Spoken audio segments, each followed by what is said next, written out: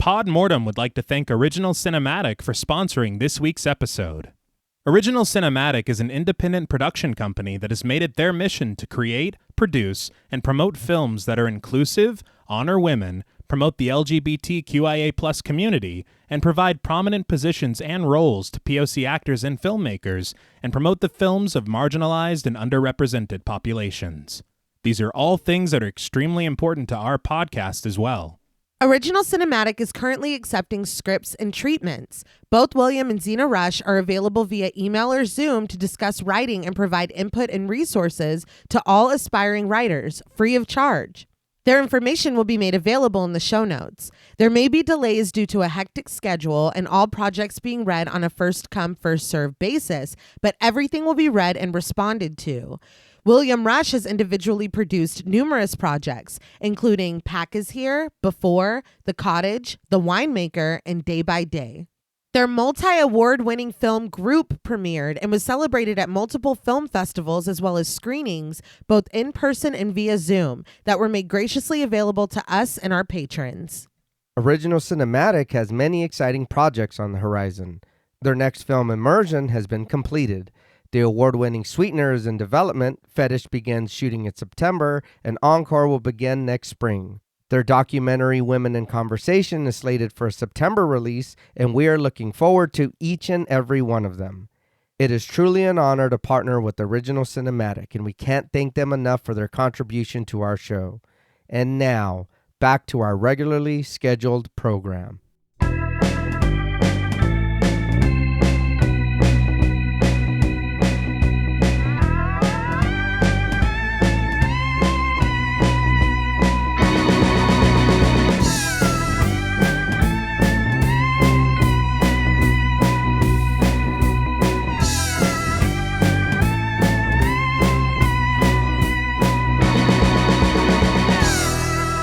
Salutations! Welcome to Pod Mortem. I'm Reneé Hunter-Vasquez, joined as always by my co-host, my husband, and my brother. Hi, I'm John Paul Vasquez. Hi, I'm Travis Hunter-Sayapin. This week, we are recording live from Club Juke, discussing the 2025 horror film, Sinners. This film was written and directed by Ryan Coogler. Coming off of majorly successful films based on other properties, Coogler was hungry to make something original and wholly his own with Sinners. This genre-straddling film is both Coogler's most personal project and an homage to all the movies and filmmakers who have inspired him. Its impressive practical effects, mesmerizing musical numbers, and compelling characters are interwoven with humor, horror, and historical and social commentary, making Sinners a new favorite for many horror fans. This film was requested to us by friends of the show, Mike H., Kristen Lofton, Gordon Sutherland, Karima Rhodes, Megan M., Topher Williams, Jason Chastain, Jay, Smelly Poo Poo Head, Itzy M., Cookie Woman 8959, Laura Fizz, Twitchy Witchy Girl, Halisa, Lisa Misfit, Scarly D., Julie Fredborg, Eggy, Alan Johnston, Shane Rittersbach, Moldy Tic Tac, Mia Franz, Denise Rudd, Solomon, Final Boy, George L. Robertson, Beth Bauer, Hart Tifa, Ambular Belladonna, Diana Joe, Martin Shaw, and John Garnes. We want to thank them all for their support as well as this suggestion. So, what did you guys think of Sinners the first time you saw it? So I do remember going to the theater to watch this movie. I went alone. I remember I had my nachos and my drink. Of course. I sat in the back and I watched it. I really enjoyed this movie. I will be honest. I enjoy a lot about this movie. I've got a couple of gripes, as far as personal gripes, but I really enjoyed everything that they do here. For me, a very big, strong suit of the movie is putting me in this setting we're in the movie and keeping me there. I'm a big, and I don't want to spoil anything, but I'm a big Western, I love Western movies and I love things from back then. And this movie is set, you know what I mean, back in the day. And I love being in this environment with them, what's going on, the story and everything. I was very, very surprised. Everything in this movie is really cool and looks fucking good. I can see where the love letter to some of these movies that he enjoyed are in there, because they're in there. They are. But even that, the movie was really, really good. It was something that I it did feel familiar yet very new. And it did engross me in what was going on. Like I said, there are a couple of things that take me out of it. And the runtime is 2 hours and 17 minutes. And I did feel those 17 or 20 minutes extra for me. But overall, really, everything, I really, really like this movie. I really love this movie. I was really amazed by it the first time that I saw it in theaters. Mm-hmm. I remember just the word of mouth around this thing was tremendous. Right. And so it was like, okay, this is an event that we definitely need to make time for to go see in the theater. Mm-hmm. And so I did, and I was blown away. Mm-hmm. I will say, outside of maybe some pacing issues and a few kind of jarring shifts in the presentation, Right. I really don't have many or at all complaints for this film. Okay. I think that it's beautifully shot. Mm-hmm. The production design is so incredible. Yes. And I think that the music, and it's no surprise for anyone who's seen it, the music is the heart of this film. Yeah. Right. And it's kind of the entire backbone, the whole point of it, really. Mm-hmm. And the message behind it, too. Yeah.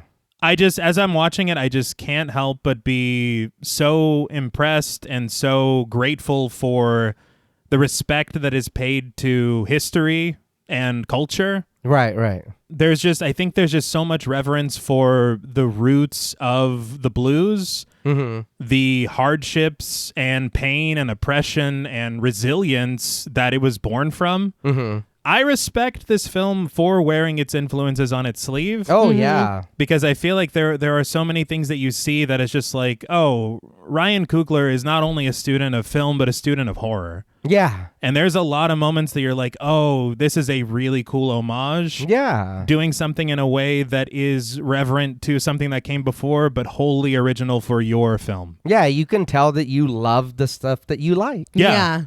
And there's just so much going on in this film, so much to say. The social commentary is very prevalent Mm-hmm. and poignant. I think that there's a lot to say that you can take away from it about community, about capitalism, Mm-hmm. assimilation, appropriation, injustice, societal and systemic problems that still persist to this day. Mm-hmm. Yeah. And on top of all of that, it still is a very fun vampire film. Yeah. So it's like being able to balance all of that, it takes a very skilled hand. Mm-hmm. And I'm very impressed by what Ryan Coogler did. And I think that he has become one of those directors for me that it's kind of whatever you make, I will see it. For Yeah. sure. I saw this in the theater as well. I think Kristen and I had gone to see, I think it was Nosferatu. And there was a trailer for this. And we were like, oh, what the hell is that? And so I think it came out on a Thursday. And it was very much, you want to go? Sure. And I was completely blown away. I laughed. I wept. I cheered. I danced. Everything. Like, it was just this incredible experience. That's why I was like, everybody needs to see this in the theater. Like, it was, and now it's like back, I guess, this week, which is a weird coincidence. Yeah. They were like, I think Pod Mortem's doing an episode. Let's bring it back. No, but it's incredible. And I think that there are, moments where it's like, is this technically or like, whatever. I know that there is some stuff with pacing. And I'll be honest, scripting this, I did feel the 217. Yes. Watching it in the theater, it flew by. That is something that we all talked about off mic before we got started. In the theater, everything felt very like in awe. Like You're you were just saying. swept you're just, away. Yeah, you're just Yeah. watching it. It is that working for that. That's why I did mention it. Working on it for the show, I was like, oh, yeah, this is pretty long. Part of me, and I think it was this film that made me realize that maybe we have to find a way to carve out time to just watch a film on its own before we start working on it. Right. Because I do think that it can kind of cloud The experience. Yeah. Yeah. and your interpretation of the way that the film unfolds. Mm-hmm. Because having seen this in the theater that first time, this was a breeze of a watch. Absolutely. Yeah. Yeah. And then it was working on it that I'm like, there's a lot oh, going on dear. here. No, but I completely agree to all the things that you listed out about the, social and societal and historical commentary. Like you were saying, John Paul, the period piece of it all, the sets, the costumes, and the music. Yeah. I mean, it's incredible. And so for any, thing that could be like, well, that wasn't my favorite thing about it. It's one of those things where I don't care, because the whole experience was just so, it was so unique and incredible. I just really love this film. Yeah. And revisiting it, even though this was not the easiest script I ever wrote, it's still like, God damn, this is a beautiful fucking movie. And I think when you're watching it and you get to the point where the rug is pulled out from under you, you see, there is a film that we have covered and we love that is very similar. Yeah. But it is in a way where it's like, you are doing your own thing with it. You're not shying away from the influence.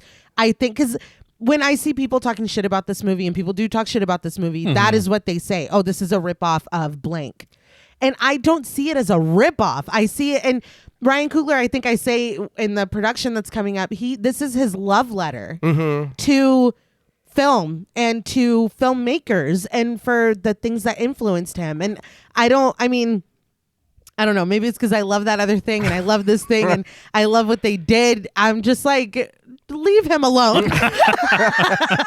But I do agree with you on that, because watching it, I did notice a lot of similarities between this and another movie. And there is. But there is a lot of it in this movie. But I think that it isn't like, I'm just going to take this and pretend I've never seen Texas Chainsaw before. And then but you know what I mean? At least he's like, no, look, I love this movie. I'm going to use a little bit of it for my idea, or I'm going to whatever. And it's good. There's nothing wrong with it. And I think that is what art is. Yes. And that's what it does. You are influenced by the things that inspired you. Yeah. Yes. And not to bring it back to music immediately, but what is rock and roll without the blues? Absolutely. Yeah, It doesn't. Well, without the drum beats. I mean, yeah. He had said something interesting too, that all music is like, the backbone of all music is blues. Yeah. And he said that for him, the backbone of all film is horror. I get Okay. it. And Yeah. so combining those two things was something that he was really excited to do. And I think, I don't want to speak for everybody, but I think I can, that he excelled. I think that this is a feat. I think it's incredible. And it sucks because everybody loved it. Like when it came out, the acclaim. Right. And then you're like, okay, now there's going to be a fucking, the aftershock of people that are like, actually, this is fucking, and it did. There's this meme going around. I think it was for Everything Everywhere All at Once. Yeah. And it's this Letterboxd review that says, I loved it, but enjoy it before film Twitter says you can't. Yes. Wow. No, literally. And I feel like there's just this weird ass cycle now where it's like you can love a movie for like a month. Yeah. And everybody's like, you know what? I hated that. And I don't understand where it comes from, but love your loves out loud. Yes. Yeah, whatever you like it. It's fine. People are so annoying sometimes. But we can kind of slide into production. I read and watched numerous interviews and got a lot of information from the featurettes on the Blu-ray. So Coogler said that after wrapping Wakanda Forever, he had spent some time in Georgia. He ended up going to a plantation and seeing a cotton plant, which he had never seen in real life before. It immediately made him think of his uncle, a sharecropper from Mississippi that eventually made his way to California.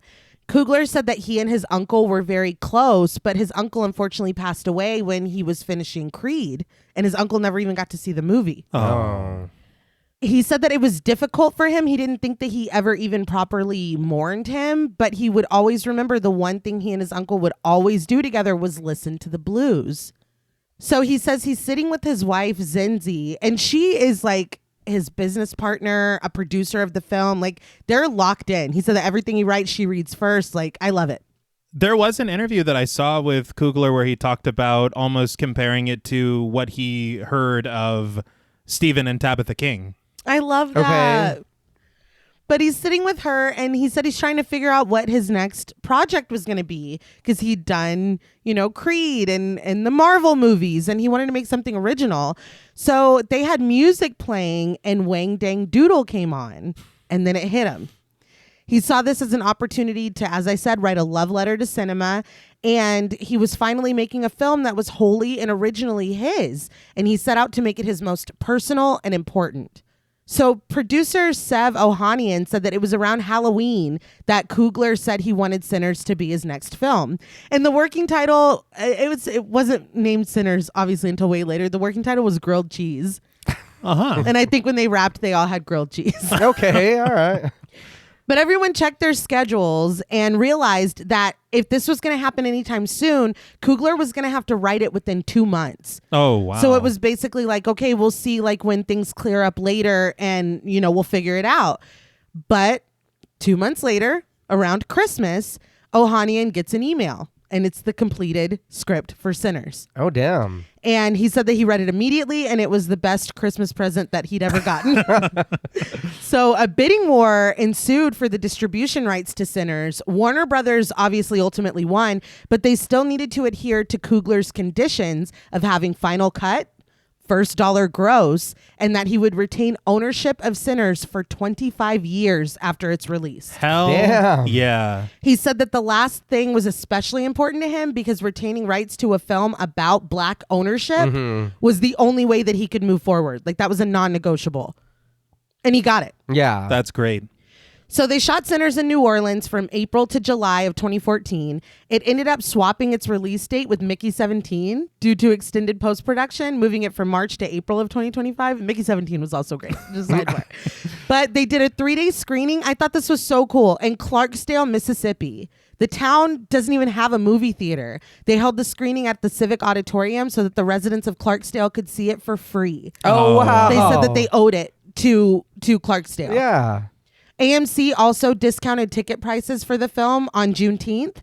And when it was released on HBO, it was the first time a streaming service ever offered Black American Sign Language. Wow. Okay, yeah, very nice. Yeah, it would go on to make $367 million against a $90 million budget. Damn. And now we're going to talk about it. Its most, prestigious athlete. Sure. Now, before we sink our teeth into this film, we would like to issue a warning for spoilers. Pod Mortem is a very in-depth podcast, and thoroughly discussing horror films, we have no choice but to spoil a thing or two. If you don't wish to be spoiled, please go watch the film, then come back and enjoy the show. If you've already seen the film or don't care about spoilers, then let's dance. Bluesy notes of a guitar twang over the production vanity plates before everything goes black. We hear the striking of a match, the hissing of a new flame being born. It illuminates a drawing of a man, his hat pulled low, shadowing his eyes, carrying a guitar on his back. A woman's voice speaks up, warm and soothing. There are legends of people born with the gift of making music so true it can pierce the veil between life and death, conjuring spirits from the past and the future. We pan out slowly, expanding the darkness behind this man and revealing faces, buried and peeking from the shadows, bearing sharp teeth. Over another drawing of an Irish man standing and singing, entertaining with other musicians around a campfire, she continues. In ancient Ireland, they were called Philly. The faces here are relegated to the smoke billowing from the climbing fire, and we hear the faint singing of the gifted man. The voice says further, in Choctaw land, they call them firekeepers. A Choctaw family is depicted around a smaller campfire, their homes behind them as they watch the elder, his fingers pinched in front of the fire, a cloud of smoke rising with the peeking faces of the spirits above them. We faintly hear their harmonious chanting. As we transition into another drawing, African musicians sit around their own fire, the faces grimacing above them from the billowing smoke. The voice speaks, and in West Africa, they're called griots. This gift can bring healing to their communities. In another drawing, dancing people gather happily around drinks, and the first musician playing his guitar. But we zoom in on the front door where a woman stands, looking through the glass at someone outside, their head nothing but a vague shape with two small, bright eyes. The narrator finishes her thought, but it also attracts evil. These small, bright eyes begin to glow red and linger on the screen after everything else goes dark. It is now that we are treated to the title, white against the black background. Sinners.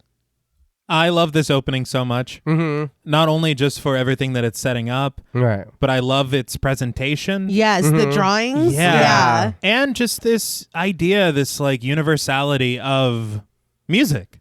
Yeah. And you realize, no matter what time period, no matter what place in the world, we always find and make music. Right. It's true. Yeah.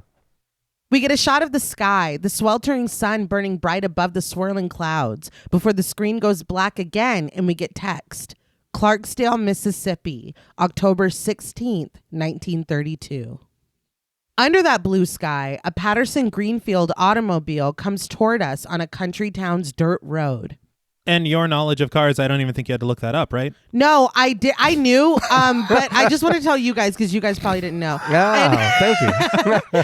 Also, it's interesting because this PG automobile was first produced by C.R. Patterson and Sons in 1915, and C.R. Patterson and Sons was the first black-owned car company. Oh, wow. Okay. So there's stuff like this throughout this film, little nods and homages. I thought that was so cool. I did know it inherently without having to look it up. Because that book you wrote. Correct. Yeah. Jostling behind the wheel is Sammy Moore, played by Miles Caton. He brings the PG to a stop, but lingers for a moment, his hands gripping the large wheel. Through the windshield, we see that his clothes are ripped and dirty, and when he gets out and stumbles forward, it's clear that they're stained with streaks of blood. Sammy grips a broken guitar neck and limps to the front of a church, its exterior painted a fresh white. Mingled voices singing "This Little Light of Mine" can be heard, even with the wooden doors firmly shut.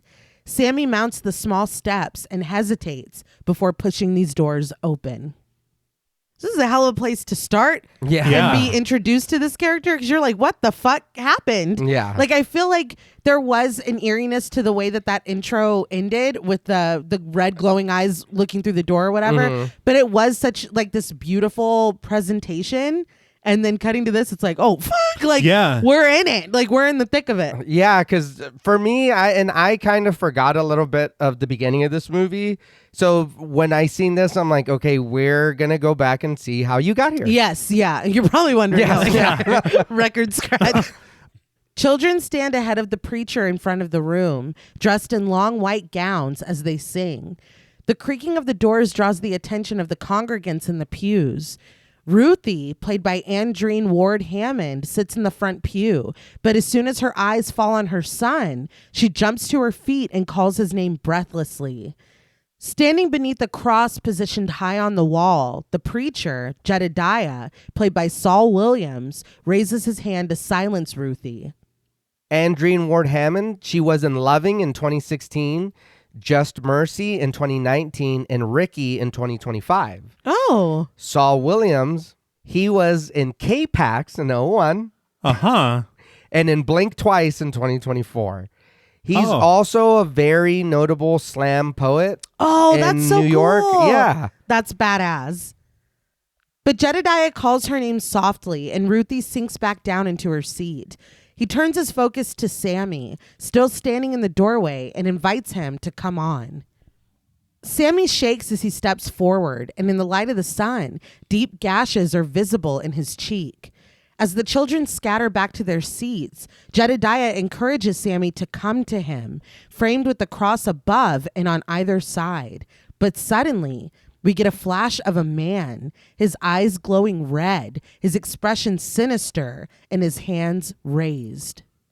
Of course, we all mentioned seeing this in the theater. Mm-hmm. These little intercut flashbacks, I do not remember them at all. Neither did I. Me either. I'm glad you said that because watching it, I was like, oh, that's pretty cool. I was like, but I don't remember seeing that. Neither did I. Any of them. No. I think so much shit happened.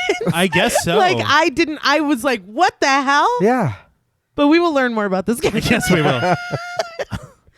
But it's only for a second, and we're back to Jedediah, crying out that his son has felt the call of sin. He turns to the congregants, preaching that the good Lord calls upon us to be fishers of the men who sin and show them the way. He raises his hands, and we get a glimpse of that other man again, his red pinhole eyes glowing in the shadowed hollows of his face. He raises his hands similarly, the fingers impossibly long and pointed. But Sammy continues forward into Jedediah's open arms. The preacher hugs his son, and in his embrace, Sammy breaks down and sobs. Jedediah implores him to swear to him before this congregation to leave those sinning ways where they lie. There is another flash, those long-fingered hands gripping down on someone. When Sammy continues to cry instead of answering, Jedediah lets go of him and raises his voice, telling him again to promise right now. He demands that Sammy drop the guitar. But Sammy clings onto the broken neck, its body long gone. It shakes in his grip, the strings broken and haphazard, and in a flash, we see the guitar being plunged into water. Now, standing before his father at the head of the church, a pulse throbs in Sammy's ears, muffling Jedediah softly as he instructs him again to put down the guitar. There are flashes of people screaming, Sammy being slapped and clawed across the face. Sammy lowers his head and sobs, and Jedediah tells him again to just put it down, but the broken instrument stays in Sammy's trembling fist. It cuts to black, and we get text on screen. 1 day earlier. Do you think he had a fight with the guitar? And do you use that while you're like, put it down, put it down? It's like, leave him alone. He's already dead. I love this as a cold open. Yes. yeah. It just creates so much intrigue, and then you have so many questions that you need answered now. Yeah. What is interesting, though, the way that they tell the story, for me at least, it wasn't until way later in the film, the first time I watched it, that I was like, oh yeah, things don't go well. You're having so much fun for a little bit that it's like, oh yeah, wait, I remember how it started. Yeah.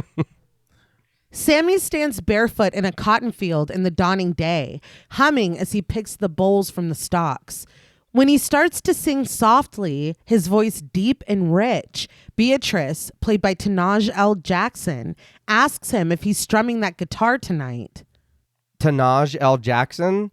She was in Django Unchained in 2012 and Two Guns in 2013. Okay. I wanted to talk, and I know we've only gotten the very smallest taste of it so far, but Sammy's voice, Yes. or rather Miles Caton's voice, they said that they did a global search to cast this character. And Coogler was adamant that Sammy needed to look young, but he wanted him to have a voice that was generations old. Okay. So Miles Caton sent in a video of him in a basement singing, and they said the lighting was so bad that they couldn't even see his face really. But the second that they heard him, they were like, that's Sammy. Okay. And funnily enough, Miles Caton couldn't even play the guitar before he got the role. He studied Muddy Waters and Buddy Guy and learned before they started filming. That is unbelievable because he does such a convincing job. Yes! Yeah. But that voice, it is so captivating immediately. Yes. That I was like, I don't know if they're dubbing him or something. Because it's like, there's no way, but this is It's his him. voice. Yeah. Yes. It's very perfect for blues. It's Yes. incredible. Yeah. But instead of answering, Sammy snatches up his lantern and bids Miss Beatrice a good morning. But she wants her question answered. Is he going to tell her where he's playing, or is she going to have to hear it from the grapevine? As more people come into the field, their bags slung over their shoulders and hats on their heads to protect them from the sun, Sammy picks up his own bag and sidesteps the question again. Taking his leave, he tells her to have a good one, and he'll see her at service tomorrow morning. When you realize what we just saw, that was service tomorrow morning. Yep. Yeah. So this is the first time that Beatrice sees him since this conversation. Yeah. That's wild. Yeah. Yes, it is. But Beatrice laments. I guess the grapevine it is. Sammy saunters back toward his house, passing people walking on the dirt road, a mother sitting on her porch braiding her daughter's hair, and his mother washing clothes in front of their house. He tells her good morning and tosses his bag onto the porch before going over and kissing her on the cheek. He dips his hands into the soapy bucket and wipes his face and armpits, continuing even when his mother snaps at him not to put that water on his body. He dismisses it. Soap is soap. And Ruthie can't help but laugh when she cautions that it'll dry him out. When she laments that he doesn't have the sense that God gave a goose, he splashes her with the water and she squeals with amusement. And again, she sees him at service as well. Mm-hmm. I can't oh my God, it's terrible. Seeing him walk into the church like that, I can't even imagine. In the house, he wakes his quartet of siblings sleeping on the floor. As they stir, he opens the back door, flooding the room with sunlight.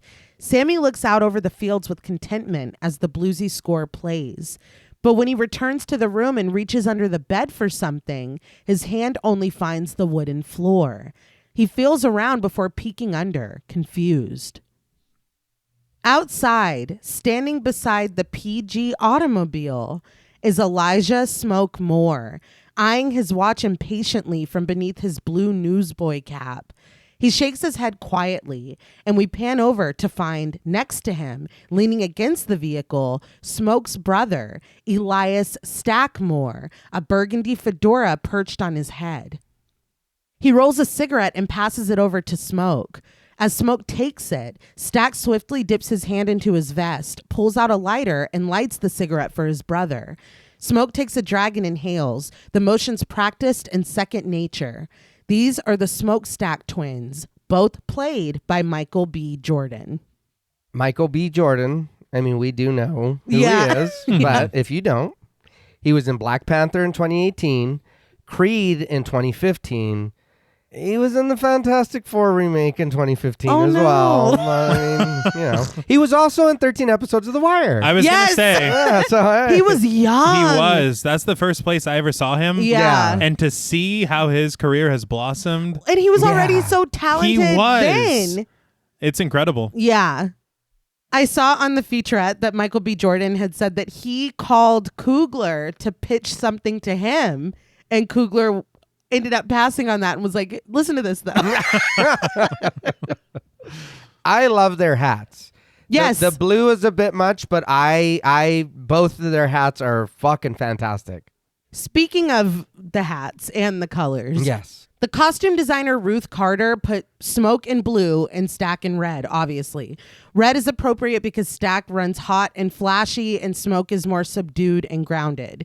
But Michael B. Jordan made sure that both twins stood and walked differently because he said that they both carry their trauma differently. Okay. He has the same haircut the entire time, but they just worked hard to slick it back more for Smoke. Like, it looks to me like two different haircuts, and it's not. It's just two different, like, styles, I guess. Yeah. But I thought that was really cool. The makeup artist had said that Michael B. Jordan has a slight indent in his mustache, and for Stack, she filled it, and for Smoke, she didn't. Okay. So it's just like these little subtle differences between the two twins. But we have to talk about the technical side of this because it's so impressive. VisFX producer James Alexander said that Coogler called him and was like, I'm making a horror film, and Michael B. Jordan is in it twice. And he was like, okay. So they ended up using mocap rigs and digital effects of replacing Michael B. Jordan's head on the double Percy Bell's body. Okay. The computer, though, needed to learn the differences and the intricacies of Michael B. Jordan and Percy Bell's faces. So they filmed them side by side, making the same expressions to get a fully comprehensive data set. Then they use a halo rig that Michael B. Jordan put on his shoulders, and it went all the way around him to get every single detail and angle of his face. There were 10 action cameras on it to get 360 angles of everything.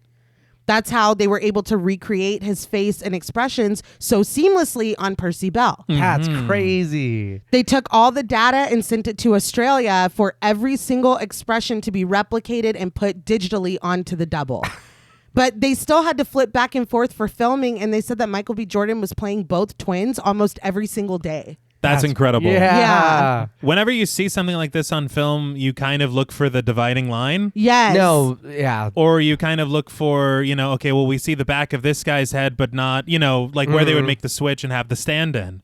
But there are so many moments of this film where it is like, there has to be something else going on that is beyond what I have seen before. Yes. Yeah. Because even moments like this where they're passing the cigarette back and forth, it's like, oh, you're just showing off. Yeah. And they are. They are. Because you don't expect that. Well, whenever an actor is playing two characters in the same scene. Yeah, because I mean, we do get a couple of those little shots like you were saying, but those are very few. We see this man completely face on all the time, and it's flawless. Yeah. It's really insane work, like to the point where you're watching it and they're two different people. And that's something that I really noticed whenever I was watching it the first time, is that you get that in your mind that it is two different actors almost. Yes, yeah. Where you're watching a scene and you're just like, well, they're playing off of each other very well. The chemistry's great. It's fantastic. But it's really impressive, and I think that he does a really incredible job of playing them so differently. Like, you have the same whole fucking face. Yeah. But even like his resting face for each of them are different. And they have the little like window gold teeth and they're on mirror sides. Like, it's just, it's incredible. Yeah. And I'm waiting for some kind of award recognition, or at least a nomination of some kind. I know horror is kind of... Yeah. But I feel like you can't ignore it forever. They better not. No, this is just, it's truly very impressive work. Both Michael B. Jordan's performance and the technical aspect of it. It's just real. You're like, oh my God, there's two of them. Yeah, the last time I seen work this good, it was on The Nutty Professor. Correct. It was fucking, that's great. How did they even do that? I do not know. It's like 6 fucking Eddie Murphy. But Smoke passes the cigarette to his brother, who takes a drag and passes it back. They both watch the break in the trees where a road winds through. When a car makes its appearance on the road, Stack grabs a bag from the PG and they both stand, ready. The incoming car comes to a stop in front of them, and Hogwood, played by Dave Maldonado, steps out. One thing I noticed here is them leaning against the PG that Sammy is driving later. Uh-huh. And so you're starting to piece it together. You're like, well, why would Sammy be driving their car? Yeah. You know? We'll see. Yeah. But he rests his hands on his hips, pulling his jacket open to reveal a gun tucked into the front of his pants. Still smoking his cigarette, Smoke asks if he's Hogwood. In response, Hogwood lets loose a glob of spit from his lips. Tucking his chewed tobacco back down with his tongue, he wonders, you boys twins? Don't like boys. No, he's got several strikes already. Honestly. Yeah. Stack looks over at his brother and grins, the sun glinting off the gold in his teeth as he answers sarcastically, nah, they're cousins. Hogwood just motions for them to go inside. It's like, dude, come on. I know. Yeah. Come on, man. Inside the mill, they stand between the wooden beams and random discarded furniture as Hogwood boasts that this place used to move a ton of timber a month and the workers lived upstairs. He asks what they're planning on doing with the place. Stack shoots a look at his brother, who has kneeled to inspect the floor. When Smoke doesn't return the look or answer the question, Stack shoots Hogwood a question of his own. Did they wash the floors? Hogwood says that they did, prompting Smoke to question what was on them. This is something I definitely didn't clock the first time I watched it. And then when you see the whole film and go back, you're like, oh my fucking God, dude. Yeah. Hogwood lets loose another stream of spit onto the aforementioned floor. He thought they were dead set on buying this place, but the more time he spends with them, the less sure he is these boys are serious about it. Stack looks to his brother, and Smoke rises to his full height, cautioning Hogwood that there ain't no boys here. Stack grins, softening Smoke's threatening tone, adding that they're just grown men with grown men money. His hand disappearing beneath his coat, Smoke has another addition, and grown men bullets. Hogwood's hand drops to his own waist where his gun peeks out. A tense score rises as the twins walk toward Hogwood, Smoke walking to his front and Stack stepping between Hogwood and the door, slipping his fingers into a brass knuckles handle of his knife. Now, I understand haggling, but I've never seen anything quite like this. No. Well, he already had a tone about him. He did. We're being cautious. Yes. Uh-huh. Reading the writing on the wall, Hogwood concedes that he didn't mean nothing by it. That's just the way they talk down here. His hand still buried in his coat, Smoke suddenly decides that they'll take it, and instead of thrusting his knife forward, Stack hands over the bag. They step back. They're taking the mill, the equipment, and the land it's on. Hogwood opens the bag and laughs happily, but Smoke tells him to understand. This is the last dime he's ever going to see from them, and if they see him or his clan buddies on their property line, they're going to kill them where they stand. But Hogwood chuckles. The clan don't exist no more. But the twins eye him knowingly. You're lying. Yeah. Yes. Clearly. Yeah. Back in town, Sammy walks to the church and through the open front doors. He finds his father standing at the pulpit. When his son tells him good morning, Jedediah looks up, pointing out that Sammy is up awful early. But Sammy volleys Jedediah's own words back to him. Jump on the work. Don't let the work jump on you. Jedediah, of course, agrees with his own sentiment. But Sammy continues that he's finished his quota for the day. He eyes the guitar in the corner, a 1932 Dobro Cyclops, the sun shining on the metal at its center. And at the side of it, the main theme of the film pulses lowly. It is a beautiful instrument. Oh, yeah. my God.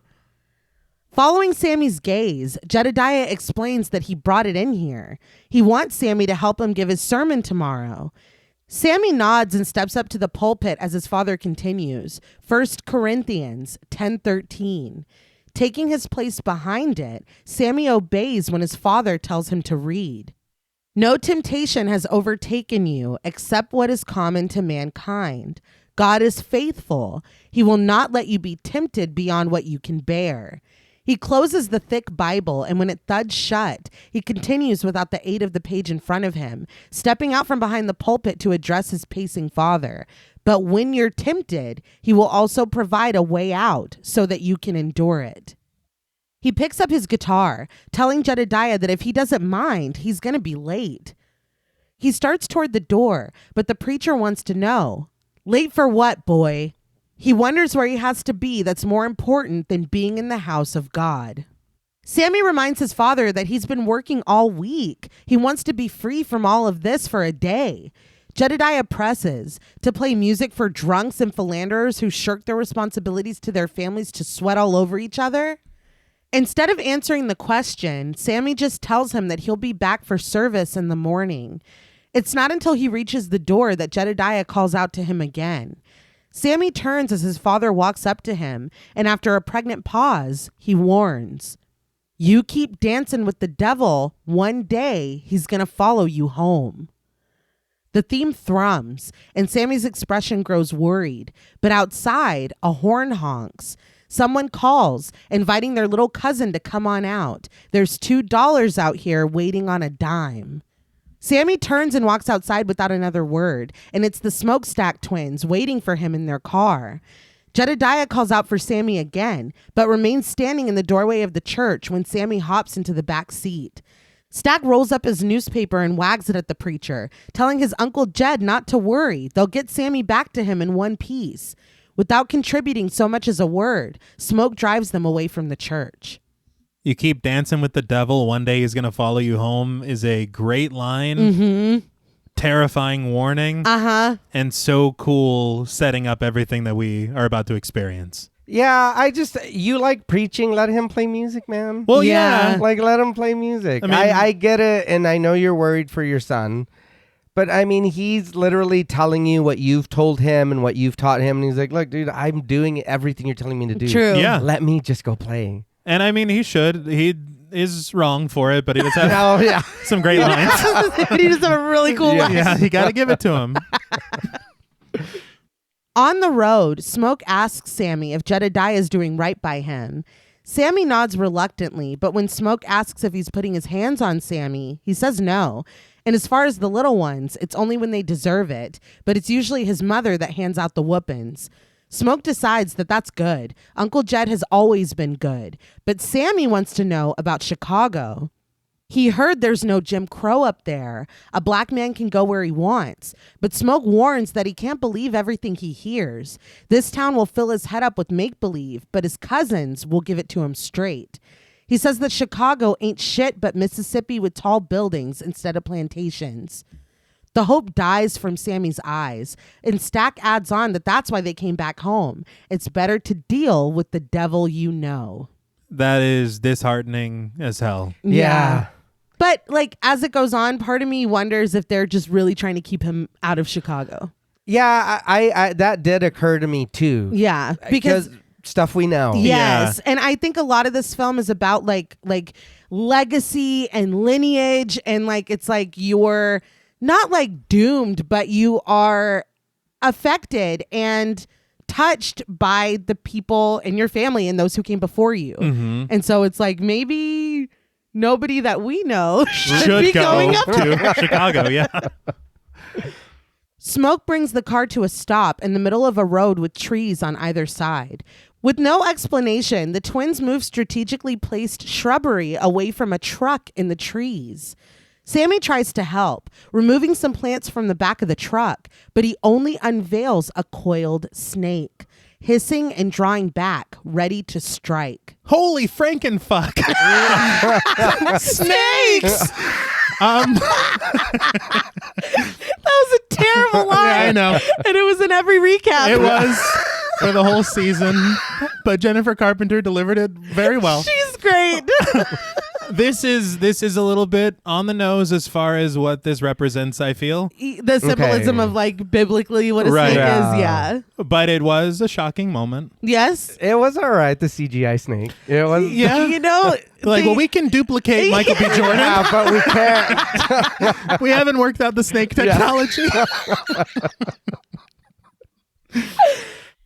Sammy steps back afraid and Smoke tells him not to move. Stack brings his fingers down to the knife at his waist. He swiftly tosses it to his brother, who stands closer to the snake.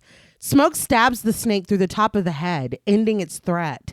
He pulls the knife out and grabs the writhing snake by the neck before tossing it into the grass. Smoke turns to Sammy, offering for him to just leave the truck to them. He cleans the knife and tosses it back to his brother. Sammy looks down worriedly at the snake as its movements finally cease, the last of the blood pumping through its wound. Consulting his watch, Smoke laments that Hogwood showing up late threw them off schedule. He posits that they can just set up tonight and open next weekend. But Stack isn't trying to hear it. It's gotta be tonight, a grand opening to start the shit with a bang. But Smoke worries that it could be a misfire instead. Stack implores them to look up at the sky. It's a mighty fine day to be free. He muses, their own juke joint, for them and by them, just like they always wanted. This gets through, and after a moment, Smoke reasons that the only way they're going to make it work is if they split up. He wonders who will be able to watch the truck while he's talking to the chows. Stack thinks that it just being Smoke driving it is enough of a deterrent, but Smoke reminds his brother that they've been gone for a long time. Stack is positive that 7 years isn't long enough to forget about them. That's probably fair. Yeah. Yeah.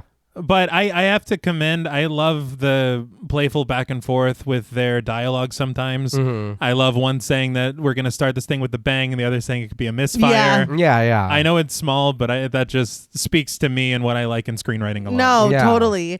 And I love how, like, I don't know, Smoke seems so, not like rigid, but like firm. And if he's like, this isn't a good idea, it's not a good idea. And Stack is like, come on. Yeah. And he's like, okay, but if we split up, like their dynamic, I really enjoy the way that the push and pull. You know what I mean? Right. Because it happens again later where he's like, we're not doing this. And Stack's like, come on. And then he's like, all right, we'll do it today. Yeah. He can almost be the devil on Smoke's shoulder. Yeah, honestly. Okay, He is in okay. red. Mm-hmm.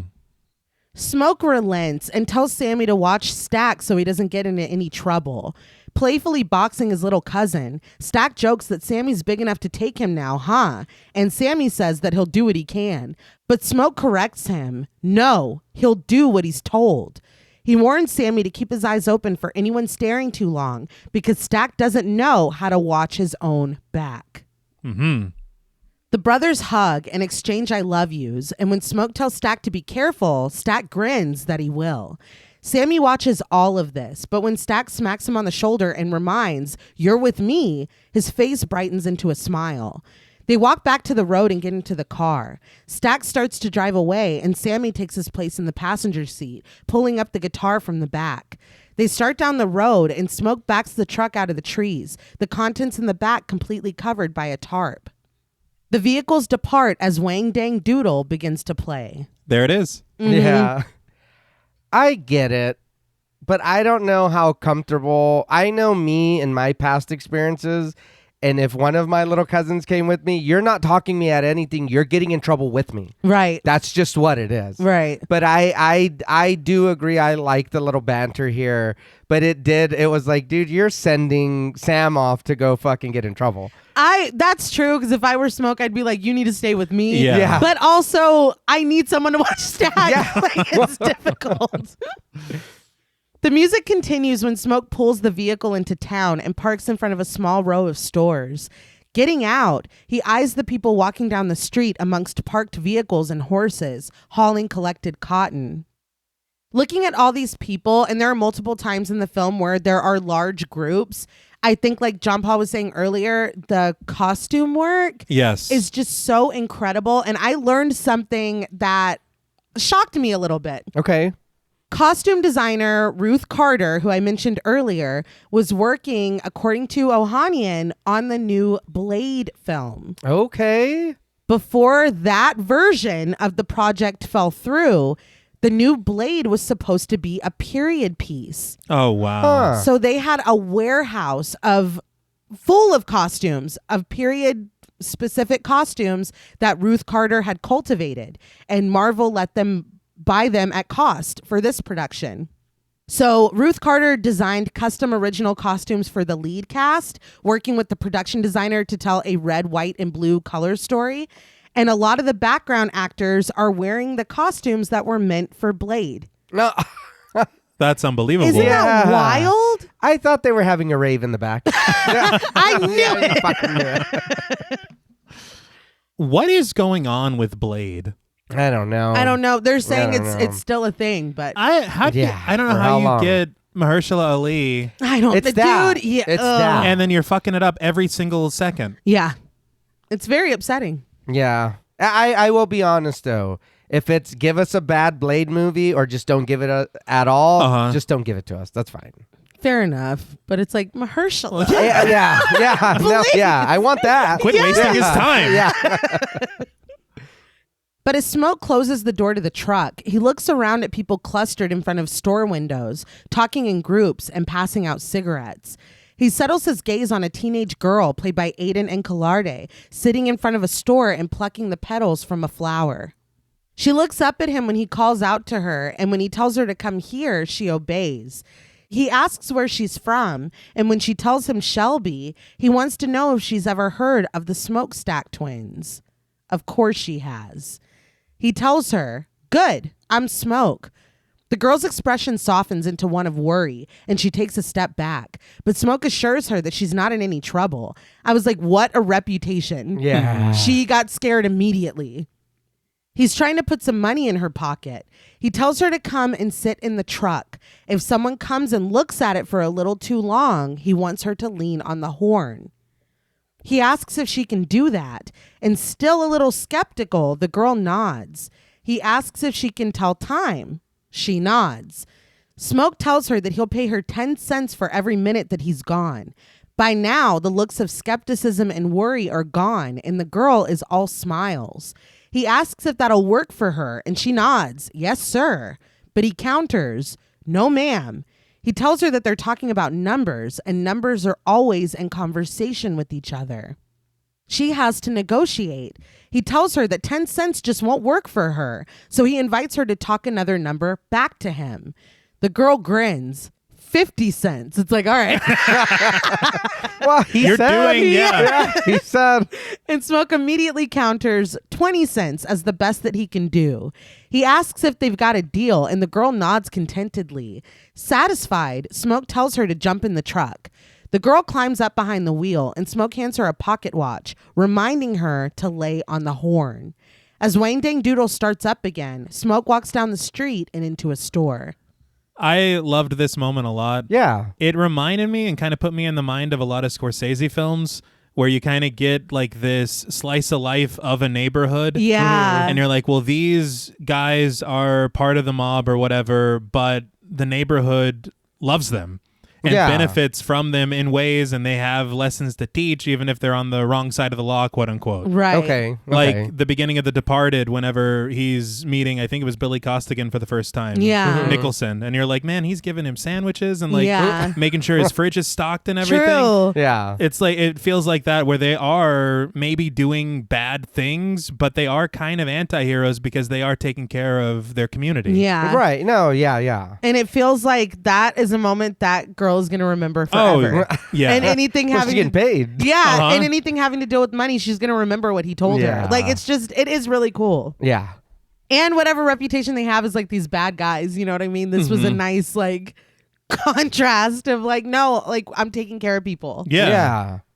Smoke goes right up to the counter where a teenage girl stands behind it. He asks, "You're not little Lisa, are you?" Lisa Chow, played by Helena Hu, responds boredly that she's guilty as charged. She looks up at Smoke, and when he asks if her daddy is here, she maintains eye contact when she calls for her father. A door immediately opens, and out steps Bo Chow, played by Yao. He asks his daughter, "What?" But he stops when he locks eyes with Smoke. Smoke calls his name, and Bo can only muse. Look what the cat dragged in. I thought this was going to be one of those moments, but it's that thing. Yeah. You know? You know. Where it's like, you son of a bitch. And then they hug and high five and shit. He tosses aside the towel he was drying his hands on, and the two approach each other with intensity. But their reunion ends with a hug. Bo asks what he can do for him, and Smoke tells him that they're throwing a big event tonight. Bo immediately asks what Smoke needs, and he needs catfish for 100 people. Lisa eyes them, but Bo clamps a hand down on Smoke's shoulder, asking excitedly if they did good in Chicago. He heard about those casinos up there, and he wonders if they hit it big. Smoke glances over his shoulder at Lisa, who looks away, pretending that she's not listening. He turns back to Bo and admits that they hit, just not the way he's thinking. Bo asks with a smile, "What kind of way?" But the truck's horn interrupts them, and Smoke immediately turns to the windows of the store. He was in here for 2 minutes. Yeah. Smoke walks right out of the store, pulling his gun from his jacket as he goes steadily back to where he left the truck. The girl calls out that they're stealing, and when Smoke makes it the short distance, she's standing outside the driver's seat, watching 2 men who are muttering to each other, their hands buried beneath the tarp. Without a single word, Smoke draws his gun and fires, shooting Terry, played by Sam Malone, right in the ass. The second thief, played by Jaquan Monroe Henderson, tries to flee with his arms up, but Smoke calls out to him and stops him. I was laughing my ass off at how these thieves were talking to each other under the tarp. He's like, "I'm trying to help you." We're in broad daylight, dude. Like, we don't have time to bicker while we're doing this. Terry turns threateningly after having been shot, but when he sees who's wielding the gun, his anger dissipates. He stares at Smoke, one of his eyes pale and blind, and even takes his hat off when he breathes his nickname. Recognizing Terry, Smoke asks how he's been, and Terry admits that he was a hell of a lot better before he got shot in the ass. It's fair. Yeah. Upon the realization that he was stealing from Smoke's truck, he staggers back. He raises his hands, promising that he didn't know it was Smoke's. But the girl speaks up, firing back that that's bullshit. She told him it was. Gripping his hat in front of his chest, Terry pleads that he thought she was lying. It's like, "She told me you were dead." That's the only reason. I didn't do nothing. She's lying, Homer. She's lying. He says that they were supposed to be in Chicago working for Capone. Oh. Damn. Smoke finally lowers his gun, explaining simply that they're back now. He looks around and catches eyes with the second thief, still shaking in his boots with his hands raised. Smoke raises his gun again and shoots the thief through the kneecap. The thief goes down, hitting the dirt hard and screaming, asking why he did that. His composure intact, Smoke reasons that he can't have anyone saying they almost robbed the twins without a limp to show for it. Like, that's fair. Yeah. That is fair. We got a reputation. Yeah. We can't because then people are going to be like, "Oh, you did? Mm-hmm. Maybe I can." Yeah, or thinking that they came back and they're like soft Not now. ass. Yeah. It's like, Clutching his ass cheek, Terry asks who's going to patch him up when he doesn't have any money. What if he gets sepsis in the ass? But Smoke just advises him to get out of the street and put some pressure on their wounds. Terry nods and turns to get his cohort out of the street. Well, I learned from the ruins that sepsis is in your bones. Yeah, so you're fine. So you're going to be okay. Don't worry about it. Jesus. Meanwhile, Smoke walks back to the Chow's store like nothing happened. He leans in close to Bo, asking if the doctor still lives around here. When Bo confirms this, Smoke takes out a wad of cash and peels off a few bills, handing them over and explaining that he just shot some people outside. They're going to live, but they'll need patching up. See, look, he had a message that he needed to portray. Yeah. And he's like, and I'll pay to get you taken care of, but you're not going to try to steal from me and not like suffer the consequences. It's respectable. Yeah, he took care of him. He did. But it's good that he shot the guy. Well, It's really, they really were good. stealing. the way we're rationalizing it. Well, we like Smoke. It was in the ass too. It In was the cheek. It wasn't anywhere. You're Dude, not going to die. He shot the other guy in the kneecap. Yeah. You'll grow up. You'll be fine. He tried to run away. Yeah. Take a salt tablet. Bo takes the money, positive that they can take care of that. He asks if Smoke needs anything else, and he does. A sign or two. He wonders if Grace will be up for making them. Bo asks when they need it, and when Smoke says that they need it tonight, he turns and tells his daughter to go get her mother. We follow Lisa in a long shot as she leaves the store, walks across the street, and enters another one. Still, we hear Bo and Smoke's conversation. Bo lists off that they'll have food, drink, and music, and Smoke adds that there will be cards, dice, and roulette. I have to say, and it's just a thing that I enjoy. Mm-hmm. I don't really care what's going on, but you put a long take in something. I don't care what the action is. I don't care really much about anything. I'm very easily impressed, perhaps. Yeah, no, exactly the same. Like Charlie Work is one of my favorite episodes of Sunny because it has the long take in it. They hide the cuts and you're like, it's masterful. It's theater. Yeah. And it's like, I already watching this for the first time was already I'm already entertained, but it's like, oh dude, this is like technically gorgeous. Yes. Like Yeah. when you watch her go across the street and then in a second another character comes back and we're watching the whole time. They're walking across the street. I think it's like, it's not a big deal. That's the thing. Even if it's on screen, you don't see it as an action that is like super impressive or anything. There's still a lot of coordination and timing, a lot of technical things that go into doing something that appears so simple. Yeah, but see, for me, this keeps me, again, I talk about being put in this period or this movie, what's going on. For me, I enjoy this because watching this take of her go that way, and then, like you said, in a minute, we see another character come back, it puts me in this place. I see the whole street. I see everything moving fluidly. I am on that street. I'm watching you walk over there, and then somebody else come back, and then I'm going to go about my day. Yeah, it's really that, because you see other people walking along the street, other people shopping in the store. It's like, oh no, this is a town. Yeah. And we're just watching this interaction. It's I just love it. I love It is so much. impressive. Yeah. A driving strumming guitar plays as we follow Lisa across the street where she finds her mother behind another store's cash register. Grace Chow, played by Lin Jun Lee, looks up at her daughter when she's told that her husband needs her. Grace finishes with her customer, thanks her, and steps out from behind the counter. Lisa takes her place, and in the same long take, we pull back from Grace as she walks across the street. She only pauses to eye Terry and his friend, lamenting their wounds and new limps as they sit on the side of the road. Grace approaches Smoke, feigning wonder at the two men out there who claim to have been shot.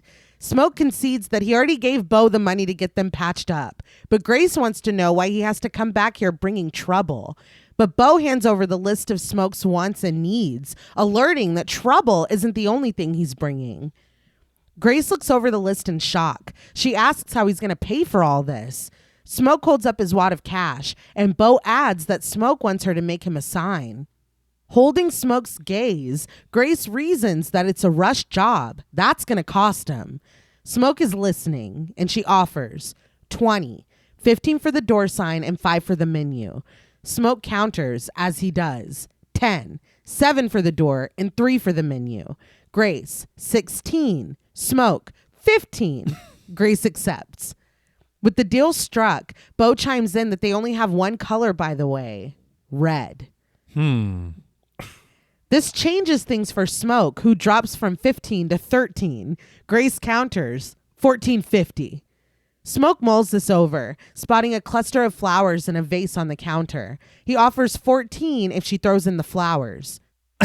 Him dropping the price just because they have one color. It is 1932. And I have how many hours to fucking do this?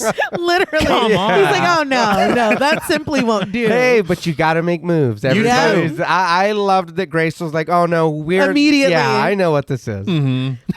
Grace smiles. It's a deal. She glances out of the windows wondering, where's Stack? We cut to Stack, still driving himself and Sammy down the road, imparting the sage wisdom that every coos has a button on it toward the top. Oh my God. This being the conversation. It's like, is this the start of it where he's like, listen. I feel like we missed the section. Yeah. Maybe. That. And they use this word a lot. Yeah. It's 1932. Yeah, all It's right. probably brand new. Like we invented. But he says that if Sammy ever wants to keep a woman, he needs to find it and lick it. He advises not to do it too hard or too soft, just about the pressure he puts on an ice cream cone. Like it tastes good, but you don't want it gone too quick. He looks very pleased with himself, but Sammy wants to know how fast this thing can drive. Well, come on, man. It's like we were talking about cars. And it did make me laugh how he talks about the ice cream. He's like the ice cream you get downtown. It's like, well, maybe ice cream wasn't as big yet. I don't know. It was a special It just event. opened. But Stack answers too damn fast. He asks Sammy, why? Does he want to drive it? Sammy says that Stack knows he wants to drive it, and Stack tells him not now, but he can on the way back. Huh. Sammy accepts this. The tone shifts, though, when he reminds Stack that he always told him he'd tell him what happened to his father when Sammy got older, and he guesses he's older. Stack's trademark grin drops, and when he doesn't say anything, Sammy flat out asks, did they really kill him? Stack says no, they didn't kill him. Smoke did, because their daddy had knocked Stack unconscious. By the time he woke up, Smoke was halfway done burying him. Sammy's like, he used to beat y'all? And Stack shares that it was mostly just him, but he didn't mean it. Sammy lowers his eyes. Stack drops his to the guitar in Sammy's hand. He comments that Sammy's been taking good care of it.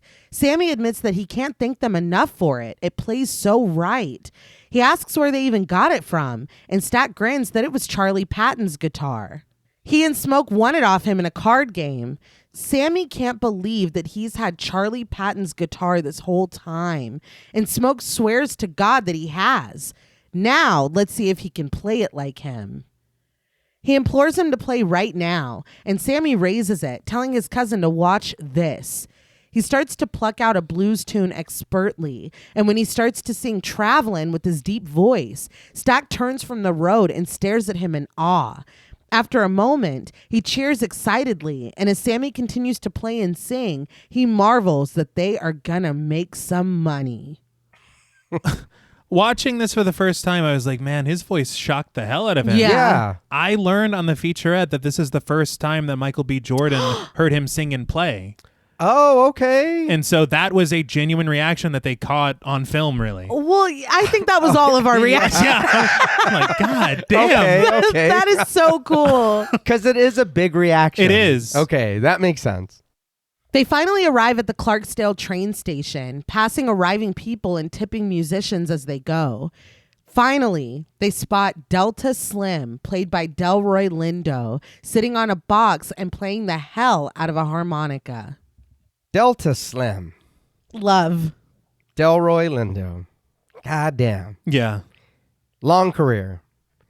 He was in Malcolm X in 92.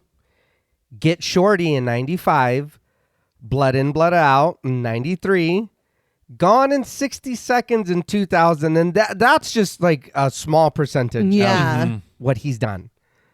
And he's so good in this. I love the portrayal of the character. I love the character. I love the wisdom and the humor that he brings. I love Delta Slim.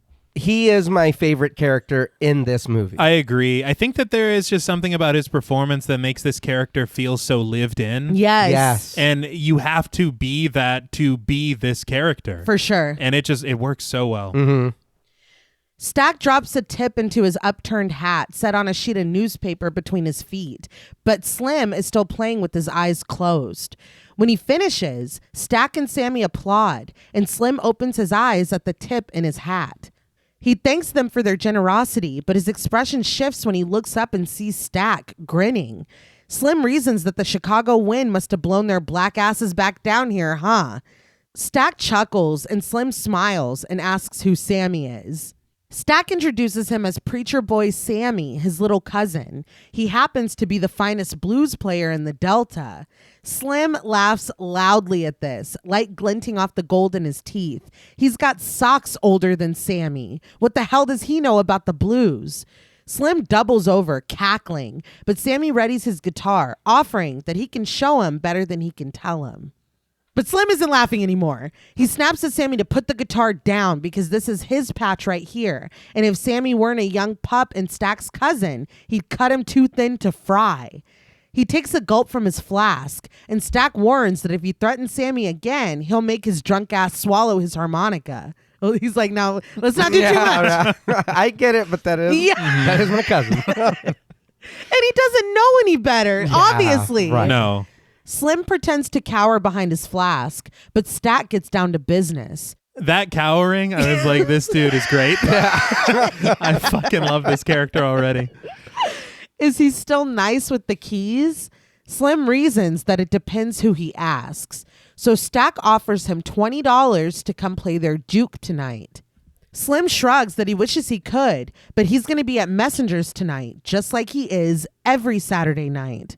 Stack wonders what they're paying him over there, and Slim points out that for a gangster, Stack sure does ask a lot of questions. But Stack is positive that they're not paying him $20 a night over there. Slim wags his finger. Stack isn't paying him $20 a night. He's paying $20 maybe tonight. He's never even heard of their juke. It might be here tonight, but will it be here tomorrow night? The week after that? No. He says that he's been at Messenger's every Saturday night for the last 10 years. Messenger's will still be there for at least another 10 years, and that's probably more time than he's got left on this earth. He plays and gets as much corn liquor as he can drink, and a sinner like him can't ask for more than that.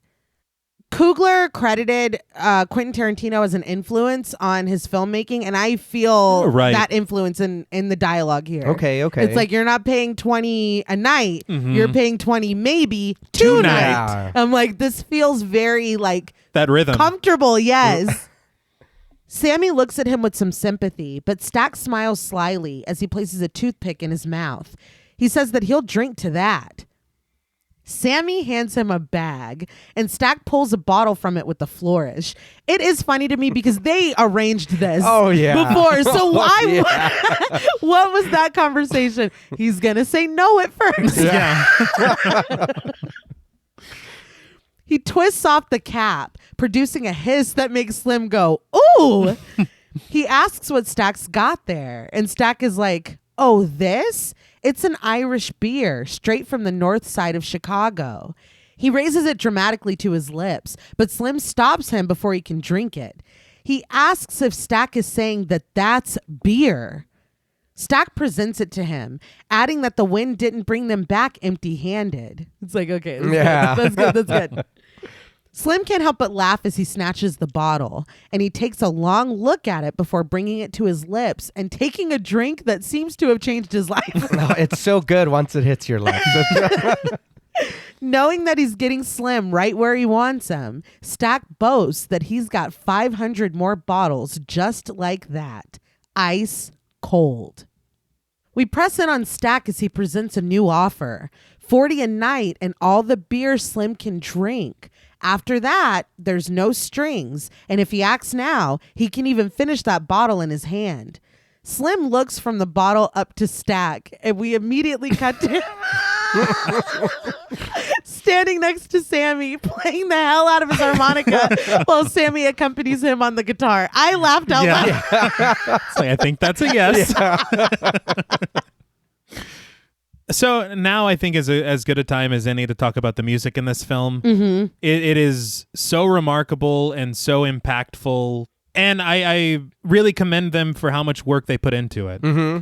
The composer and executive producer of the film was a guy called Ludwig Göransson. And Göransson is a 2-time Oscar winner for Oppenheimer and Black Panther. Okay. And he's worked with Ryan Coogler since Fruitvale Station in 2013. Damn. All right. He also has a lot of Childish Gambino credits to his name. Okay. But he had said that a lot of Coogler's language when it comes to screenwriting and tone is very musical, and it speaks to him very easily, that they can connect and kind of work together and collaborate in a very special way. Okay. And Coogler himself, he had said that he fell in love with music before he fell in love with film. He called music the most accessible art form in terms of barrier to entry. And I hadn't even thought about it, but that's absolutely true. Yeah. But considering what you had said earlier about Coogler really wanting to make this film a tribute to his uncle and the blues music that he introduced him to as a kid, he really went through great lengths to portray this art form accurately and with such respect. And he had said, I guess, whenever he was finishing the screenplay, he and Göransson took a trip through the Mississippi Blues Trail together to soak up this history and grasp a deeper understanding of the Delta Blues. And so they were guided by Boo Mitchell, who's a composer and producer at Royal Studios, and he took them through the history of it, all these different locations, these blues artists that are no longer with us, but he also introduced both of them to a lot of blues legends like Bobby Rush and Buddy Guy, who we will talk about later. Yeah. And modern musicians like Cedric Burnside and Super Chicken. And these are all musicians that are either seen in this film or heard throughout on the soundtrack. Okay. That's awesome. Yeah. He had said, I guess they had 5 days in Memphis with blues musicians like Bobby Rush, I said, and Alvin Youngblood to record some of the tracks that will be in the film. And then they went to Nashville to record with a few contemporary artists as well. So they're soaking up the history and also taking it where the art form is going in the modern day. Yeah. But interestingly, everything was done backwards for Göransson as compared to their previous collaborations, because usually Coogler will shoot the film and then Göransson spends a few months scoring it. But for Sinners, Göransson had to complete the music mostly before the film was even shot, because it's such an important and crucial part of the film. Yeah. And so he apparently moved from Los Angeles with his wife, Serena, who's also the executive music producer of this film, to New Orleans for months. And they went to the set every day, and they were part of the collaboration day to day, depending on what was needed. But they also spent a lot of time behind the scenes to work with the actors and practice with them, bringing in other session musicians to have it appear more accurate whenever they're on set playing these instruments. And so it doesn't look like, a blues musician could watch this and be like, well, they obviously aren't playing that. Right. Yeah, yeah. And so sometimes they are absolutely playing what you see on screen. And other times, like they had said, Delroy Lindo, for example, he went to a lot of piano lessons to kind of have the accurate movement for the screen. But there are times where there is a hand double, a guy called Tim Carman, who taught him. Okay. But this scene with the harmonica, they taught him the proper movements and everything of how to play, at least visually. But literally just off screen is Bobby Rush. Oh, wow. playing the harmonica. That's really cool. Yeah. And they choreographed it in such a way that it fits and it works perfectly. It's not piped in. It's literally this man on set. That's so cool. Yeah. But I just thought that's so cool. And there's so many blues musicians throughout that you see either in the background or with instruments later that are legitimately of the art form and of the history of this amazing music. Yeah. That's incredible. A crowd has gathered, moving to the beat, and Stack announces to them that these two are going to be playing at the old Sawmill tonight. It's the grand opening of their new joint, Club Juke. He says that they're going to have a battle of the blues, and it's going to be a real ring-a-ding-ding just for them. A woman stands in the crowd, clapping along with gloved hands, dressed nicely in her blue dress and hat, with her purse in the crook of her arm. Perline, played by Jamie Lawson, eyes Sammy as he plays. Jamie Lawson.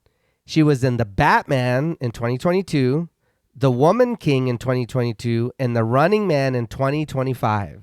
Oh, that's Oh, Edgar Wright coming out. hell Yeah. yeah. We get to see a lot more of her later as far as performance is concerned. Yes. Yeah. And that is all her. That's incredible. Oh, really? Amazing voice. Oh, okay. The song finally comes to an end, and Stack asks the crowd if they're ready to eat. The answer is a resounding yeah. Are they ready to drink? Yeah. Are they ready to sweat till they stink? Yeah. Sammy waves at Perline, but she stands with her hands clasped in front of her, looking him up and down. Stack chuckles, and when he starts to talk again, telling the crowd to get a drink on the twins while they're there, another woman pauses from getting on the train. Mary, played by Haley Steinfeld, turns and stares at Stack with wide eyes. Stack gets off the box he was standing on, and the crowd disperses. Haley Steinfeld. She was in True Grit in 2010, The Edge of 17 in 2016, The Marvels in 2023, and Spider-Man Across the Spider-Verse in 2023 as well. Love. Oh, yeah. She's so good in this. Yeah. Yes. I remember, I don't remember when it came out, but I do remember going to the theater with Dad to see True Grit. Okay. And I was like, she is a really good, she was a child actor. Oh, wow. And she's holding her own with, I think, fucking Jeff Bridges and Matt Damon. And I'm like, she's stealing these scenes. Yeah. And it's really cool to see her progression too. Yeah. Yeah, she does a real good job. Sammy goes immediately over to Perline, sure that he's seen her somewhere before. Perline answers slyly, maybe. Sammy guesses that she sings, and she allows, from time to time. Sammy introduces himself as Preacher Boy, and when he presents his hand to her, Perline grasps it and shakes it gently, introducing herself in turn. Sammy repeats her name, and Perline adds that she's married, by the way. Sammy ventures, happily. Wow. Sammy! Yeah, well, He got a few lessons in he's the out car. for the day. Yeah. It's feeling a little more confident. Perline turns away from him slowly, warning him to be careful because he's going to bite off more than he can chew. She walks away very purposefully, and when Sammy calls after her that maybe he'll see her tonight, she glances over her shoulder at him flirtatiously. So her husband's like, man, I can't wait to see Perline. Yeah. She's been gone away on this trip for weeks, and it's going to be so great to be reunited with my wonderful wife, who would never cheat on me.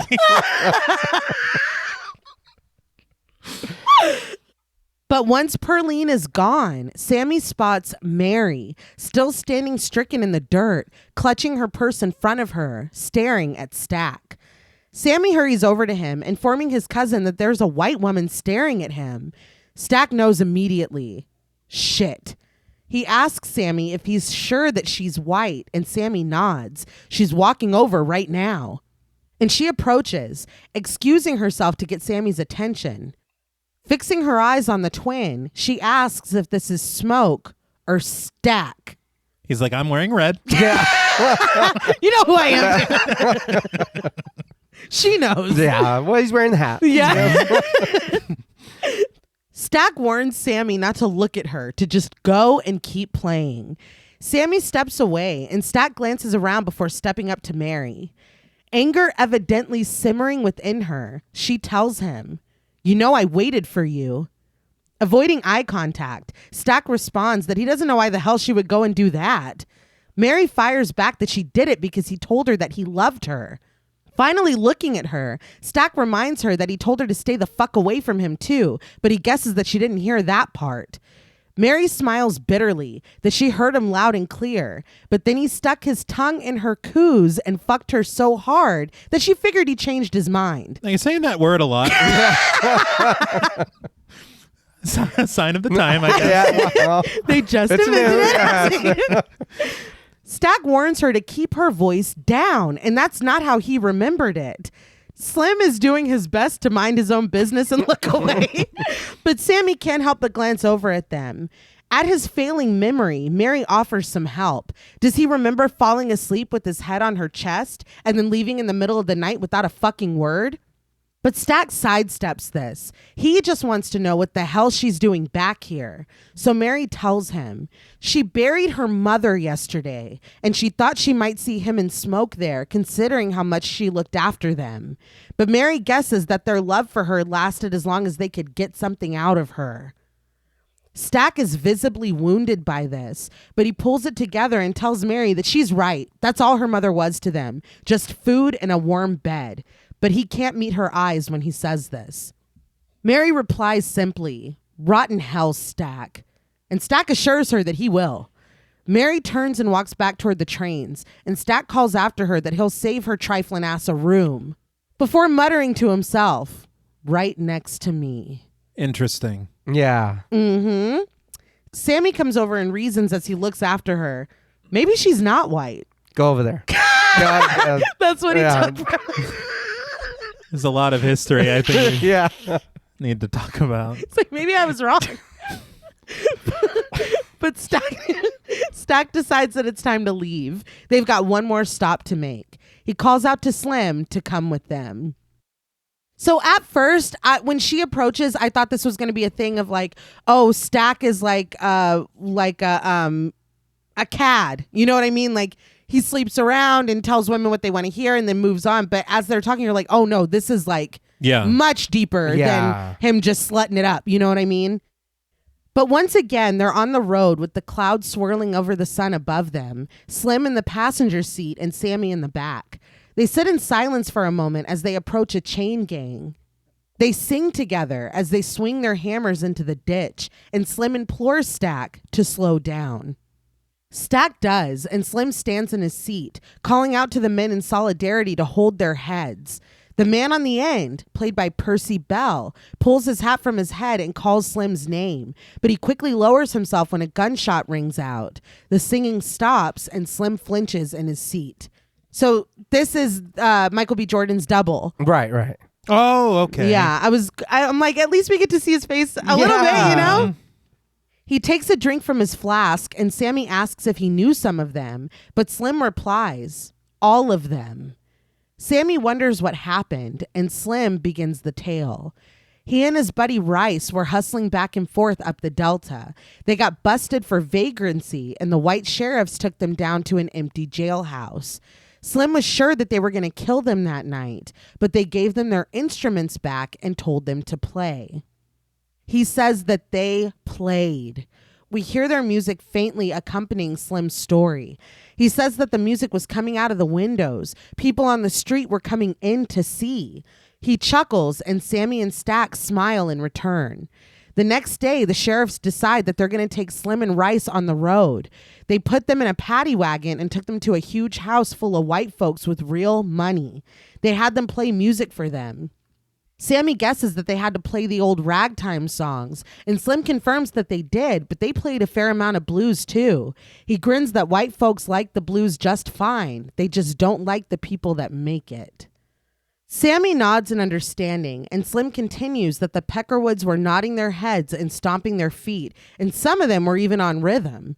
But then he and Rice would confuse them and change it up. The three of them laugh. Sammy wonders what Slim did with the money, and Slim taps his flask, upturned so he can swallow its contents. He drank it. He says that Rice was going to take that money and go out to Little Rock and start a church, but the damn fool took out all the money to pay for a $2 train ticket. The conductor saw him and the Klan got a hold of him. We hear the faint voices of the conductor and the Klansmen crying out, and Slim continues that they searched Rice's pockets and found all his money. They made up a story about him killing a white man, raping his wife, and taking all that money. And they lynched him right there in the railroad station. We hear the memory of this, Rice begging before choking. Slim adds that they cut off his manhood. He groans and slaps his leg until the groaning turns to soulful hums and the slapping becomes rhythmic. Sammy sits sadly in the back seat in the aftermath of Slim's horrific story. But when Stack reminds him that he's got a guitar in his hand, Sammy picks it up. This scene is so powerful and just heartbreaking. Just watching Slim turn his pain into music. I was about to say the exact same thing. It's the blues. Yeah. You know? 1,000%. And you hear, I mean, this is real shit. But I think that the other thing to contend with as well is to remember Stack and Mary having this conversation at the train station. Yeah. And the way that Mary looks and the way that Stack looks, him telling her that she needs to keep her voice down was not a matter of embarrassment. No. No. And so it's just like they are really steeped in the history of this time to discuss it in the way that they are. And I think that that's very commendable for a film like this to take on something so real and so serious. I totally agree. And it's like the way that the film tonally shifts, I think is really commendable because it doesn't, for me, feel jarring. Like we were just laughing 10 minutes ago when he struck a deal with Slim over the beer to get him to play. That was hilarious. Yeah. And then switching to this, passing this chain gang, like it is so, I think it's so important and so incredible that he took a moment to add this. And the way that Slim tells the story, the way that we hear the sound effects from the events in the background, it's really incredible. It gave me goosebumps in the theater where it's like, oh, this is not just, oh, it's a period piece, whatever. Yeah. We're talking about a horrific history that unfortunately not a lot of people are willing to talk about. And when you don't talk about it, it repeats itself. Yeah. Which I think is another theme of this film. Right. But yeah, this was incredible. It's awful. It's sad. And it really is turning that grief and pain and oppression into art. And I mean, what more can be said? I think it's incredible. No, yeah. People work quietly in a cotton field until Stack pulls up and parks. He calls out to Cornbread, played by Omar Benson Miller. Omar Benson Miller, Cornbread. He was in 8 Mile in 02. I remember that. Sorority Boys in 02. Don't remember that. That's fun. It's of its time. That was a funny movie. Not everybody gets it. Okay. It's all right. It's okay. Yeah, it's okay. Get Rich or Die Trying, 05. And he was in Transformers, the first one, in 07. Okay. I love him in this. Yeah. I think that he's really funny. He just is exactly what is needed for this role. Cornbread looks up at the sound of his name, shoving cotton into his bag. His face is shadowed beneath the brim of his hat, but his expression brightens when he recognizes Stack. He muses, "Long time no see." Stack hops out of the car and smiles, straightening his suit jacket. Cornbread introduces Stack to his wife, Therese, played by Emily Ellison. Stack takes off his hat in respect and tells her that it's nice to meet her. Therese returns the sentiment, and Stack asks for just a moment with Cornbread. The men got business to discuss. But Cornbread just smiles as he gets back to his task. He doesn't have time for Stack's scheming. He's behind on his quota. Stack responds, "Fuck your quota." Cornbread stands back up to his formidable height, but his voice is gentle when he reminds Stack that his wife is right here and he needs to show some respect. So Stack smiles, "Then fuck your wife too." Hey! Holy shit. Yeah. That is one thing too. I know we're talking about the dialogue earlier. Yeah. Them feeling like friends or like they've known each other. That is like you had to have known this dude for a long time get away. to get away with that. Cornbread is like, "What's that?" but Stack cleans it up. His wife is really going to let Cornbread fuck her when she hears about how much money he's going to get from the job Stack's offering him. That's not what you said. No, it's not. There's a lot more words than I remember. But he's a salesman. Yeah, He is. You got to give it to him. He said it's not going to be the nice and slow shit they're probably already doing either. She might even let Cornbread put his pecker in her mouth. Slim and Sammy can't help but laugh in the car behind Stack, and Therese shoots Cornbread an amused but confused look. Cornbread doesn't find it funny, though. He throws his bag to the ground, lamenting that Stack should have stayed gone because now he's going to have to beat the black off of him. Therese tries to stop him as he stomps forward, and Stack raises his hands innocently. But Therese manages to put a halt to Cornbread's advances and asks Stack directly how much he's paying. Stack muses that she's a good woman. That did make me laugh that all his antics, she's like, well, hold up. What are we doing? What's the deal? He brandishes his money clip and tells Cornbread to come on. They'll be back. Cornbread looks down at his wife, whose expression grants his permission. But elsewhere, Smoke pulls the truck up to a small wooden house amongst the trees. He parks and gets out, clutching the flowers that he bartered for at Chow's store. So we've seen a lot of really, really incredible locations and sets so far. Mm-hmm. Really, really want to talk about the production design because I think that it is one of the biggest strengths of this film. Yeah. The production designer was a woman called Hannah Beekler, and she has worked with Ryan Coogler since Fruitvale Station. And she is also the first Black person to ever be nominated and win an Academy Award for production design. That's Okay, fucking yeah. incredible. She was nominated and won for Black Panther. Very nice. Hell yeah. And she also did Lemonade for Beyonce. Hell yeah. But when she was given the assignment of this film, she respected all of the ideas that went into it and wanted to present the time and the people of the time in the most accurate and proper way. Okay. And so she asked herself, how do I turn emotion into design? And so she was thinking, how do you turn joy, fear, pain, and struggle of these people at this time in a way that is reflected in the sets that we have? Mm-hmm. And in a way that conveys ancestry and spirituality of the people of this time as well.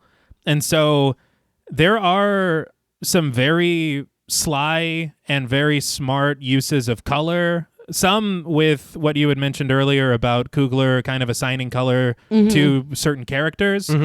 But this house that we see with Annie, you notice that part of it is painted blue. Yeah. This is called haint blue, this hue. And it says so much about Annie as a character, but also the ancestry and the folklore of the Gullah Geechee people, the descendants of West African slaves, Okay. who had this idea of these haints in their folklore. And what I read anyway was that this color blue is used to ward off these spirits because in their belief is that haints can't cross water. Huh. Okay. And so when you see this blue and you're wondering, you're like, this association between Annie, who we're about to meet, and Smoke, who wears exclusively this hue of blue. Yeah, yeah. So you have these little interesting things that come about. But aside from the history and Coogler's ideas and Beekler's vision, she also said she was inspired by Sergio Leone's Westerns, the photography of Eudora Welty, and Big Fish. Okay. Ugh. There you see. So good.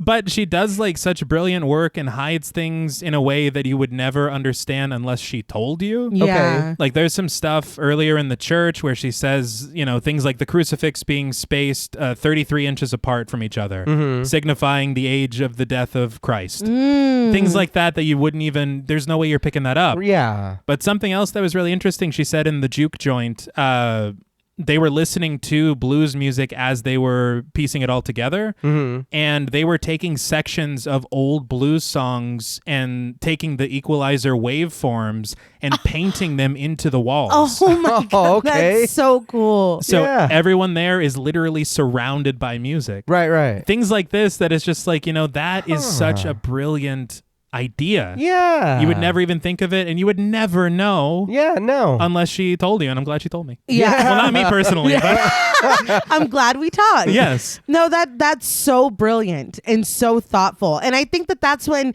people collaborate with each other over and over. Like, you can speak the same language and kind of like influence each other and bounce things off of each other. I think that it's like the value is beyond words. Yeah. It's incredible. Yeah, that's really cool. And like you see even historical accuracy of these horrible relics of like the Jim Crow South at the train station and all these things. It's just like, everybody that was working on this really, really wanted to pay respect to every aspect of what's going on here. It's just incredible. Yeah.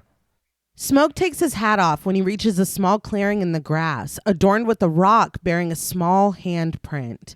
A bottle of milk and a small statue stand behind it.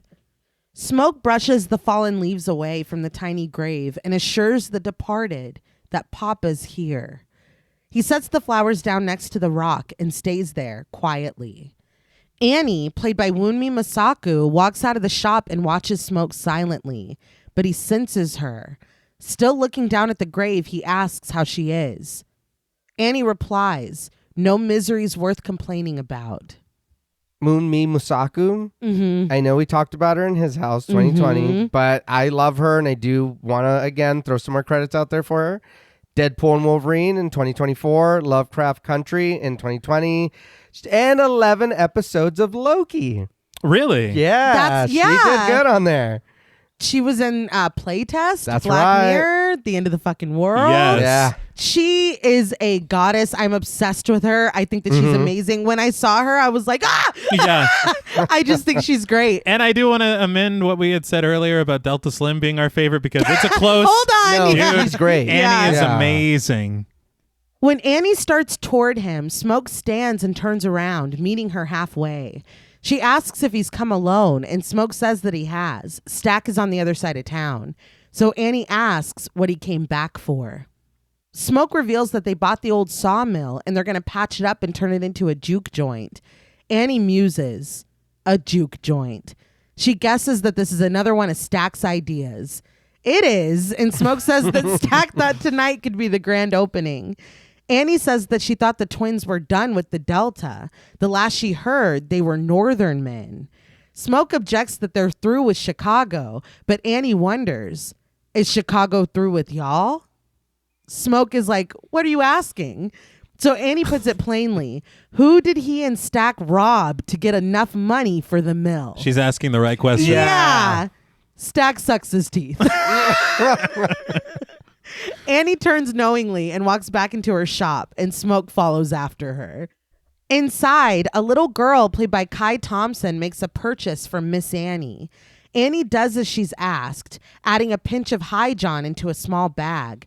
She warns the girl and her little sister not to sell any of it on the way home because she doesn't want their mom coming at her sideways later. The girls hand over their folded currency, take a glass jar and the little bag, and leave the store. Smoke watches all of this quietly, but once the girls are gone, he takes the money from Annie's hand, chastising that he can't believe she's taking this make-believe shit. Annie reacts quickly, taking a blade out and bringing it to his neck, warning him to give her money before she cuts him. But Smoke tells her that she can put the blade away. He takes his cash out of his pocket, offering to trade with her, but Annie doesn't want his money. He warns her not to be stupid, but Annie tells him firmly that she's not. His money comes with blood. Smoke counters that all money comes with blood, but Annie protests, not like yours. Smoke snatches the money back again, telling her to look at it. This money won't even spend anywhere else, but Annie tells him that she's not going anywhere else. She doesn't need his cursed money. She fixes him with a cold gaze until he hands the money back, and she finally lowers her blade. Smoke reasons that he's been all over the world in cars, ships, and trains. He's seen men die in ways that he didn't even know were possible. He looks around her shop, musing that he never saw roots, demons, ghosts, or magic, just power, and only money can get you that. Annie shakes her head and gently calls Smoke a fool. She tells him that all that war and whatever the hell else he's been doing in Chicago, and he's back here in front of her with 2 arms, 2 legs, 2 eyes, and a brain that works. How does he know that she doesn't pray and work every route that her grandmother taught her to keep him and his crazy brother safe every day since he's been gone? Smoke pauses before asking, so why didn't the roots work on our baby then? Annie stays looking up at him, defiant, but her armor is cracked and she has to admit that she doesn't know, but they work for him. She finally lowers her head and places a hand against Smoke's chest. Smoke presses his hand over hers, and when Annie asks if he's still got that mojo bag, he unbuttons his vest and reveals it there, resting against his shirt. He rips the strap from around his neck and hands it over to Annie.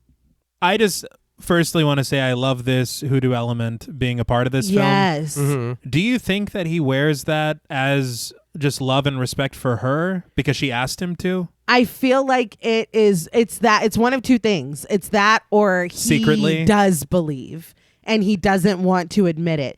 But even if he doesn't, that shows how much esteem he holds for her. Yeah. Yeah. That he's like, I think this is bullshit, but if you want me to wear it, I'll fucking wear it. You know what I mean? Mm-hmm. I think that he doesn't want to believe, Right. but it, like you're saying, for me, I took it as that because, again, I do think he loves her. Or Yes, he does. And yes. yes, you want me to wear this? I'm going to wear it. Yeah.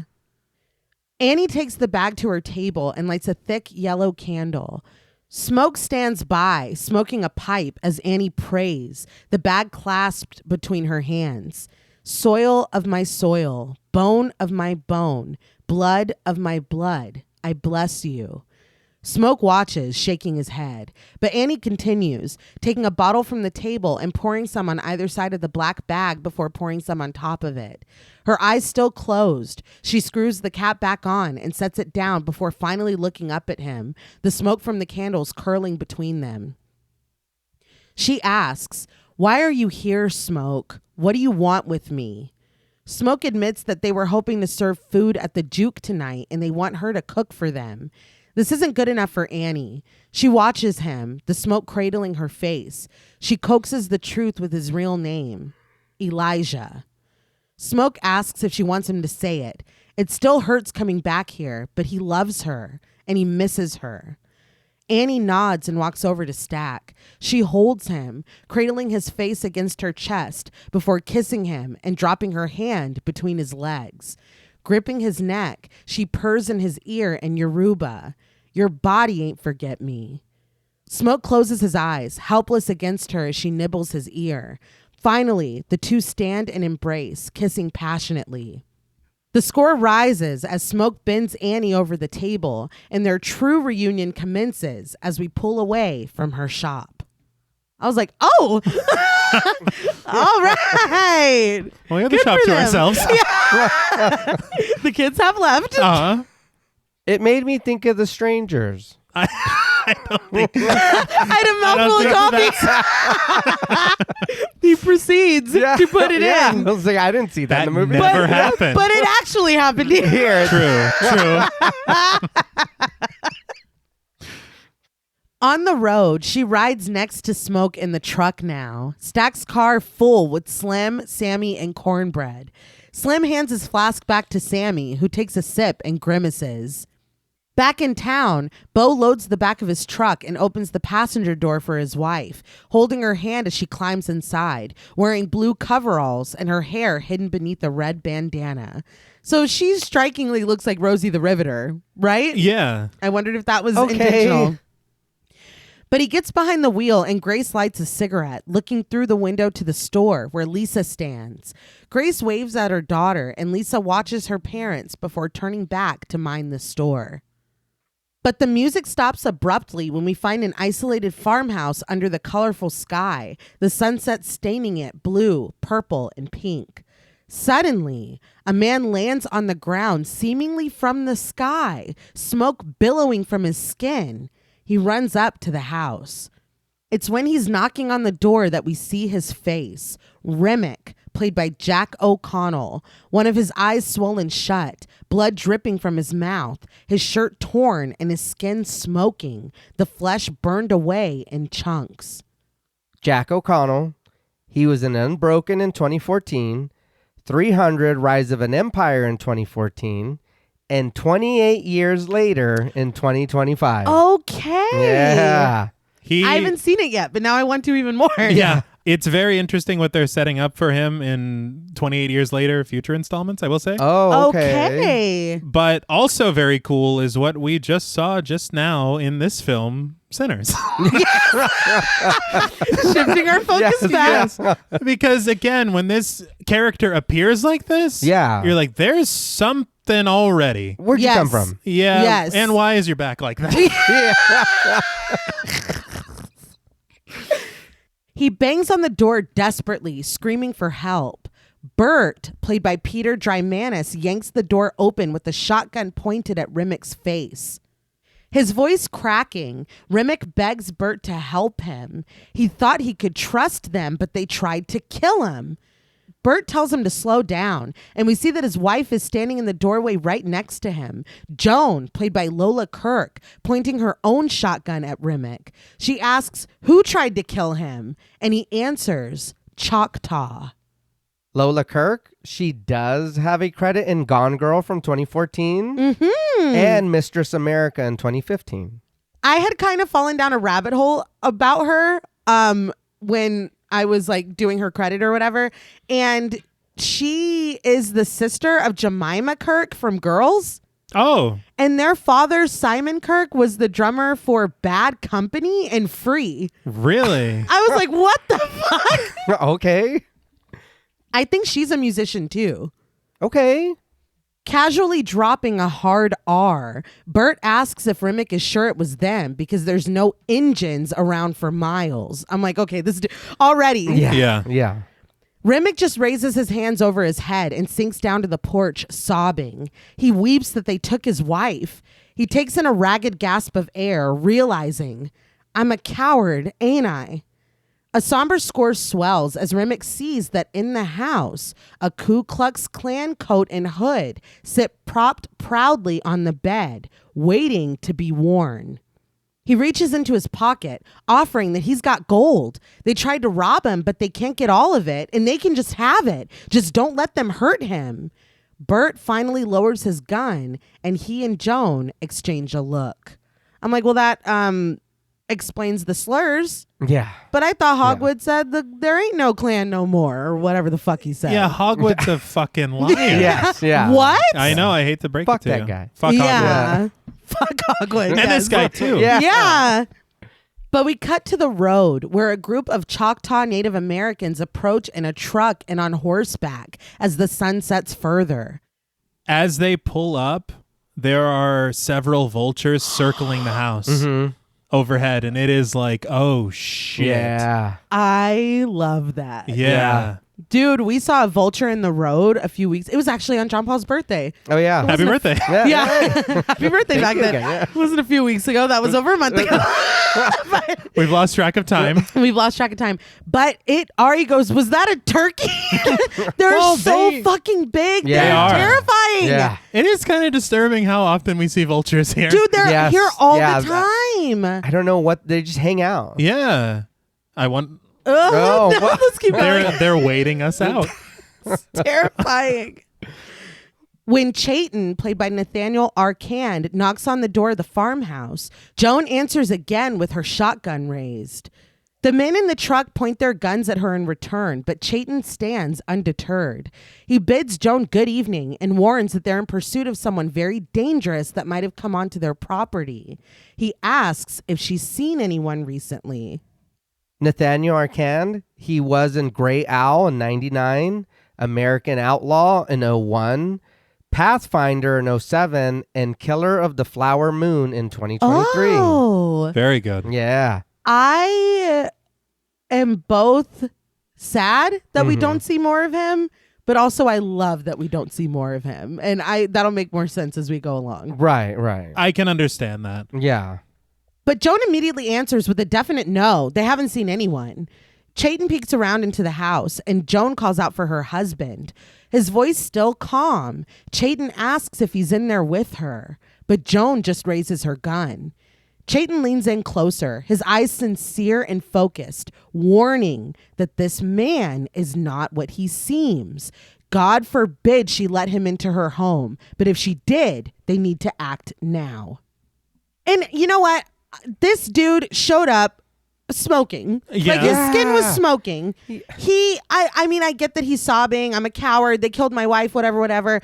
I think the only reason that you would not heed this warning is pure fucking racism. Yeah. You have no allegiance to this man. You don't know this man. Talking about Remick, you know nothing. He showed up in a very suspect way. Yeah. Like, I mean, the only reason you wouldn't be like, okay, I don't know anything, you know? I mean, I guess he was like, they attacked me and these are the people that supposedly attacked him. But it's like, what? You don't know this guy. No. Take the gold he gave you. Yeah. And say, okay, maybe I should be scared. Maybe this guy is dangerous. I don't know. Whatever. It just pisses me off. But, you know, karma. How do you, yeah. But how do you even try to explain the smoke away? They're like, I guess he was running really fast. Like, how do you, for a second, say that that's okay?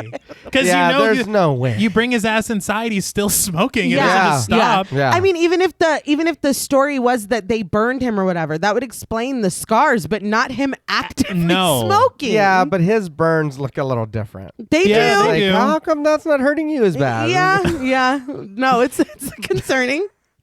One of the men on horseback, played by Mark L. Patrick, calls out to Chayton in Choctaw, "Let's go." Eyeing the sun as it disappears over the horizon, he adds, "Hurry up. Let's get home before it's too late." Chayton looks back at the sky before turning to Joan and telling her in his language, "May God watch over you and be with you." He turns and walks back to the truck, and they swiftly depart from the farm, never to fucking be seen again. No. And I, again, on one hand, would love to see more of them. On the other, love that they were like, oh no, fuck this. We tried to help. Yeah. We tried to take care of the problem. We tried to help you when it became your problem. You don't want our help. Goodbye. No, yeah, I agree. We warned you, and yes, I love them rolling up. I love these characters. I would have loved to see more, but Peace. yeah, that's it. So through this, is there an implication that what we see happen in this film is something that Remick tried with them and failed? I think that's Oh, a safe assumption. okay. I definitely think so. Yeah. And they were like, oh no, absolutely Yeah. fucking not. Yeah. Joan lowers her gun and closes the door, calling out for her husband. She says that the Choctaw came and went, but Bert doesn't reply. Joan walks through the dark house, still calling for her husband. It's when she opens the door to the bedroom that she finds Remick, much calmer, sitting in the rocking chair with blood smeared across his mouth. He assures her, oh, he's just resting. And was that a crib? Yeah. This is terrible. Yeah. Maybe the dingo ate your baby. We don't know. I don't know. We don't know your story. I don't know what the fuck's happening here. I just know it's bad. It's real bad. He motions over to Bert, who lies face down on the floor. Joan watches in horror as Bert pulls himself up to his feet with a wet squelching. He turns and smiles at his wife over his shoulder, the flesh of his neck ripped away and bleeding. Remick rocks in the chair, a glowing red dot shining in the center of his eyes, his teeth sharp bloody points as he grins up at Joan. He's all better now. Bert smiles too, his teeth sharp and inhuman, a white glow in his own eyes as he tells his wife, "Hey, baby." Joan screams at the top of her lungs, but Remick raises a long clawed finger to his lips and shushes her. He tells her not to cry. But Joan continues to scream, and our view of Remick's face dissolves until we are looking up at the bright moon presiding high in the dark night sky. That fade and that music cue. Fucking chef's kiss. Yes. Fantastic. And now we know the other threat to be concerned with. Yeah. Yes. And it's like, you fucking dumb bitch. If you would have just listened.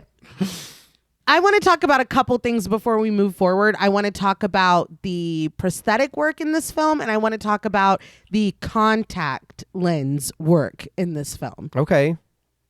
So Mike Fontaine was the SFX makeup and prosthetics designer. He said that it was serendipitous when he got this call because he'd always wanted to work on a vampire film. So Coogler first became aware of Fontaine when he saw his work on Green Room. Oh. He said that he had not been that moved by practical effects since probably The Thing. It is. There are some really, really... I'm speechless at how fucking hardcore some of that stuff is in Green Room. It's too real. Yeah. But he said that he even took Green Room as inspiration for Sinners. And when you think about it, you can totally see that. Yeah. But Fontaine said that his process starts with reading the script and going forward with whatever it makes him imagine in his head. He said that Coogler never stifled his creativity. The sculpts took him several months, and once Coogler signed off on them, they were sent to New York to be molded and cast into silicone, which was then brought to set in New Orleans.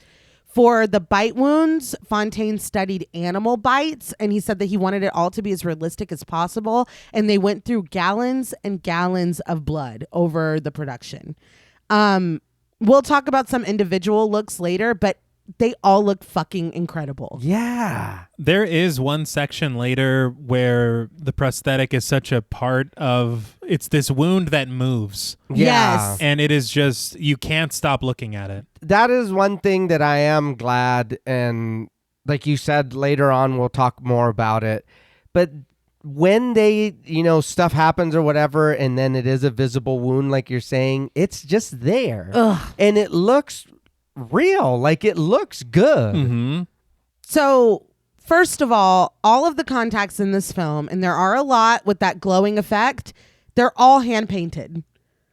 But the actors couldn't really see out of them. But those are all, that is not digital. That shine in their eyes is not digital. You would guess that it was. Yes. Yeah. They wanted it to kind of tap into the way that a cat's eye glows in the dark. It's called, I think, tapetum lucidum or something like that. Mm-hmm. But they wanted that to be in, these creatures that we will learn more about. Maybe there's one, maybe there's more, whatever. But they wanted that to be prevalent in their design. So Fontaine obviously wants to do this practically instead of digitally, but he said it had never been done before to this magnitude of what we're seeing. And I feel like every other thing that I've seen that looks like this has been digital. Yeah. But he said that the only person he could think to call was Christina Patterson. She is a contact lens designer and painter going all the way back to Spawn. Wow. Her credits, dude, are fucking insane. For contact lens painting, okay?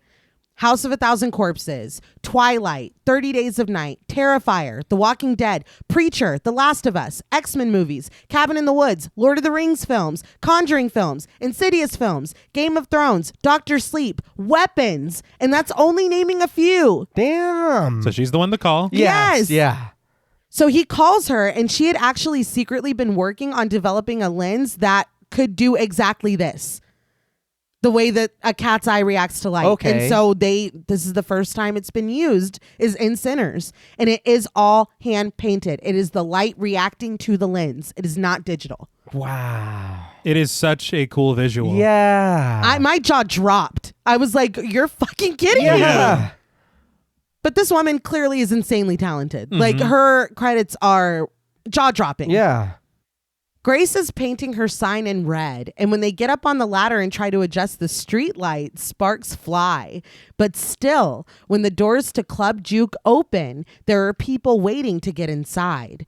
Stack invites them in, smiling that they're about to get it popping like fish grease. But Smoke is not as jovial. He looks around, taking inventory. Still, the party is in full swing. Oil bubbles as it fries fish. People are dancing and laughing. Slim plays the piano, and Annie is working the bar, telling Patterson, played by Graylin Bryant Banks, that they've got whiskey, Irish beer, and Italian wine.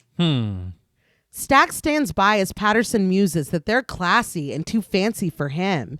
He turns back to Annie, conceding that he doesn't even need ice. Corn liquor will do. Annie tells him that it'll be 50 cents. Patterson fishes into his pocket and sets his change down on the counter, suddenly realizing that he only has 30 cents. But with this 30 cents, he sets down 2 wooden tokens that read Maybell Plantation. He assures her that they're good down at the Maybell General Store. Smoke is watching all of this from a distance, and when he steps forward, his brows furrowed, Stack notices his brother and turns to Patterson. He wants that cold, right? Patterson says that he does, and Stack assures him that it's coming right up. He presents the man with his drink, and Smoke decides that it's time to talk to Stack and Annie right quick. But outside, Pearline is walking up to Club Juke. She's greeted by Cornbread, who's working the door, but Sammy speaks up from inside. She made it! Pearline looks him over. But Smoke has pulled Annie and Stack into the back room.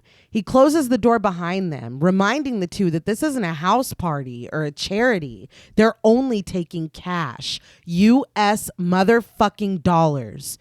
Annie cautions that this isn't Chicago. Smoke doesn't understand what the fuck that means. Stack explains. That old man worked his ass off for those wooden nickels.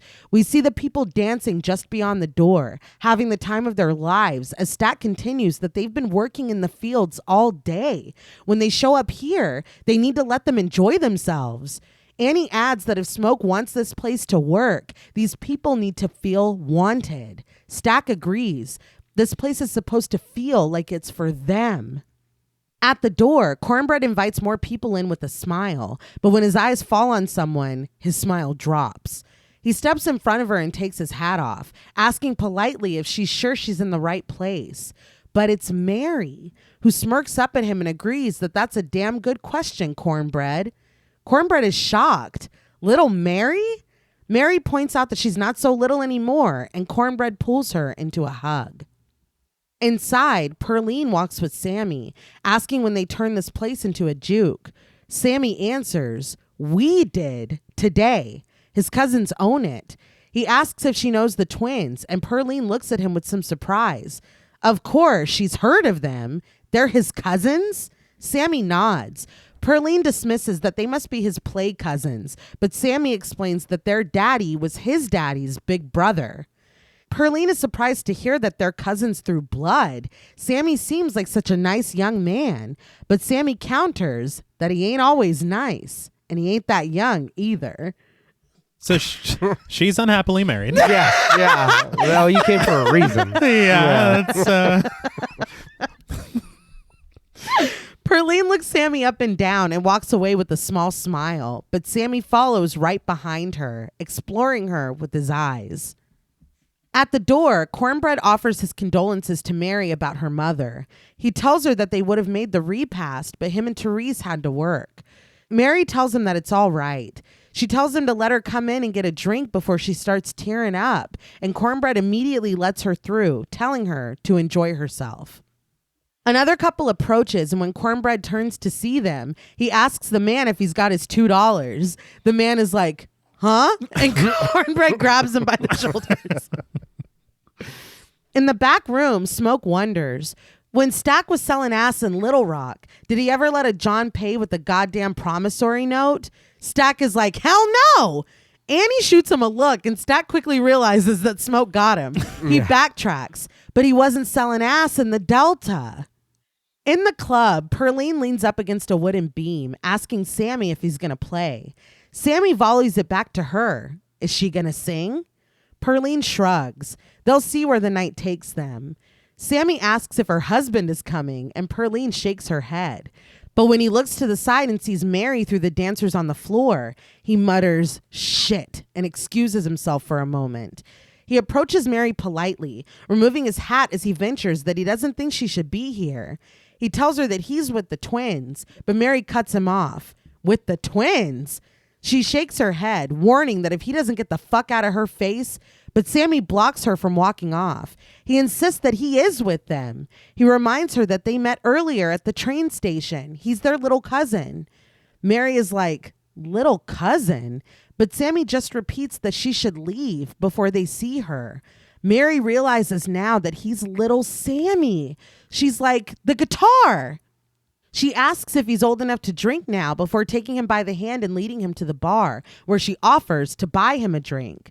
Grace is behind the counter and she greets Mary by name, telling her that it's good to see her. Mary orders 2 whiskeys. In the back room, Smoke admits that he doesn't know hoodoo and he can't talk slick, but he knows business, and this is bad for business. Stack brushes this off. It's opening night, and besides, there will only be a few of them like this. Smoke looks between his brother and Mary and sighs heavily, deciding that he needs a goddamn cigarette. Clamping his toothpick between his teeth, Stack obliges, coming right up. I understand the money. We are trying to run a business, whatever. Mm-hmm. But if the general store is going to accept these wooden nickels, why can't I just go down there and get the supplies we need from them? Yeah, for the joint. For the club. And it's opening night. Yeah. Come on. But it just shows the difference between the two of them, where it's like everything has to be by the rules, by the book. This is what we're doing. And Stack's like, come on. But him and Annie are right. Yeah. If these people can't come here to spend the money that they have, they're not going to come here. At the bar with their whiskeys, Mary asks if Sammy plays the guitar the twins left him. When Sammy says that he does, she tells him that that's good. She asks if he's making any money with it, and Sammy admits not really, not yet at least. Mary offers that she would tell him that it doesn't matter as long as he loves it, but that would be horseshit advice. A silence settles between them for a moment, but Sammy breaks it, asking, "What are you?" Mary's taken aback by this. What is she? She's a human being. Sammy stammers that that's not what he meant, but Mary smiles that she knows what he meant. She explains, her mom's daddy was half black, and he raised her to keep the clan from killing her. She asks if he knows that her mama delivered the twins, but Smoke is approaching, eyeing them. Mary continues that her mother saved Stack's life after he got stuck inside his mom, and after their mother died, Mary's mother nursed them like they were her own. Sammy's eyes dart to the side when he finally catches sight of Smoke, and Mary doesn't need to turn around to know what's going on. She tucks her wistfulness away, letting her anger rise with her voice as she asserts that they had enough money to buy this whole mill, and they didn't even send flowers to her funeral. Smoke counters that they did send her mother plenty of flowers, all while she was still alive to smell them. Mary identifies him, and Smoke says her name in return before telling Sammy to go check on Slim and see if he needs any backup. Sammy swallows the rest of his whiskey in a gulp and leaves. The patrons on the floor suddenly clamor and cheer, but Smoke walks away from Mary without another word. I understand her frustration. Oh, yeah.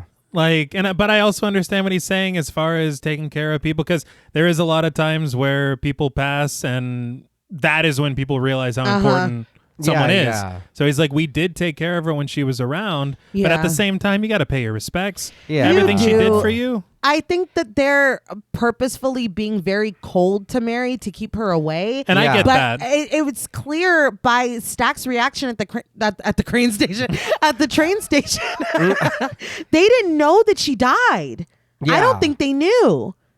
Because he looked wounded when she told him. Yeah. And I got a little bit of the sense to her, like, I know there's more going on because we, like you said, at the train station. Yeah, at the train station. At the train station. I'm doing my best, guys. But it almost feels like she just wants to be part of the group. Yeah. Let me be here, dude. Let me Yes. just be around. Why can't you accept that I'm here, just here? Yeah. And again, it's horrific history. Yeah. Mm-hmm. Yeah. It's the time. It's the sign of the times. Yeah. And it complicates everything for everyone and makes it a fucking horror. Yeah. Yeah. We cut to Smoke off to the side, warning his brother to take care of Mary or he will. But Stack assures him that he's got it. He walks over to the bar and tells Mary to come on, but she doesn't move from her stool. She tells Stack, in fact, that she's not here for him. And when asked what she is here for, Mary thinks it over before answering. She came to hear the blues. Stack reminds her that they play the blues just fine in Arkansas. He grabs her by the arm and walks away with her, calling out to Cornbread to get Mary a car. But Mary tells him to get his hands off of her. He lets go but stays cold, asking her what it's going to take, how much to get her to get the fuck on. He takes out his cash and starts peeling off bills, but Mary tells him that he can't pay her off. Stuffing the cash in his pockets, Stack concedes that he'll get one of the bitches in here to drag her out then. But Mary reminds him that he taught her how to fight. She'd beat up every bitch in here and he knows it. I'm like, okay, I'm rooting for you, Mary, but I don't know. Calm down. I don't know about that. She's very confident. Yeah. She is. But Stack says that he taught her how to walk away when the money is up, too. He points out that she's got a rich white husband and a farm to go home to. But Mary counters that she didn't ask for any of that. That was all Stack's idea. She didn't want a white husband. She didn't even want to be white. She wanted to be with him. He warns that all she needs is the wrong person to see her in here. Word will get out and they'll kill her. Mary wonders if that would even matter to him, but Stack vows that if anyone out there put their hands on her or hurt her, he and his brother would kill them all. Mary understands. So you'll kill for me. Stack confirms this, but when Mary questions, then why won't you tell me the truth? He has nothing to say. She tells him that she was young enough to believe that he was coming back. She waited a long time, but now she's grown and she knows that he never planned to stay. Why can't he just say that? Stack asks her, say what? He takes off his hat and looks her in the eye. That he loves her? That he thinks about her every day? He only wanted to keep her somewhere safe, and that was never going to be here, and it was never going to be with him. Never. Tears roll down Mary's face, and she nods with confirmation and understanding as Stack puts his hat back on and walks away. Smoke is watching from the rafters when she walks further into the juke joint instead of toward the door where Stack was leading her. And again, this is echoing all the stuff that we were saying earlier regarding him seeming cold, but it's really more just about protection for how much he loves her. Right. And it's honestly very, very tragic. Yeah. But there is something that is just so, I don't know, when I was watching this scene, the way that they were playing off of each other, the dialogue that was written, the kind of history between them that is being unveiled more and more, I was like, this is cinema. Yes. Yeah. Like, it is so good. Just even in small moments like this for a giant blockbuster like Sinners, this massive budget, you still have these quiet moments that you get so much character. Yeah. It's remarkable. We glide up from the parting crowd as Slim finishes a song on the piano. The patrons applaud, including Sammy and Perline, who stand next to each other. Stack cheers and Smoke watches seriously, smoking a cigarette. Slim stands, taking a swig of his Irish beer. He admits to the crowd that he's been hearing about this one particular man all day. Smiling proudly, Annie jostles Sammy's shoulder from behind the bar. The crowd clamors quietly when Slim says that he's supposed to be a bad blues man. He calls out for Preacher Boy, and Sammy approaches, walking past Perline and holding up his guitar. Mary smiles and claps for him, and Perline finally brings her hands together. Stack tells the patrons that that's his little cousin. He tells them all to watch this.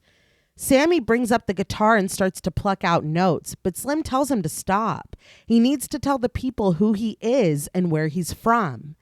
Still playing notes, Sammy tells them, I'm Sammy Moore, a sharecropper from Sunflower Plantation.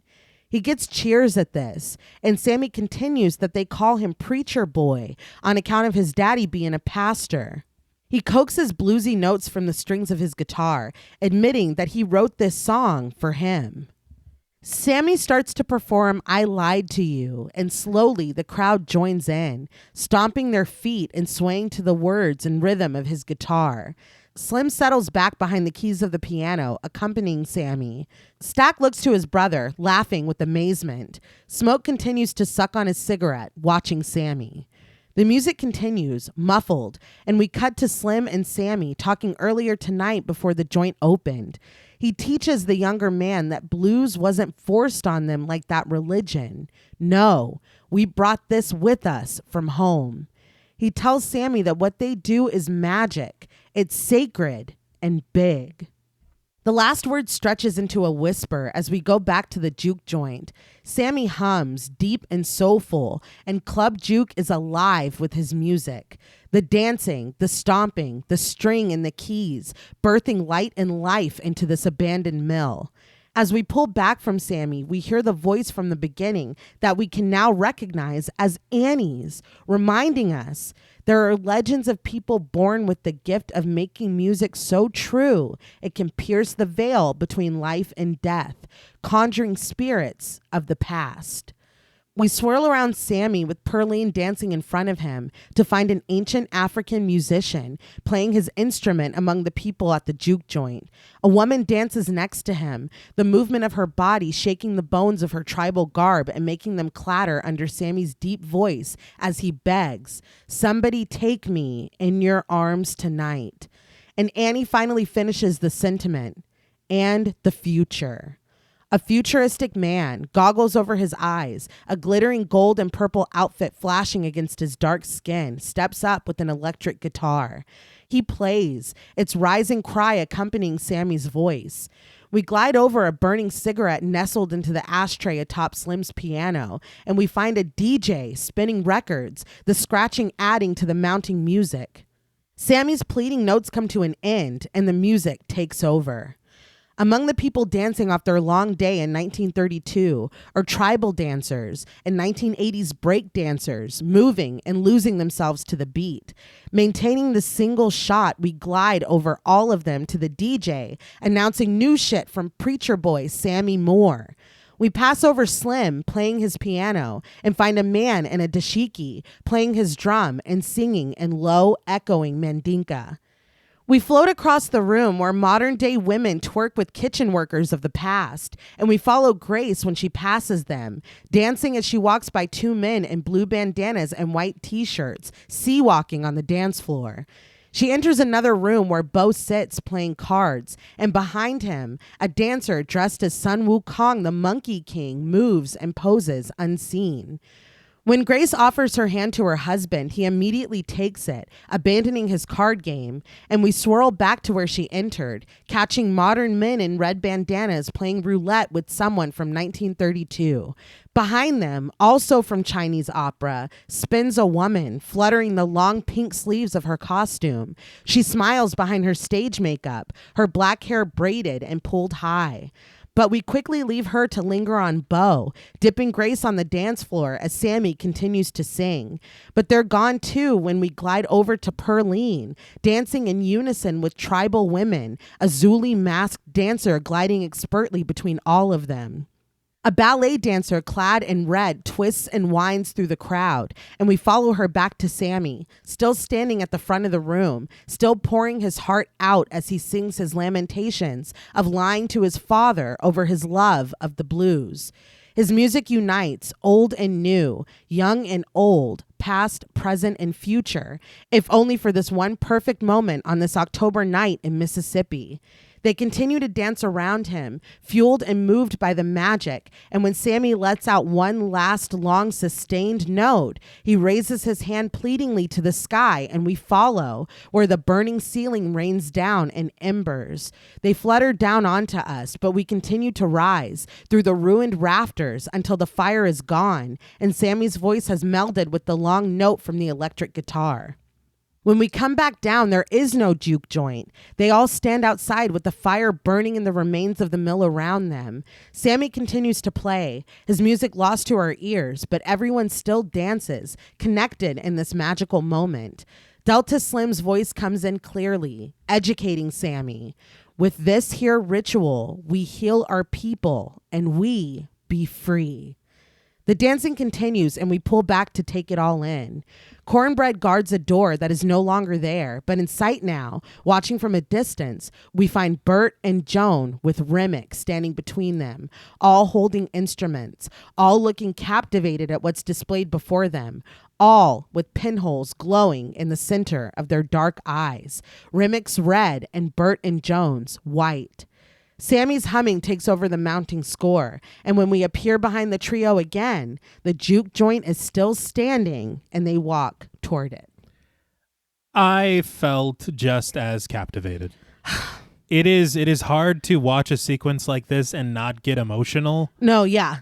Because everything that we are witnessing here, it is just so there is a level of cool, there is a level of respect, and just this idea of music being magic, music being eternal, and it always being this thing of expression and escape, no matter what time, no matter where you came from.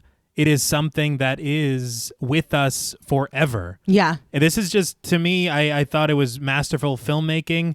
We can talk a little bit in just a bit about the cinematography and how it was shot. But I was moved and I was amazed by this sequence. Yeah, it starts so cool, like with the music playing, and then we pan out and you realize what you're seeing I'm staring at, and we all talked off mic about how much longer the scene felt in the theater because it's like this like ethereal, surreal experience. Like rewatching it now, I'm like, oh, it was only like 2 minutes. Yeah. But it felt, not in a negative way, in a very positive way, because you're so invested. I am watching this in the theater and I'm like, oh my God, I'm crying. I didn't even realize it. And then I felt tears on my face. And I was just so moved. Like you said, this unifier of where we've come from, where we are, where we're going. It just, I don't know. I've never seen anything like this before. And you're slowly, I think that they just did it so like perfectly, because it's not like it just starts. The way that the camera like moves, it's like it's dancing as well, and it's just revealing more and more of all these things going on unseen that Sammy is coaxing with this music. And I read in an interview that Yao had asked for the inclusion of these Chinese Peking theater characters. Okay. And it's just, it adds, I don't know, dude, it moved me in a way that I can't really think of anything comparable that I've experienced in film. I think it's also this combination of what you're seeing and what you're hearing, because the music is taking on the shape of all of this history, all of these cultures. Right. It's just I can't say any more. Because it just transforms as it goes along, and we're adding these modern sounds, this electric guitar, the scratching of the records, that like it's a like group project. You know what I mean? Yeah. I think I'm gonna be on my own on this one. I do agree. In the theater, I was very fixed to the screen, and I was like, wow, it did seem like it went on for a lot longer. Like again, not in a bad way. Right. But working on it for the show, it was quick. It was very fast. And though I will say that I do agree with everything you guys are saying about the meaning of it, how it was filmed, the movements.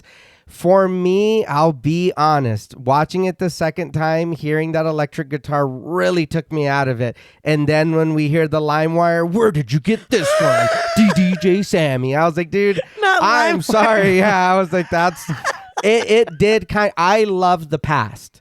I loved the drum beats. I loved the tribal men and women dancing and their feet, you know what I mean? They're dancing. I feel that. That's what I wanted. And I do, again, I've been saying a lot how I love it, me being in this time period with what's going on. For me, those little things, and again, that's a personal gripe on my, you know what I mean, on my own end. But it is those little things kind of took me out of it a little bit.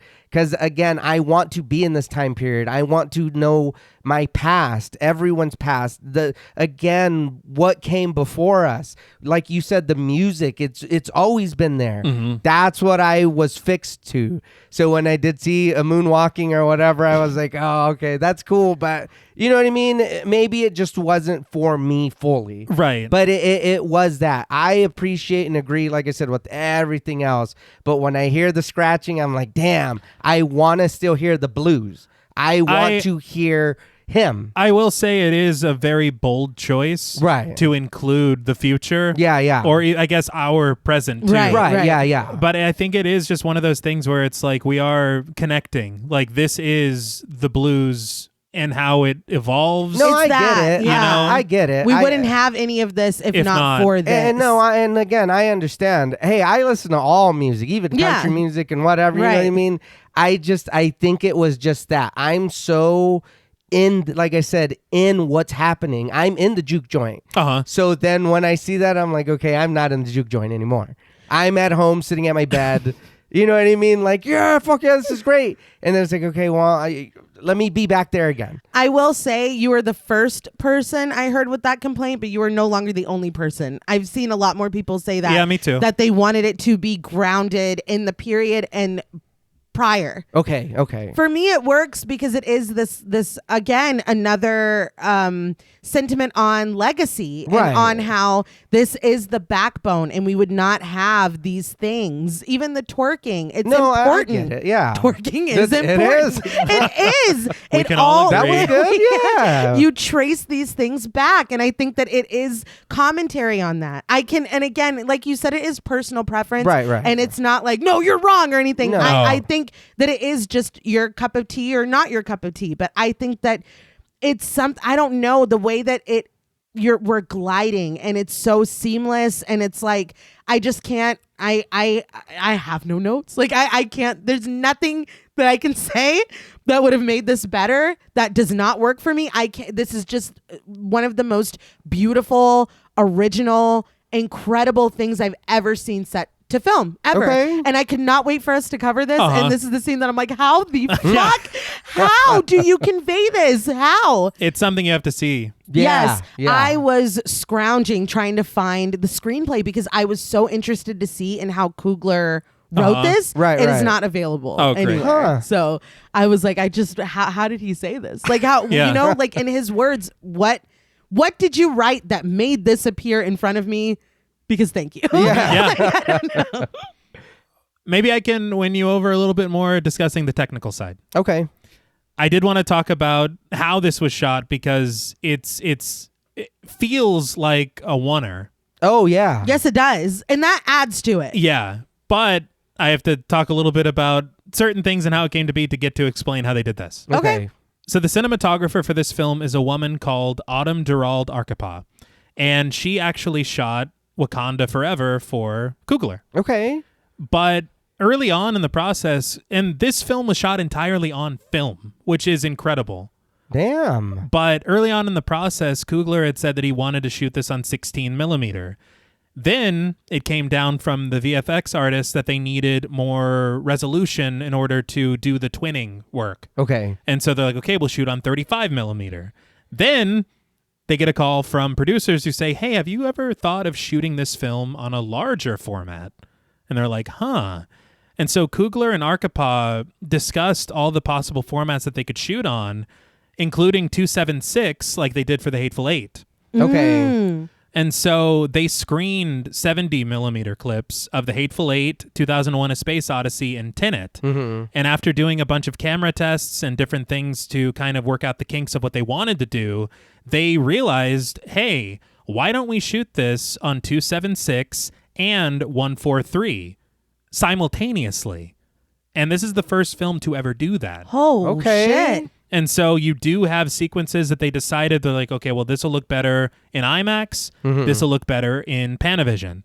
And so there are some, I will admit, that are a little jarring to me where we do have a certain aspect ratio and then we suddenly just switch out of nowhere and Yeah. it does feel like, oh, well, and that to me, and that's a personal gripe because I'm like, okay, now you're taking me out of it. Yeah. Because I'm watching a film now. But you do notice and it. you do. I But- didn't. Yeah, no, you do you notice do. it. But there is one really beautiful moment that comes up later where they switch that aspect ratio in such a gradual way. Chef's kiss, fucking fantastic.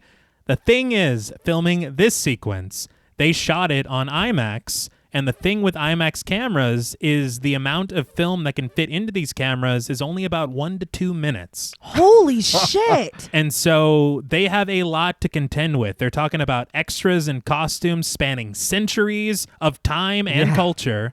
They're talking about all of these different actors moving around with these extras to music on set because Göransson finished it. And so everything has to be perfectly timed. You have these wide shots, you have these crucial close-ups, you have the camera movement and the glides. And so what they did is they rehearsed this sequence for weeks. And then they spent an entire day of filming, just filming this 2-minute section. That's crazy. And you wouldn't guess it because the way that they have done it, it's really hard to tell, but they came up with some really clever cuts. There are cuts within this sequence. Oh, wow. Yeah, you don't feel them at all. No. At all. You feel like whenever the camera's moving and the things that we're going to is when they're switching things out or moving things around. But there are some hidden cuts in between this, and then we changed the environment of the juke joint twice. Yeah. Within the same sequence. And all of this was filmed on location in New Orleans, so all these sets are built for real. Damn. And so it's just, again, the visual of what we see, the sound of what we hear, Yeah. and the technical side of everything that brought it all together. This is fucking incredible. No, yeah, it looks great. I saw something interesting as well on one of the featurettes. I thought that the burning roof was cool because you think the roof is on fire. You know what I mean?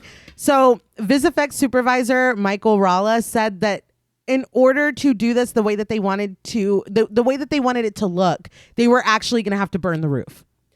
So they added a practical burn element up onto the ceiling and lit it on fire. And it was the very last thing that they shot on the very last day. Okay. And Ohanian said that it felt cathartic and a fitting way to end principal photography. They literally lit it on fire and filmed it. Unbelievable. Yeah. But in the back room in the juke joint, Sammy and Perline are making out hot and heavy. Breathlessly, Perline asks if the door locks. Sammy feels back for the knob and reports that it only will with the key. Perline shimmies her underwear down beneath her dress, giggling, and tells Sammy to keep a foot on it at least. She sits up on a table, but Sammy has knelt down. When she tries to pull him up to her, he tells her to hold on. He wants to try something. He starts to slide her dress up her thighs, but Perline tells him to wait. She needs to wash up first. She walked here. But Sammy replies that she's beautiful and he just wants to taste her. He lifts her leg over his shoulder and gets down to business. Perline lies back on the table, breathing heavily and offering no further protests. Stack walks up to the door, and when the knob doesn't turn, he reaches for the keys in his pocket. But he pauses when he hears Perline moaning beyond the door, breathlessly, calling out, "Preacher boy." Stack grins and muses that the boy found that button, didn't he? Stack, get away from the door. What the fuck? That's wild, right? Get that! Yeah, He's proud of himself. He's still chuckling when Grace comes over to report that Smoke wants him. And as he walks away, he tells her to check out his little cousin. Grace listens, amused and a little taken aback at the door as Perline's pleasure intensifies. At the door, Cornbread smokes a cigarette and chats with Jacob, played by Nicoy Banks. But he stops mid-sentence when he sees Remick, Bert, and Joan crossing the lot toward them. He jumps to his feet and tells Jacob to get the twins, repeating himself when Jacob hesitates. Nicoy Banks, he was in Invincible in 2006, Brooklyn's Finest in 2009, and Green Zone in 2010. But the twins are in another back area in the club. Smoke reports that he's tallied the till, and when Stack presses him for the count, Smoke hands his pad over. He reports that the top number is plantation money. The bottom number is real dollars. Stack looks this over and asks what the projection is. Smoke estimates 2 months before they're out of fresh cash. So maybe he was right. Yeah. Having some second thoughts about a lot of things we've said. Yeah. But at the door, Remick is bidding Cornbread a good evening, and Cornbread is stiffly polite when he asks how he can help them. Remick says that they heard tale of a party with drink, food, and blues music. Cornbread is like, "You did?" Remick did. He informs Cornbread that they like to drink. They're musicians and they walked here, so they're hungry as dogs. Bert chimes in, "Woof, woof," and he and Joan chuckle. You're not helping. No. Remick wonders if Cornbread wouldn't mind them coming in, but Cornbread continues to block the door, asserting that he thinks they're in the wrong place. Sammy and Perline slink out of the back room as Joan giggles, asking what would make him say that. We glide over to the party goers to find Smoke and Stack walking toward the front door with Annie and Mary close behind. Once he sees them, Remick assumes that they must be the owners of the establishment. Smoke affirms this and asks who he is. Remick introduces himself and his 2 new friends. Sammy steps up behind his cousins, asking if everything's all right, but Remick locks onto him immediately. He muses that Sammy must be that voice he heard from out here. He says that it was beautiful. Joan agrees, a goddamn beautiful voice, and Bert nods, even through these walls. Smoke eyes them uneasily before asking where they're from. Joan assures him that they're from just down the road, and when Stack asks how far is that, Remick clarifies, North Carolina. When Smoke asks them point blank if they're Klan, Remick is offended. He stammers that they believe in equality and music. They only came here to play, spend some money, and have a good time. He tells them that he'll show them. He reaches back and music swells ominously for just a moment before dying away. He was only grabbing the banjo hanging from the strap behind his back. Bert and Joan present a guitar and a fiddle, and the three launch into Pick Poor Robin Clean, while Stack, Smoke, Cornbread, Sammy, Mary, Annie, and Perline watch from the doorway. They sing together, harmonious and upbeat. I picked poor Robin clean, pick poor Robin clean. I picked his head, I picked his feet. I would have picked his body, but it wasn't fit to eat. Stack giggles and Cornbread mutters out of the side of his mouth that they aren't bad. But I'm like, are we listening to the words? Yeah. There's some threatening situations going on. They do sound good, though. They move their instruments and practice choreography as they continue to sing, and even Stack is dancing along. But Annie and Mary eye them suspiciously. Smoke interrupts the song, and they stop with Remick lamenting that it was just about to get good. Smoke assures him that he believes him, but this is a juke joint. They play blues music. The choreography did send me a little bit, because when did y'all practice this? Until we learn what's going on Yes. later. I was like, there's no way. And this, for a moment, I was taken out of it because I'm like, now this is getting a little fun. It's it's too much, silly, dude. What the fuck? Bert asserts that they have money, though, and they're wanting to spend it with them. And Remick is offended again. They sound damn near perfect, and he's saying they're not welcome? That's hilarious. Yeah. He's very confident. Smoke tells him that what he's saying is for them to get back to the road and go to town, where there's plenty of white barrel houses. Remick scoffs, realizing that it's because they're white. He looks past the twins, indicating Mary. Then how'd she get in? Mary starts to tell him that that's none of his business, but Annie interrupts. She's here because she's family. Remick mutters, family. So there, are countless... Do you call them what, TikToks? Is that? Yeah. I don't know if you call them TikTok videos. I'm serious. Grandpa. I'm not on there. But on the TikTok and through various articles, a lot of people really dissect the use of this song in this film in very interesting ways. You have this group of three white musicians who are taking this blues song from black performers, performing it in such a way that is very upbeat, kind of takes the soul out of it. Yeah. And so it's like, is this song being used not only in a way of this like subtle foreshadowing threat of picking people clean? Right.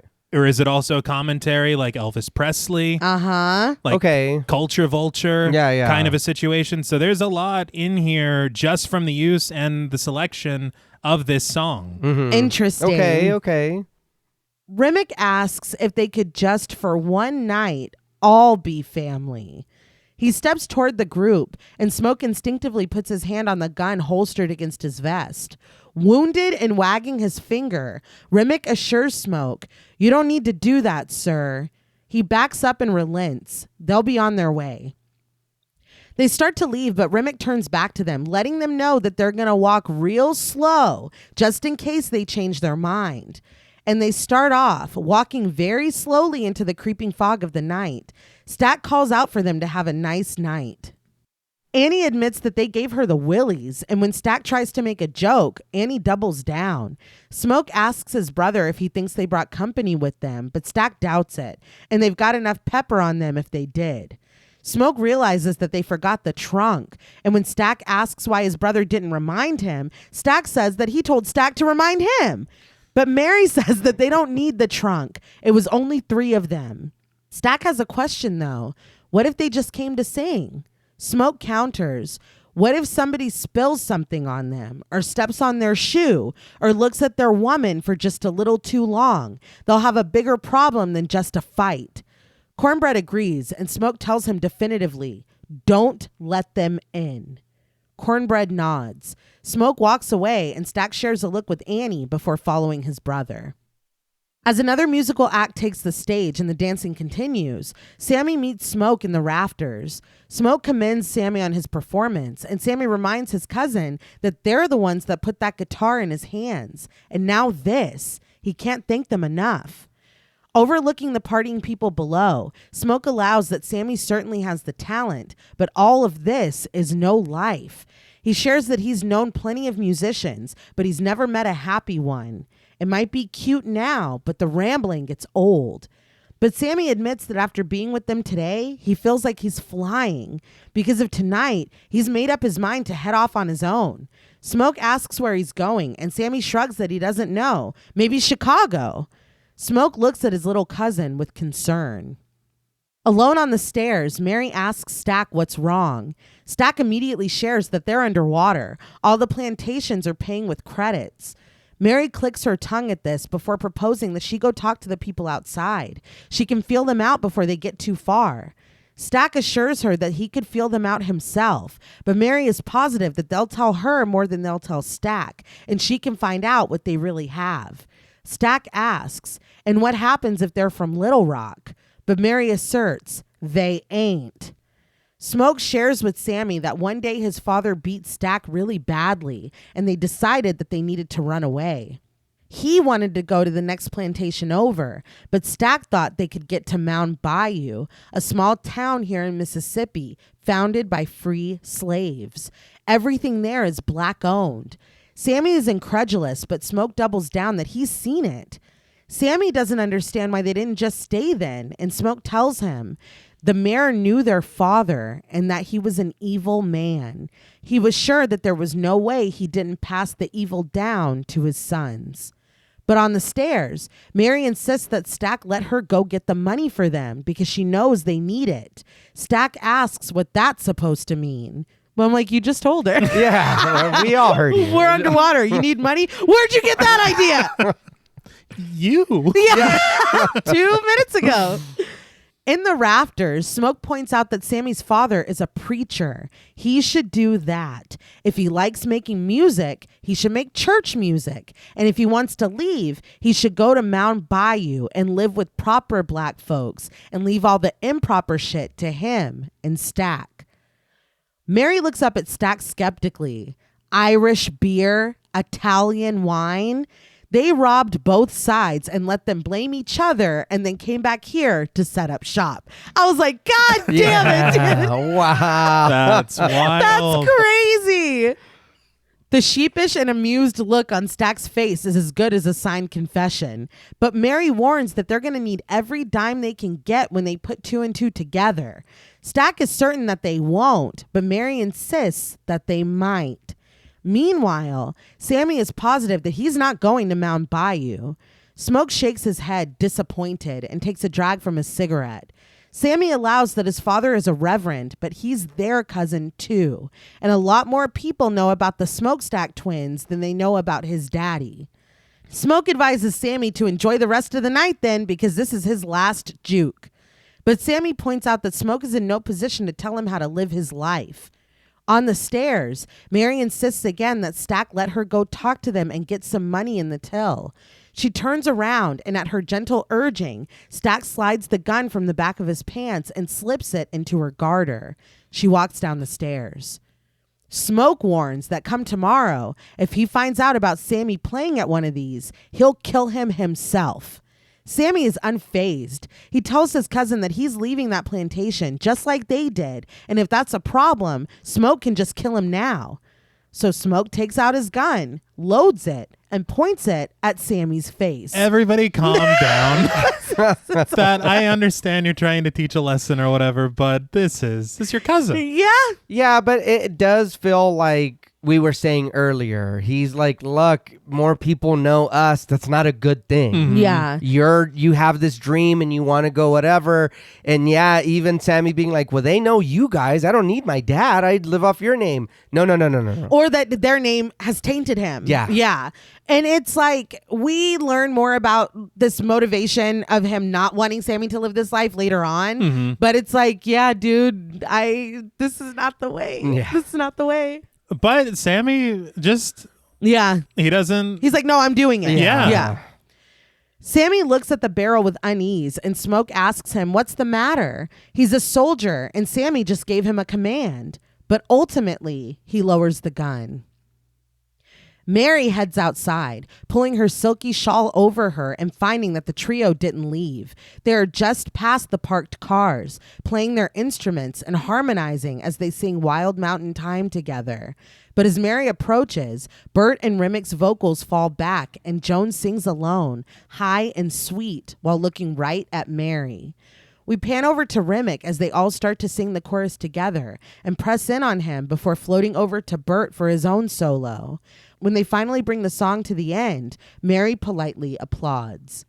That's beautiful. No, they sound damn near perfect. Yeah, but you guys got to get the fuck out of here. Both things can be true. Yes. Remick crosses his arms, asking if she was coming out here for some fresh air. But Mary says that she was coming to see if they were good people. She sits down on the log next to Remick, who asserts that that's sweet of her. Joan agrees. So sweet. Remick assures her that they are good people. Mary ventures, and you've got money to spend? Remick says they've got plenty of money. He points over to Bert, asking if she wants to see. Mary does, and Bert hands over large gold coins. Mary takes them in her palm, feeling their weight and rubbing her thumb across them. She asks, confused, what kind of money is this? Remick tells her, the solid gold kind, darling. Staring at the coin, she asks where it's from. Remick says that it's from a different place and a different time, but it spins just the same. That's troubling. Yeah. What does that mean? What time? Yeah, I know. Yeah. What do you mean? Different time? 1,000 years ago? Yeah. Give me a ballpark. Remick tells her, you can have it. Mary looks up at him, surprised when he continues, but it's no good to you. Joan echoes, it's no good to her. Joan, like, amening and echoing everything Remick says. It is very eerie and creepy, and she does it a lot. Mary asks what made him say that, and Remick says with certainty that she's in some deep, deep pain that money can't fix. He asks if he's right. She came over here for fellowship and love. Joan nods. Fellowship and love. Mary glances up at her before returning her gaze to Remick. She shares that her mother just passed. Remick laments that that's awful. Bert agrees. Awful. And Joan, just awful.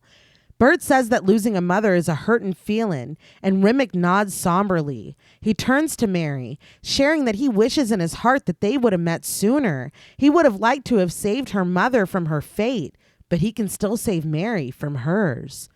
Chuckling uneasily, Mary is sure that Remick has her confused. She's sad, but she doesn't need saving.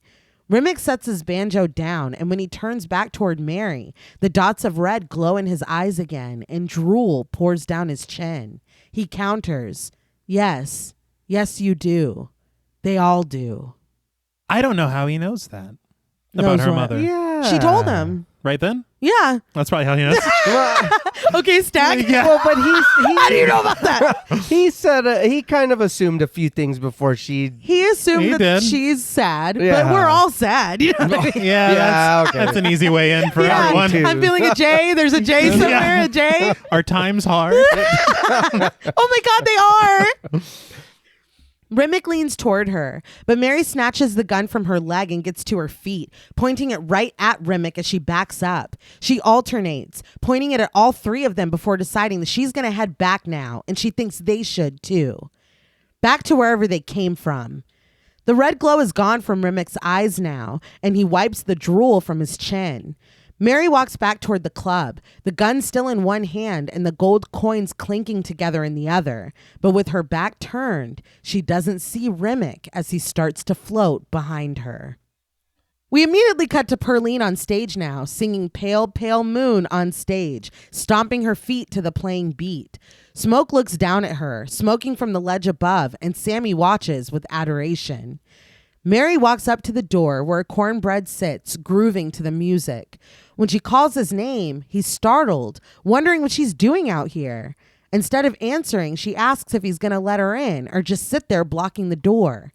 Cornbread looks up at her for a moment before standing up and letting her inside. You have to invite me in. Yeah. Yep. Yeah. Damn it, Cornbread. We follow her through the dance floor, shimmying to Perline's performance. Delta Slim comes out to the front door, laughing and fanning himself with his hat. He laments that it's hot in there. Cornbread was still looking after Mary suspiciously, but when Slim steps out for fresh air, he tells him to watch the door so he can go pee. He picks up his lantern and walks away, but Slim stops him. Hold on, why can't you piss right there? Cornbread pulls away from him and stomps off, leaving Slim to cackle at his annoyance. Cornbread just tells him to watch the door. But inside, Stack is playing cards and losing when Mary appears in the doorway, calling him sternly, Elias. He follows her out onto the dance floor, and when he asks what happened, she drops the gold coins into his hand. Stack marvels at them and asks if they wanted a drink for them or something. Mary shakes her head. Stack asks if they should go out there and tell them to do a song, but Mary plucks the toothpick from his lips and kisses him. Slim chuckles from the front door as he watches this. Stack is pulling away from Mary, but she continues to press her body into him, realizing that he's scared. But Stack's eyes are searching the club before he spots his brother, still presiding above them. Stack says that he's not scared. It's just that Mary is somebody else's. Mary grips his vest and pulls him closer, mulling that he'll rob trains and banks, but he won't steal this pussy for one night. God damn. It's like, all right. Yeah. You got me. Yeah. She's also a saleswoman. Yeah, I guess. They're a match. Yeah. But Bo whistles up at Smoke, catching his attention. Outside, secluded in the trees, Cornbread finally sets his lantern down and pees. Fireflies float around him in the darkness, but his satisfaction shifts to worry when he hears someone whisper, "Is that Cornbread?" He looks around, but the whispering continues from the trees. Fellowship and love. Fellowship and love. Hey, Cornbread. There's rustling in the grass, and Remick suddenly whispers, "Peekaboo." In the background, very faintly, you see those shining eyes. Yeah. 2 pairs of white eyes and then 1 pair of red eyes. Cornbread, get the hell out of here. Yeah. He was never going to get out of this. He No, he did a wasn't. hike into no man's land to take this piss. Yeah. He did. He went really far. And I gotta say, I've loved the cinematography of this film so far, but this gliding shot of him pissing is a little wild. There was a lot of pee. Yeah. A lot of pee. You might say an unnecessary amount of pee. We don't need to see that. No. But we cut back to the juke joint where Smoke enters the game room with Sammy and Bo behind him, demanding to know what the hell is going on. Chris, played by Christian Robinson, rushes up to him immediately, clasping his bleeding cheek and reporting that son of a bitch had loaded dice. He's been wearing them out. Smoke walks past him to find Jeff, played by Justin William Davis, thrusting a blade forward. Smoke warns him to put it down, but Jeff yells that he told the other man not to put his hands on him. Jeff, this is the first night of the juke I joint. know. And you're bringing loaded Behave. dice. That's unbelievable. At Yeah. least let them That's great. trust you Yeah. first. That's fucking nuts, man. That's bold. Smoke asks if he means to cut him now too, and Jeff says that he will if he has to. He just wants to be allowed to leave. But on the dance floor, Mary walks away to the back room, and after a quick look around, Stack follows her. This back room's getting a lot of action. Yeah. Once inside with her, among the cases of alcohol, Stack closes the door and the two begin to kiss passionately. Perline is still singing, humming, and stomping on stage, providing a soundtrack as Smoke violently subdues Jeff and takes his blade. He tells Sammy to check his pockets, and Sammy does as he's told. He produces the offending red dice and hands them over to Smoke. God damn it. Yeah. Perline dances and sings, hopping out a beat on stage as the crowd sings and stomps with her. Smoke tells the rest of the men to take care of Jeff, and they surround him, kicking him where he lies on the ground. Grace catches eyes with Bo as he closes the window between the game room and the bar, but she's dancing to Perline's song and shifts her attention back to the stage. Perline slinks down and crawls, her vocals dropping low. In the back room, Mary straddles Stack on the floor. As she starts to unbutton his shirt, he looks at her with concern, pointing out that she's drooling. And she is. It runs down her chin, thick. She looks at him with worry for a moment before wiping it away and asking, "Do you want some?" Stack bites his lip and nods, lying back onto sacks of flour on the floor. And when Mary leans forward and drools into his mouth, he swallows it down and they kiss. This film is horny as hell. It really is. It's something. I can do without the drool. The drool looks very weird. I don't like it. It doesn't look like drool. It No. looks like there's something about Mary. Right. It's like, were you eating a jelly donut outside before you came in here? Oh, what the fuck is going on? Yeah, I hope it's a fucking jelly donut. But yeah, it does. That is off-putting. Yes. But I think it's scary. It's like, it's unnerving. It's gross. It's disturbing. What the hell is going on? Because the same thing was happening to Remick outside. He was getting ready to eat. He was. Yeah, that's right. Yeah. It's so funny. She's like, "You want some?" Stack's like, "I can look past what I've just seen."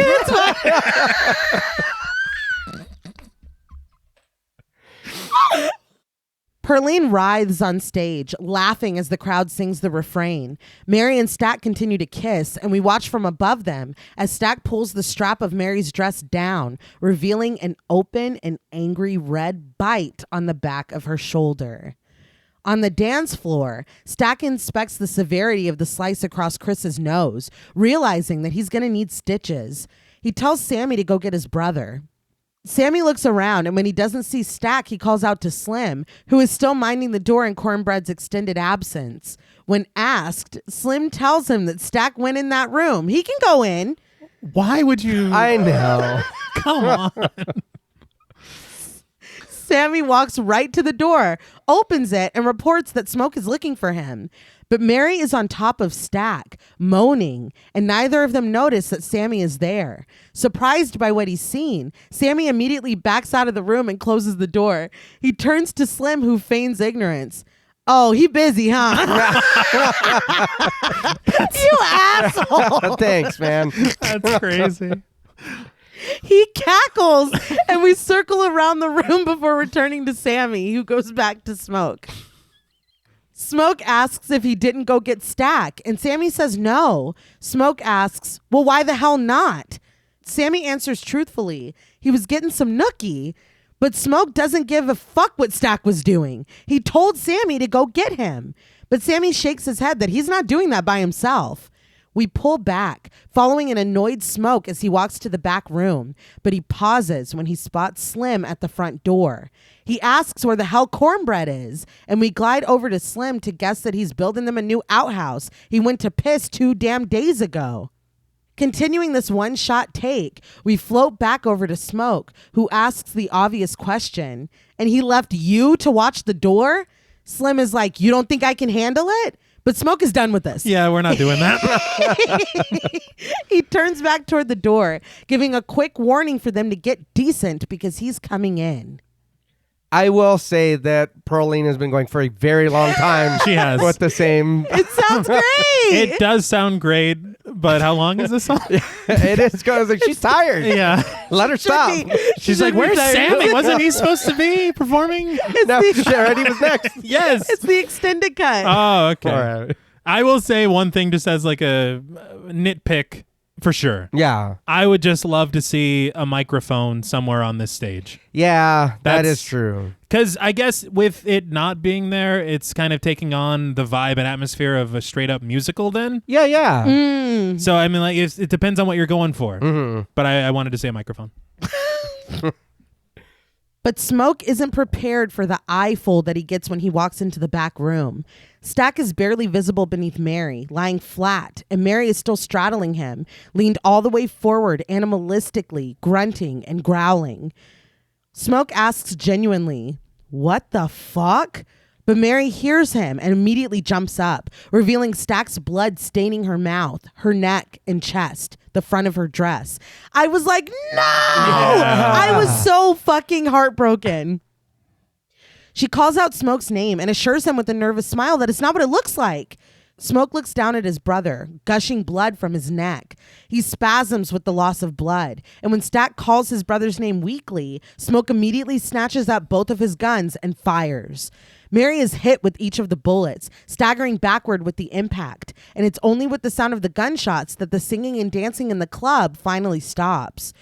The patrons, Perline and Grace, look around in fear, but Mary goes down in a heap next to Stack. Smoke starts toward his brother, but he stops when Mary starts to laugh from the ground. The blood squelching beneath her, Mary pulls herself back up to her feet. She smiles brightly at Smoke, her teeth sharp points and a pinhole light glowing in her eyes. She promises, "We're gonna kill every last one of you." This visual in this moment is fucking incredible. Yeah. Yes. I just have to say, I saw this visual No. in marketing before I saw the film. Okay. That should not have fucking happened. And that's not on me. That's like viral marketing. It's not even like it was, because I think it was in the trailer. Yeah. But I avoid trailers because I don't like that shit. But it was literally just scrolling on social media, her as a fucking vampire. Yeah, I'm very lucky because from between seeing the trailer and seeing the movie, I had forgotten the trailer. I just knew that it looked cool. It shouldn't have been in the trailer. That's literally what I was going to say. This is such a great shot. She looks amazing with the teeth and the blood and the eyes. I wish people, like even reading articles about this, they use this in the article. That's the thing. Yeah, it's like, can we stop? Can we not do that? That is a huge fucking spoiler. And I understand if you're looking at it from a marketing perspective, you're like, well, what is a cool visual that could get people to come and see it? But at the same time, you're like, look at what you're doing to the narrative. It's like at what cost? Yeah. And I hadn't seen the trailer for this. And then your sister had told me after she watched, she was like, try to avoid it because there's shit everywhere. So anytime I see it on any kind of social media or TikTok or whatever, I'm just pass it, get past it. You're very smart. I tried, man. That was a lot. Smoke only has time to fire once and miss when Mary goes sprinting past him, laughing. She runs right out the front door of the club, telling Slim as she goes that she'll be back and they're going to have some real fun tonight. Slim's like, what the fuck? It's like, okay. Sounds great. Annie enters the room to find Stack bleeding out on the floor and Smoke desperately trying to apply pressure to his twin's wound. Shocked and terrified, she asks what happened. When Slim enters behind her, his jaw drops and he instinctively closes the door. Stack answers Annie's question. She bit me. His blood pours thickly over Smoke's hand. Annie looks up at Sammy, his breath coming in panicked shudders. And then she looks at Smoke, who stares into Stack's eyes. Stack looks up and admits that he's so scared. Smoke tells him that it's okay. He can let it go. He tells him, "I'm with you." Our view stays on Smoke, but we can hear Stack's grunts and pants until he finally tells his brother, "I love you." And the pained noises fall silent. Elias Stack Moore lies dead in his twin brother's arms. Slim staggers back, removing the hat from his head, and Annie looks to Smoke, offering her sincerest apologies. Smoke can only stare at her, traumatized, shaking, his eyes wide. Pragmatically, Annie turns to Slim and orders him to keep everybody out. Slim looks back at the scene one more time before opening the door and stepping out. There's a gathering crowd with Bo and Grace standing in the front, stricken. When a woman asks if they're going to bring the music back, Perline pushes her way to the front, declaring the hell with the music. She asks if Sammy is in there. Are you going to bring the music? You just heard 80 gunshots. Yeah. See, that's what I'm like. So you can hear Perline humming from like 100 feet away, but you didn't just hear them. They did. That's why everything stopped. Well, then what the hell are you talking about? Slim says that Sammy is in there and that he'll be out shortly before announcing, "Party's over, y'all." The patrons start to whine, but Bo and Grace immediately turn to face them and back Slim up, ushering them toward the door. This is so weird to me Because again, with what you just heard, they're like, "Oh man," Yeah. and they're like, "Everybody go home, drive safe." It's like, dude, what happened in that room? They were having fun. They were dancing. Yeah. There were several gunshots. Yes, yeah, there was. Bo thanks everyone for coming, but the disappointment is palpable when the juke joint is vacated. With the rest of the patrons gone, Slim admits that they've got themselves a problem. In the back room, we watch Smoke wrestling with what he's just experienced, his shirt clinging to him under the weight of Stack's blood. Sammy stammers that he could have stopped it, but he thought they were making love. Annie tells him to stop. This is not his fault. Emotion cracks Sammy's voice when he asks, "Is Stack really dead?" Annie wants to know if Mary said anything, and Sammy shares her words. "We're gonna kill all of you." Annie is like, "We?" She said we? Sammy lowers his head, crying, but Annie goes over to Smoke, who still lies with Stack in his lap. She kneels down, telling him that they need to move Stack's body outside. Smoke snaps at her not to touch him. Nobody moves him.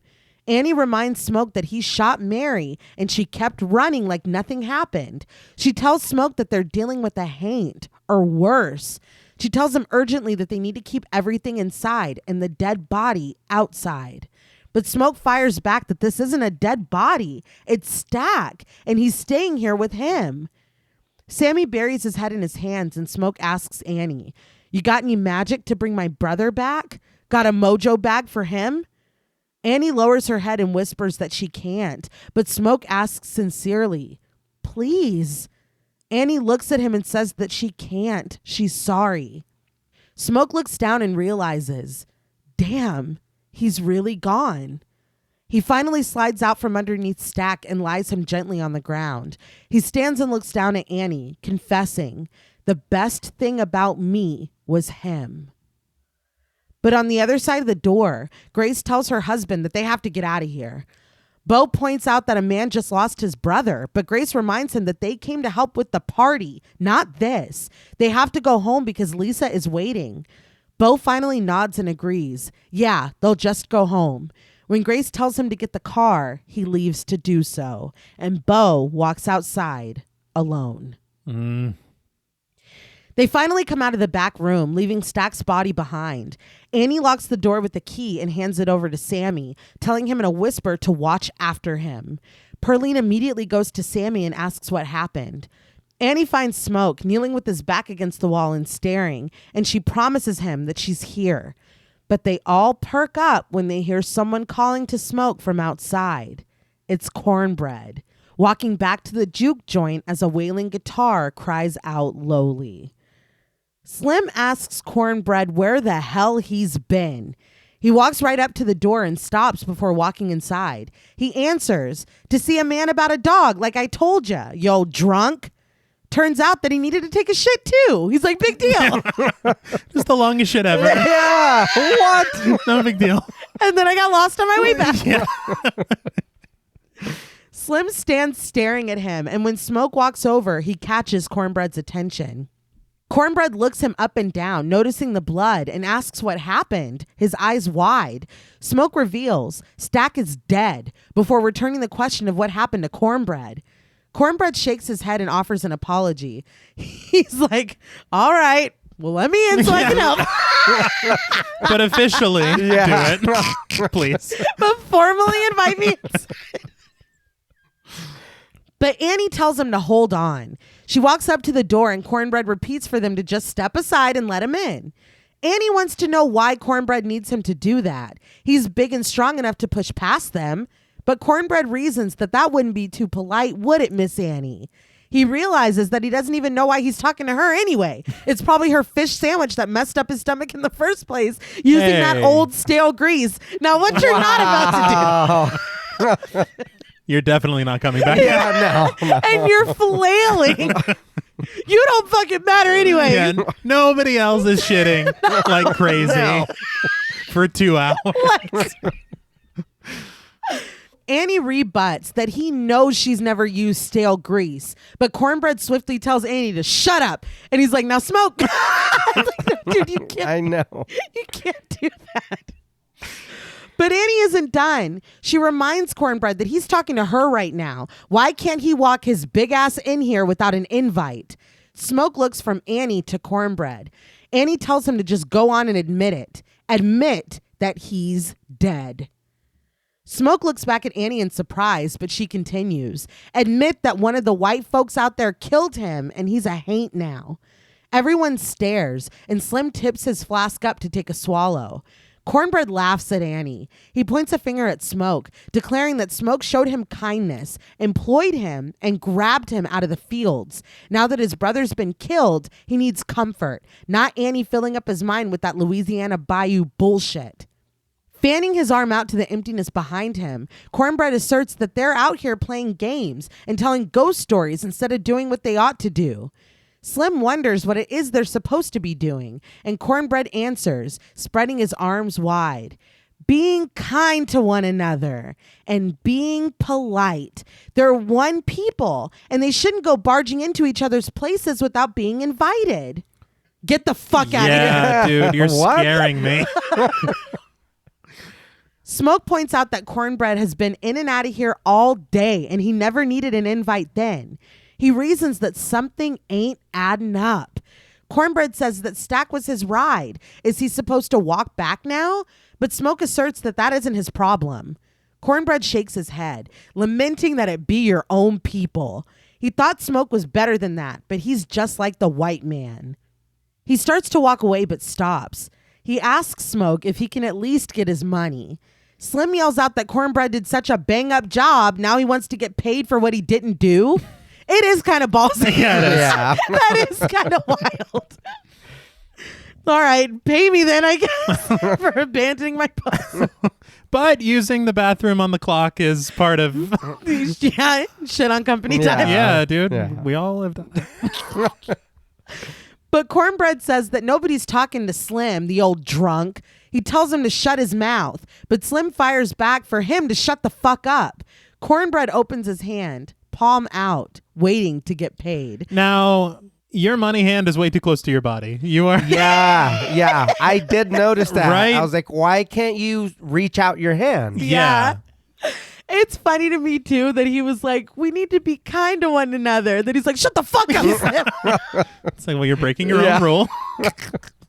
It's really whatever suits you in the moment, I think. Whatever gets me inside. Right. Yeah.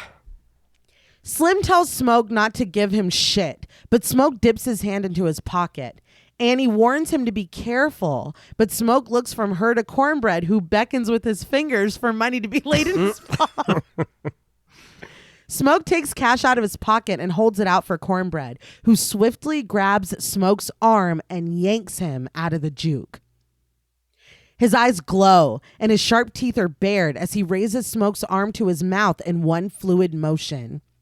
Everybody starts to rush for the door, but before Cornbread can bite down on Smoke's arm, Smoke pulls his gun and shoots him in the face. They both hit the dirt. Grace screams and Slim staggers back. Smoke starts to get up, leaving Cornbread's payment crumpled on the ground, but he catches Cornbread's glowing eyes. Blood pours from Cornbread's face as he stands to his full, formidable height, the gunshot having blown out the side of his cheek. And again, this makeup looks amazing. Yes. Yeah. Fontaine said that this was his favorite prosthetic. Omar Benson Miller did say that he had never worked with prosthetics before, and this thing was like a muzzle and the functionality was terrible, that he couldn't really do anything, but it looks amazing. Yeah. Fontaine said that he reconstructed Cornbread's, well, not Cornbread, the actor's face, and gave the illusion of depth where there wasn't any, because it does look sunken in. Yeah. That's impressive. Yeah. It looks really, really good and painful. Mhm. Yes. Smoke scrambles inside, and Annie immediately shuts the door in Cornbread's face. She inspects Smoke's arm for a wound or a bite, but Smoke assures her that he's okay. Slim gets their attention and asks if they smell anything. Annie says no, but Slim admits, I think I shot myself. Which I don't blame him. Yeah. No. No one gives any regard to this. And he's not blaming the grease. Yeah. Smoke is questioning Annie on how Cornbread was able to get up, but Annie doesn't know. Perlene and Sammy are standing by the locked door to the back room when someone starts to knock on it from the other side. Afraid, Pearline asks if somebody's in there. Sammy lowers his ear to the door and is nearly stabbed in the head when someone thrusts a knife through the wood. He backs away, calling out for Smoke. And Stack calls him too, telling him to go ahead and open the door. Let him out. Smoke peers through the hole the knife made in the door and asks Stack if that's him. We see the gold in Stack's teeth through the small hole as he answers sarcastically, "No, it's Jim Crow." He tells his brother, of course it's him. Open the door. Smoke glances back at Annie before asking Stack how he's feeling because he lost a lot of blood.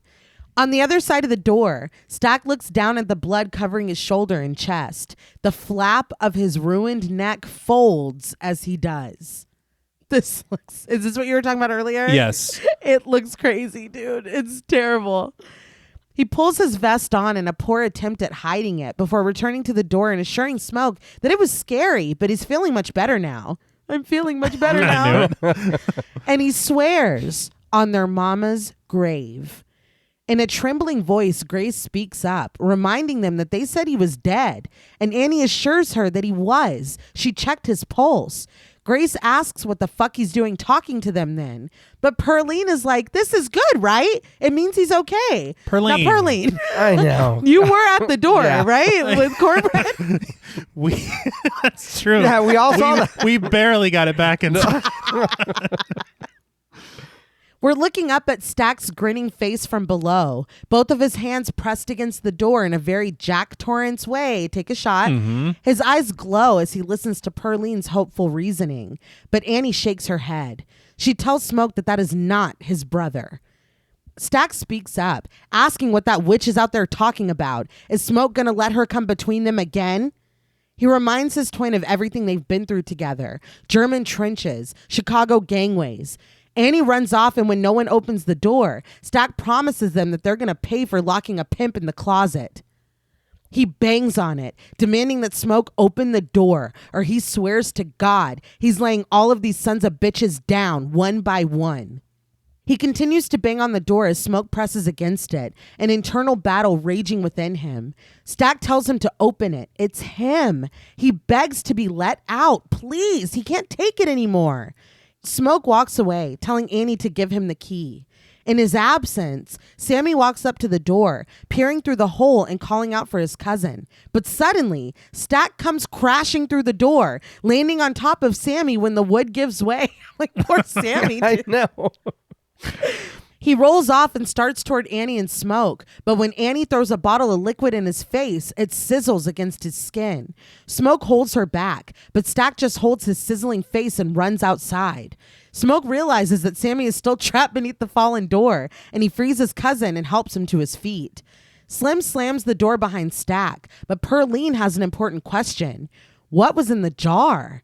Panting, Annie tells her that it was pickled garlic before announcing that they're not haints. They're vampires. Ooh. Okay. The score rises as we get a shot of the lot outside before returning to Grace, who says that Beau is still out there. They have to go get him. She's the one that sent him out there. Annie says that she can't let her do that, but Grace insists that Beau needs her help. Smoke assures her that Beau can handle himself. He probably got in the car and got someplace safe. Grace shakes her head, warning that they're not keeping her away from her husband, but Slim corrects her. They're just trying to keep her alive, and Annie says that they only need to make it till sunrise. Grace reluctantly nods. I have to be honest, after everything that has gone on, I forgot completely about Beau. Yeah. So did I. It's Yeah. just too much. It is. It was a little interesting too that Stack was in, and then he got a little water thrown on him, and he took off. He fled. Yeah, he did. It's like, fuck, I'll be back. Right, now you have to be invited in again now. That's right. And he does, yeah, yes. you were already inside. Yeah. A little convenient for us. Yeah. Annie instructs that they need garlic. We see them peeling garlic cloves and dropping the fresh bulbs into jars. She says that they need wood, and we cut to chairs clattering as they're broken down for resources. Annie says that they need silver and holy water. We see Smoke sitting between Sammy and Slim and across from Pearline as he aims his gun, reasoning that this shit might not kill them, but it'll slow them down. Pearline loads her own gun. But now, Sammy asks Annie how it can move and sound like Stack if it's not. Annie admits that she's only heard stories. She hasn't come across them herself. Perline wants to know the stories she's heard, and Annie explains that it's how haints work. They switch places with the soul of a man, but it's different with vampires. It may be the worst kind. The soul gets stuck in the body. We see Annie throwing bones and other small items on the roulette table, reading the prophecy revealed before scooping them back up. Still addressing the group, she continues that the soul can't rejoin their ancestors. It's stuck and cursed to live here with all this hate. They can't even feel the warmth of the sunrise. Smoke accepts this, but as he steps forward, he wants to know if they can bring Stack back if he kills the ones that made him like that. Annie blows on the objects in her hand again and throws them onto the table, not looking very happy with the outcome when they land in the same formation. Annie breaks the news to Stack that they have a connection, but they live on, even if the one that made them is killed. She offers that the best thing they can do for Stack is to free his spirit from the curse. They need to be killed, one by one. Slim asks how the hell they can do that. Annie tells them, sunlight or a wooden stake to the heart. We see Smoke using a knife to carve a stake out of wood, but standing in front of Annie now, he asks her, what the hell? He says that he kept Stack safe for all these years and all over the world. Why tonight? Sammy admits that it's because of him. His daddy told him that the devil was coming because of his music. But suddenly Slim speaks up, sharing that he had a gal once, a vampire, and she was light-skinned too. He chuckles that the girl bit him everywhere but his neck. All right, Slim. No one else laughs. It's like, look, guys, if we're already turning on each other. Slim tells Sammy not to worry about a thing. He says that the devil has come for him many times, and if he comes knocking tonight, he'll have to go through his old friend Delta Slim before he gets to Sammy. And that goes for everyone else too. They all share a silence. Later, Annie implores Smoke that if she gets bit by one of them, he has to promise her right now that he'll free her before she turns. She presses her hands against his chest, but Smoke doesn't understand. What does she mean, free her? Smoke looks down at the objects, bones, buttons, keys, small stones scattered across the table. Annie just answers tearfully that she's got someone on the other side waiting for her, and they're waiting for him too.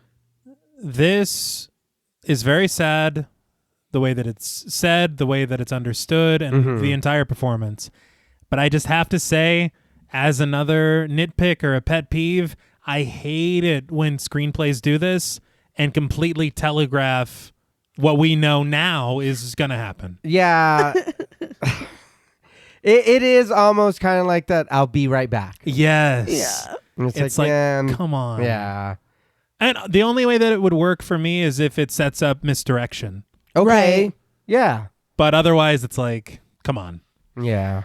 But also, in case you didn't know who Annie meant, we see Smoke putting the white flowers on the small grave outside of her shop. Also, Yeah. another pet peeve. Yeah, it's definitely one of mine too. I'm gonna let you finish. I am gonna let it slide this time because I really do love this film, but I feel like we're engaged, we're paying attention, we know who she meant. Yeah. Yeah. There's a difference between using flashbacks for like sentimental and emotional effect and being like, remember they had a baby? Like, it's like, no, we know. Yeah. Annie takes the stake from Smoke's hand and presses the point against her chest. Smoke immediately pulls it away from her, but she asks if he understands. She starts to cry, but Smoke cradles her face, asserting that he doesn't care what that shit says. He's getting her home safe. But the moment is broken when someone starts to scream from the other room. They found Chris, face down and motionless in a dark pool behind the bar. Grace wonders who did this. Was it Stack or Mary? But Sammy reminds her that they both ran straight out the front door. Grace wonders who bit him then, but without an answer, Annie decides that they need to get him outside. Sammy and Smoke drag the body out the door, and Smoke starts to go back inside, but Sammy stops him. He can hear Remick singing, echoing through the night. He asks if Smoke can hear it. They're playing music. In the distance, thunder rumbles lowly. A band stands ready behind Remick, who sings Rocky Road to Dublin with his mouth stained red. Smoke does hear it, but he's adamant that they get back inside, and he hurries them both back to safety. The blues musicians from the juke joint play with Bert and Joan, who have clearly eaten with blood smeared around their mouths. They play as Remick continues to sing, and clusters of others circle around them, clapping their hands and keeping the beat. Among them are Mary, Stack, and Cornbread, smiling despite his ruined face. They cheer Remick on and sing with him as he begins to dance an Irish jig in the center of the swirling circle. They come closer to Remick, embracing him as he closes his eyes in elation. I did see on that featurette that for this sequence, they brought in a choir of about 30 Irish singers. Okay. And then I think, whenever they recorded other aspects of the soundtrack, they brought in other choirs. And so it just feels like this unbelievable wall of voices. Yeah. But they also, according to the choreographer, Akeman Hassani Jones, they brought in people knowledgeable in Irish culture in order to do these dances justice. Okay. Culturally. Yeah. And it does bring up a very interesting conversation, and I've seen it a lot online on the TikTok. Yeah. And also in articles as well. On them TikTok films they got on there. Yes. I see nothing wrong with what she's just said. Yes, exactly. That's precisely, yes. You're my echo. But this idea of Remick being Irish, it does draw these parallels between Irish culture, African culture, African-American culture, this idea of oppression, colonialism. So it adds richness to Remick's character. Yeah. In a way that is very interesting to me, but I don't oddly feel it's not unpacked in this film. Right. It's kind of a depth that remains at the surface. I don't know how to explain it, because I feel like there's more that could have been done with that. I agree. We do explore it a little bit more later, and I think that it gives context to kind of his motivations and the parallels between the situations. But yeah, it's ripe. Yes. You know? Yeah. And yeah, we could have gone a little bit deeper, but then it's like, okay, well, what is this film then? Like, I don't know if we have time for that. I suppose. You know, I don't know. We got it. He's a vampire. Uh-huh. You know what I mean? You're like, we know all we need to. And I did read that Coogler has been asked several times if he has plans to do a sequel or a prequel. And he said that he really wrote this film to be in a full course meal with appetizers, entrees, and dessert. And that he plans on this being it. And I would love that. I can understand that, because I have seen online as well the idea of the Choctaw and Remick situation. That would be cool. I mean, it would be cool, but it's like, this is so special. Yeah.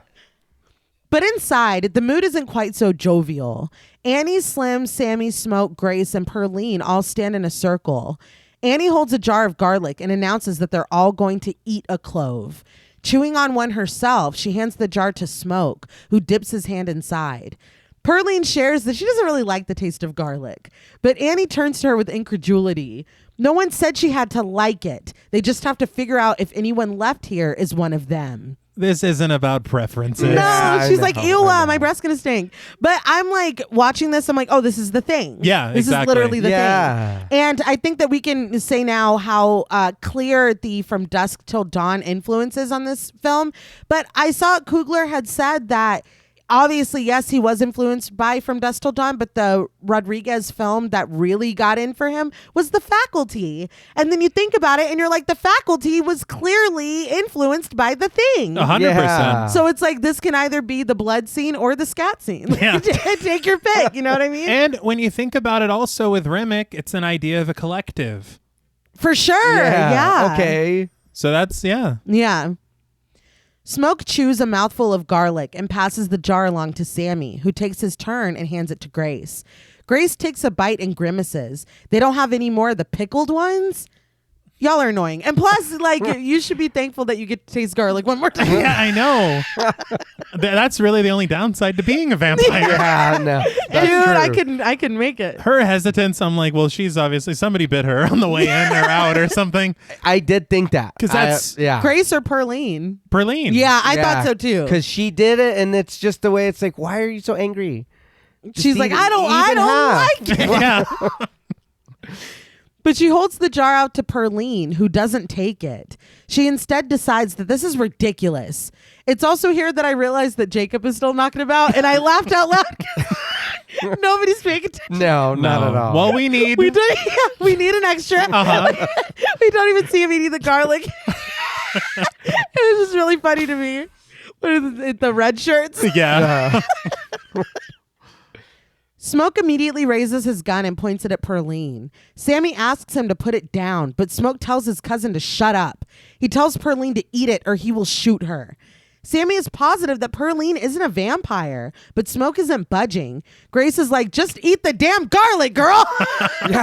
Really, just eat it. Sammy calls out to Smoke again, but Smoke pops him in the mouth with the butt of his gun. Sammy covers his face and groans in pain, but Smoke reminds him that he's trying to keep him alive. He is not to question him. Perline looks at Smoke coldly and tells him that he is an evil man. No wonder the devil's coming for him.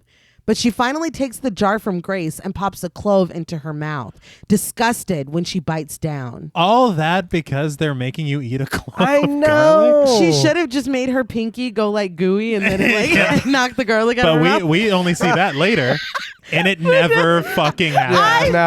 No. We were all I watching. can't go there. Yeah. I can't go back. Slim snatches the jar from her and eats one himself, but his reaction is intense. He covers his face with his arm, staggering back and growling low in his throat. Smoke readies his gun and his steak, but Slim assures him in a hoarse voice that he's okay. He drank too much of that Chicago beer and his nerves are all fucked up. He finishes the clove and stands up straight, proving that he's all right. Annie looks at Smoke suspiciously, asking if he's sure that was blood. Smoke goes back to where they found Chris's body and inspects the dark pool that was beneath him. He dips his fingers into it and smells them before picking up the dropped bottle of beer. This is another thing that I was like, all right. Yeah, thank you. Guinness isn't molasses. Like, I don't know what the fuck. I don't know what's going on. You know what's going on. I know, yeah. There's a lot going on, you guys. I know. Sometimes I can't let's- tell the difference between beer and blood under the best circumstances. Mm-hmm. Right, guys? No. Yeah. No. Outside, Chris has woken up. The vampire's celebration echoes as he approaches the door, looking around nervously. When he finds it locked, he bangs on it, asking Smoke to let him in. They hear this outside, but it also catches the attention of Cornbread over with the other vampires. Chris knocks again, promising that he paid his tab if that's what this is about. He screams that there's some weird shit going on out here. As Cornbread starts to run across the lot, he begs to be let in. Smoke goes to the door, pulling his gun as he rips it open, but he's too late. Cornbread tackles Chris and takes a bite out of Crime, and by crime, I mean Chris's neck. Smoke watches this in horror, and while he's still got the door open, Grace rushes over just in time to see Bo strolling toward the club from the parked cars. I'm very upset. Yeah. He calls out to her happily, and he tells her to come on. He got the car started. See, that's his first mistake if he thinks he's actually going to get her out here. He's Yeah. like, Grace, oh my God, there's vampires out here. Yeah. And then, Let me in. I would believe, oh yeah, that too. Yeah, I mean, either way. But he's like, Yeah. come on, honey. Yeah, he's like, it's warmed up. It's like, dude, I'm not coming out there. Yeah. Do they not have concept of time? Because he's been starting this car for 20 minutes and Cornbread was pooping for like 2 hours. That's the first thing you lose when you become a vampire. Well, they were dead. They had to come back. That's yeah, true. It's just funny because he's like, oh no, I was just starting the car. It's like, you've been gone for a half an minute. hour. Yeah. Grace looks from her husband to Cornbread, ripping out Chris's throat. Bo's like, what is it, Grace? It's like, dude, you should probably react to this. Yeah. That's what I'm saying. Pretend. Grace answers in a weak and wavering voice. He's killing him. But Bo tells her not to worry about Cornbread. He's just a little hungry, that's all. Having killed Chris, Cornbread finally sits up and wipes the blood from his ruined face with the back of his hand. Grace watches, trembling as Cornbread rises and snarls. But Bo tells her to come on. He runs his hand through his hair, saying that he got the car all warmed up. He thinks for a moment, though, leaning against the club and proposing. Or you could let me back in there. He could come in and they could get their things and then go home. As casual as he seems, Bo's eyes begin to glow. It's like, oh, he's a vampire? Yeah. Yeah, dude. No shit. Andy warns Grace not to listen to him, and Smoke promises that they'll find their way out of this. But Remick walks over with raised hands, asserting that he's their way out. Smoke points his gun at him, but Remick still has a pitch, despite his red glowing eyes and his mouth soaked in blood. He asserts that the world already left them for dead. They can't build, they can't fellowship, but they'll do just that together. Forever. Bo nods and smiles, promising his wife that it's better this way. So why doesn't she just go ahead and invite them in? Remick says that she should listen to Bo, or listen to him, because he knows everything Bo knows now, and he wants her to let them in there. Or they'll go to the grocery store and pay little Lisa a visit. Grace crumbles, screaming, "Don't you fucking dare." They have to hold her back from launching herself at Remick, but Remick is still calm, telling her again that he knows everything now. Grace sobs but goes quiet and horrified when Remick drops English and slides seamlessly into Thai Chinese, adding, "Even how you like to be licked. I can promise I won't bite too hard." Now, we've been talking about... He's wearing his influence on his sleeve. Look at Right, the yeah. influences are on his sleeve. Look, we all understand. I saw. Yeah. But it's very funny to me. It reminds me of that meme of the writer's poorly disguised fetish. It's like, well, we have an idea. I saw a tweet. I think it was a tweet that was like, "My favorite part of Sinners is the canonically confirmed eaters." The number of them. Yes. Grace begins to cry again, and Perline is astonished. She is sure that this can't be real, and Sammy asserts, "You're the devil, ain't you?" But Remick's face brightens, and he's like, "Sammy!" He's the one he came for. Remick sensed him. We see Remick, Bert, and Joan standing and watching Sammy play in the flames of the juke joint, the eternal and timeless dancing surrounding him. Remick tells them now that he wants to see his people again. They're trapped here, but Sammy's gift can bring them to him. He says that if they'll just give him little Sammy, he'll let the rest of them live. Sammy starts to step forward, but Smoke stops him, still aiming his gun at Remick. Slim warns Remick that they can't have him. He belongs to them. He belongs with them. And Smoke assures Remick that he's not going to let that happen. But Remick posits that Smoke can't save him any more than he could save his brother. That's too much. Smoke lowers his gun when Stack and Mary come over giggling with Joan and Bert. They stand behind Remick with Bo and Cornbread, as Remick cautions that they're not safe here. No matter how many guns or how much money, they'll take it from them whenever they want. They built something beautiful here tonight, but it was built on a lie. He says that Hogwood, and we see him for a moment spitting his tobacco into the dirt outside the mill. We remember. Yeah. Hogwood is the grand dragon of the Ku Klux Klan, and Bert is his motherfucking nephew. We see Bert's KKK cloak and hood propped up on the bed, and Hogwood looking at the bag of money Stack handed him. Remick reveals that they were always going to kill them. He just happened to show up at the right place at the right time. At the farm, battered and smoke curling from his skin, Remick is greeted at the door by Bert and Joan and their guns. Why are we so flashback heavy right now? Yeah. I know. Let his words hold the weight of everything he's saying. Yeah. Stack throws his arm around Remick, assuring his brother that he's telling the truth. He sighs that he can see his memories. Slim advises that that is not his brother, but Stack continues. This wasn't a juke joint or a club. This here's a slaughterhouse. Holding Joan close, Bert agrees that it's a goddamn killing floor. And Joan adds that what Uncle Hogwood doesn't know is that they're going to start themselves a new clan based on love. She holds her hands up, closing her eyes and giggling joyously. Remick says that now that they've got the numbers, they'll probably go to that old bigot and rectify him too.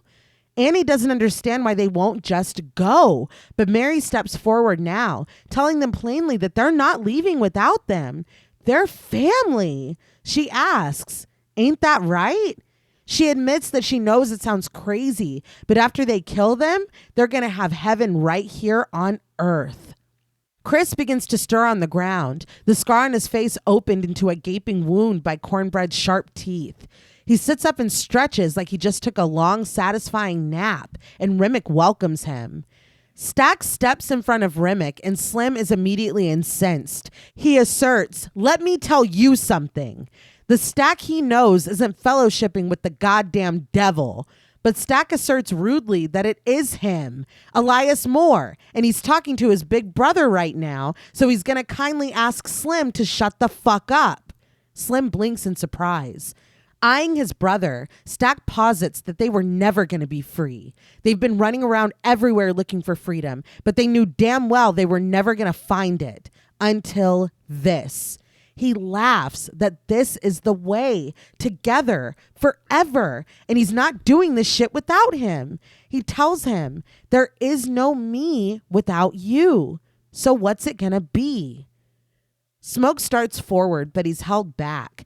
Annie tells them to go shut the door, and Sammy does as he's told, severing the conversation when the door closes. Stack sighs and laments. No vision.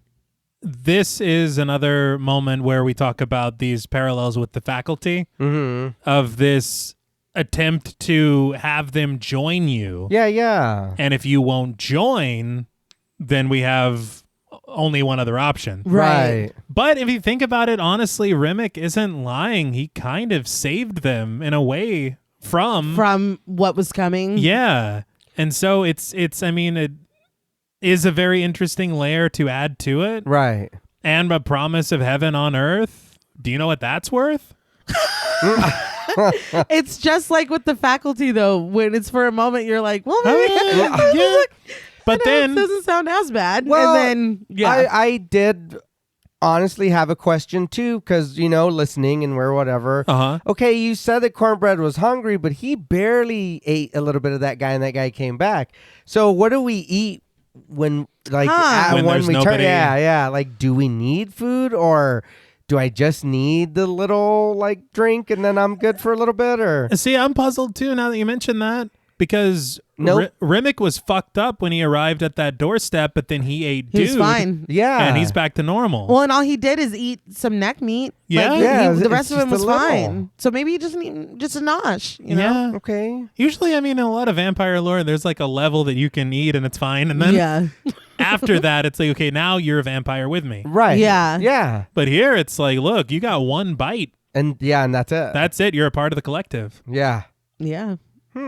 Interesting. Yeah. Inside, Smoke's hands are trembling so hard his watch rattles on his wrist. Slim is watching the vampires out the window as Grace stomps over to the bar, reminding them that he said he was going to take their daughter. Annie says that she can't believe him. He's just trying to get her to let him in. But Grace yells that he didn't threaten her children. Perline says that they just need to stay through the night, and Grace asks, then what? Let them kill her whole family? The whole town? Turn them all into monsters? Grabbing a bottle, she says that white devil spoke Chinese. He got in Beau's mind. When no one speaks, she goes to Smoke, imploring that they have to stop them before they get away. But Smoke tells Grace to just slow down and give him a second to think. Grace laughs bitterly, questioning, ain't you a soldier? Smoke rises from his chair to face her, and Grace continues her line of questioning. Didn't he just shoot 2 men for touching his truck? They killed his brother and made him one of them. Her beau, too. Then they said they were going to kill Lisa. If now isn't go time, she doesn't know what is. They're really supposed to wait the night and let them kill their loved ones and make them demons? But Slim points out that it doesn't look like they're leaving, which is funny because they're not. They aren't. That's true. Grace screams at Slim to shut his drunk ass up, but Slim asserts that he's not drunk right now, and she needs to watch her mouth. Grace stuffs cloth into a bottle, and Annie tells her to stop that. She takes it away. But Pearline speaks up, asking if they hear that. Outside, they're all singing Pick Poor Robin Clean in unison. Grace goes to the window, and Bo looks at her, blowing a kiss before joining in the song. Grace sobs and presses her hands over her ears. She walks directly over to the bar, picks up a steak, and starts toward the door. Everyone rushes to hold her back, begging her to stop, to calm down. Grace struggles against them, even after she drops the steak. She sees her daughter in her mind, Lisa, standing in the window of the grocery store the last time she saw her. Overcome, she starts to scream, and when Smoke places his hand over her mouth, she bites down on it. Her words free, she screams, "Come on in, you motherfuckers." Outside, Remick lifts his head while the voices inside clamor, demanding to know what the hell Grace is doing. But the vampire smiles. I understand, but god damn it, Grace. I know. It's hard because I do. I fully get it. But yeah, it's like, wow. What do I do now? Do I just like, you go answer the door? what the fuck? Maybe they'll be satisfied. Yeah. The group outside sings Pick Poor Robin Clean louder and louder, their voices mingling with each other while everyone inside rushes to grab their weapons against their inevitable entry. They grab them up and face the door, but Grace stays behind, bringing a lighter to the cloth sticking out of her Molotov cocktail. She joins the group, standing and ready for the intrusion. Remick opens the door, the glow in his eyes a bright red. Grace screams and throws the bottle at him, but Remick easily bats it out of the way with his long-fingered hand. It crashes against the wall where it bursts into flames. Too fast. Yeah, wow. Literally.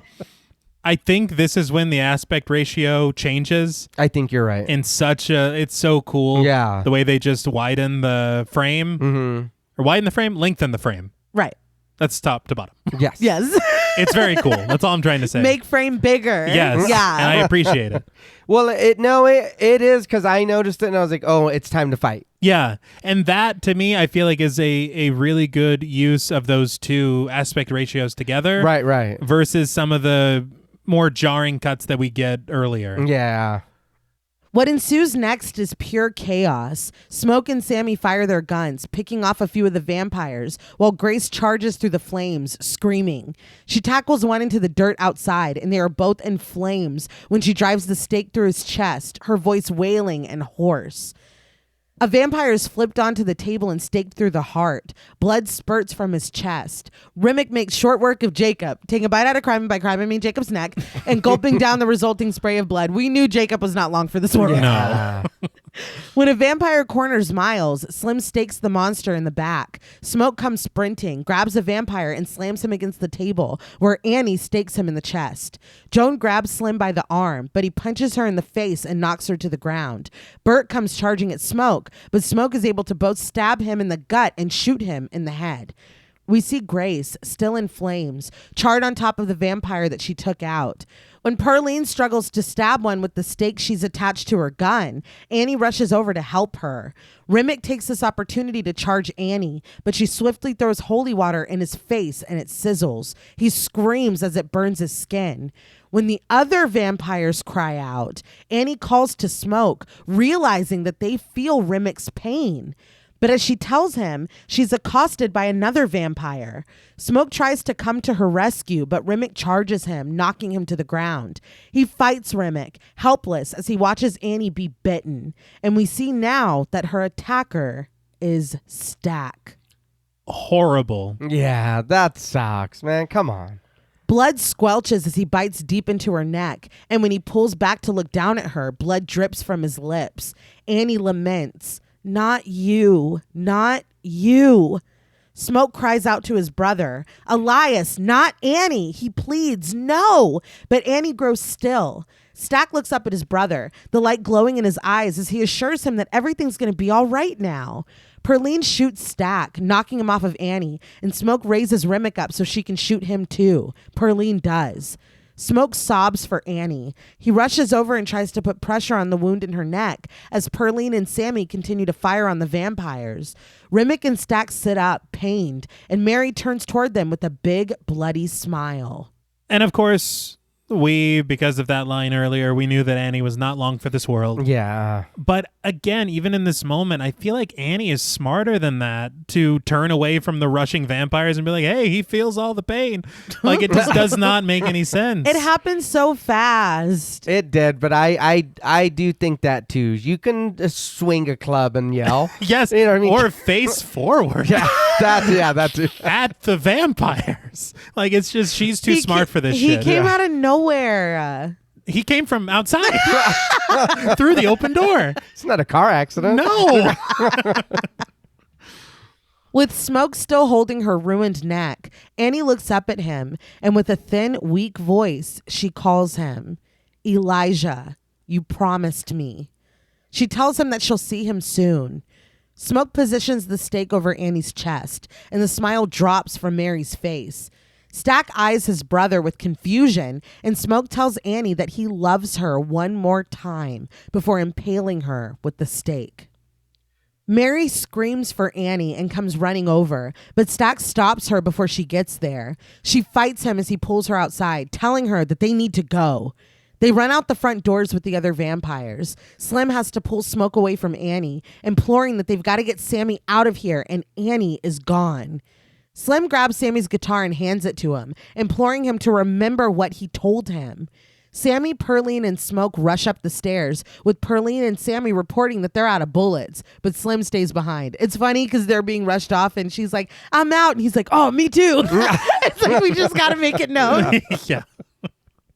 Slim grabs a bottle of beer and drinks it down, reporting that it's still nasty. But he breaks the empty bottle and uses the jagged edge to tear into the flesh of his arm. Blood leaks out and he presents it toward the vampires, coaxing them closer. He thrusts the bottle toward the incoming monsters, declaring, "Last call, Delta Slim." He's such a badass. Yeah.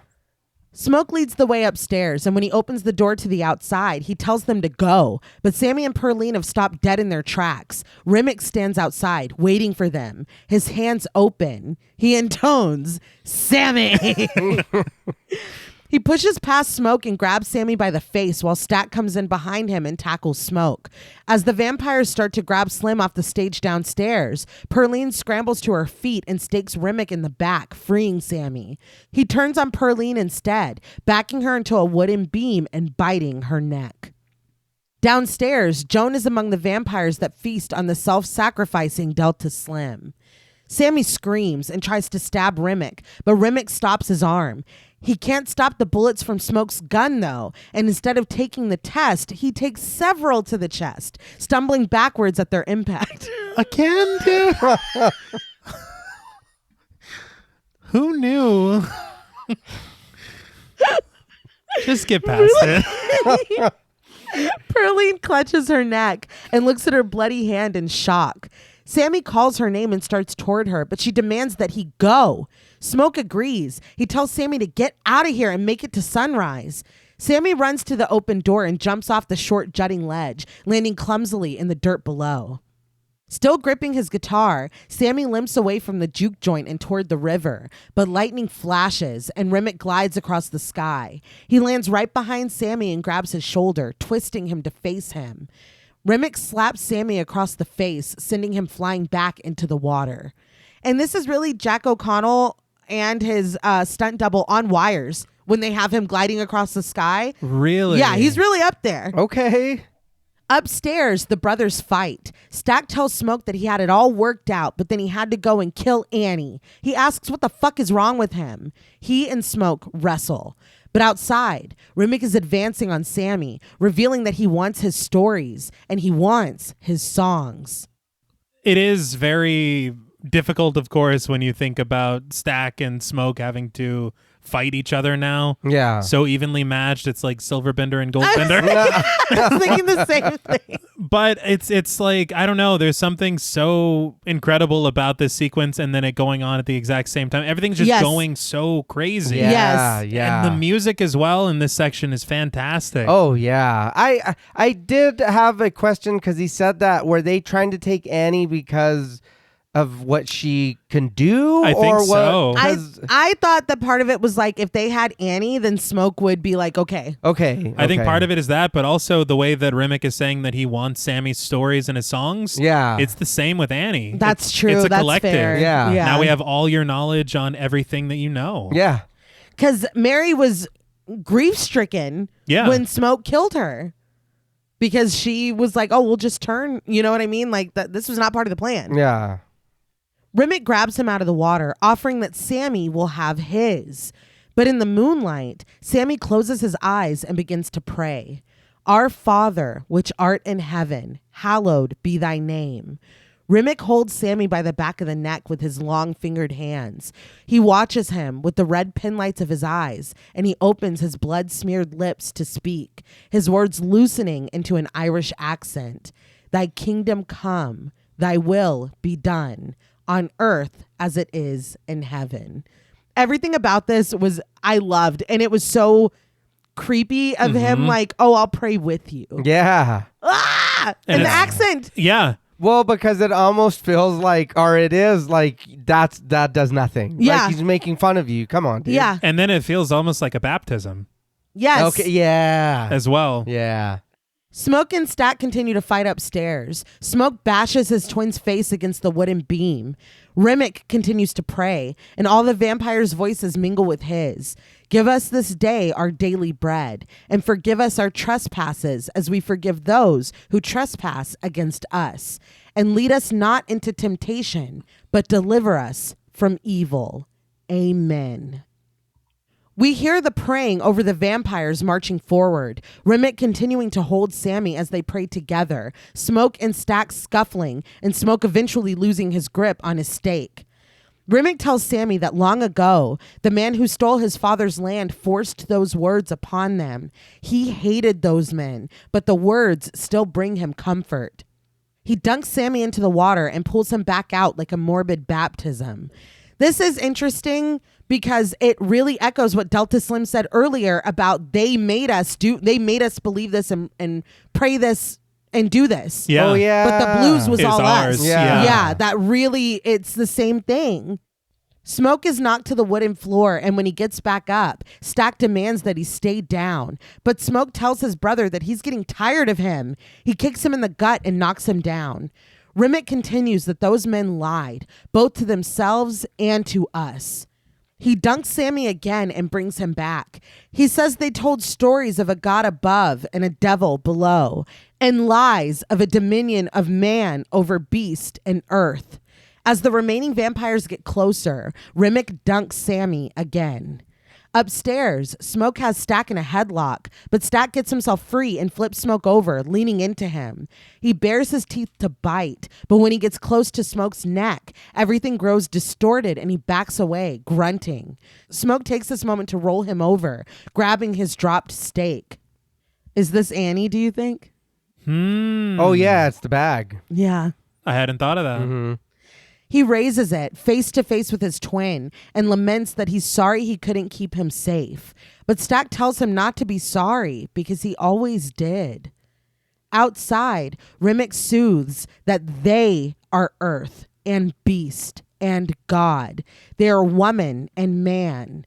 The vampires by the water nod and bask in Remick's words as Sammy reaches blindly for his floating guitar. Holding Sammy by the face with his terrible hand, Remick proclaims, "We are connected, you and I, to everything." With a grunt, Sammy finally reaches his guitar. He lifts it from the water and bashes it against Remick's head. A dark driving score begins to play, and when Remick crumples under the impact, the other vampires, including Perline, hold the side of their own heads and wail. They scream in pain, throwing their shaking hands up. We see that the metal cover plate of the resonator is stuck in the side of Remick's head, buried in skin and bone. It smokes as Remick stands up and cries out, "Shit!" He grips the edge of the smoking plate and rips it from his head, throwing it into the water. Sammy stands with the broken neck of the guitar in his hand, thrusting it out at Remick, with the pink creeping into the horizon behind him. Remick moves to Sammy with an eerie quickness. He grabs him and promises that Sammy will taste the sweet pain of death. Remick is growing more monstrous by the moment. Yes. It's really good work. With half of his face ripped away, Remick's horrible sharp teeth are exposed, and blood continues to pour from his wound. Fontaine said that to him, Remick's normal face is the mask, and they used the makeup as an excavation. So when makeup adds, he wanted to give the illusion that it's subtracting. And I think it's phenomenal. Yeah. Remick grabs Sammy's face again, pledging that they will make beautiful music together. But as he lowers his lips towards Sammy's neck, he pauses and there is an awful squelching sound. A stake juts out from Remick's middle and smoke steps out from behind him, scurrying at a safe distance to Sammy. He checks his little cousin for bites, but finds none. Remick stands, crying out and smoking. His vampire clan does the same. Perline screams and sobs in pain, but the sun is rising higher over the horizon, and one by one, they burst into flames and fall to the ground. The last one remaining is Remick, burning in the water. They said that this burn suit that he's wearing was hand painted with airbrushed prosthetics on it, and they even added pieces of burnt plastic. Wow. It looks good. Like for texture. Yeah, it's incredible. Sammy and Smoke watch, trembling with the sun climbing ever higher overhead. Remick burns until the flames twist into a tornado, leaving nothing behind. I do want to know what all the rest of the vampires were doing, why he was sneaking around behind him to stab him. Listen. I mean, they were all on the They back. were like, must not interfere. Yeah. Remick's got it under control. He'll turn around. Yeah. I'm mad. It just came in my head. In the light of day, Sammy helped Smoke pull the trunk from the back of the truck. And you remember he was like, "Oh, we still have the trunk." And Mary's like, "You don't need that." So we finally are getting to see what it is. Smoke hands over the keys, advising Sammy to go home and bury that fucking guitar. Sammy looks down at the broken neck in his hand, admitting that he can't. It's Charlie Patton's. Smoke is like, "What?" He asks who told him that. Sammy tells him that it was Stack. He said that they won it off him. But Smoke says quietly that Stack's a lying son of a bitch. That's their daddy's guitar.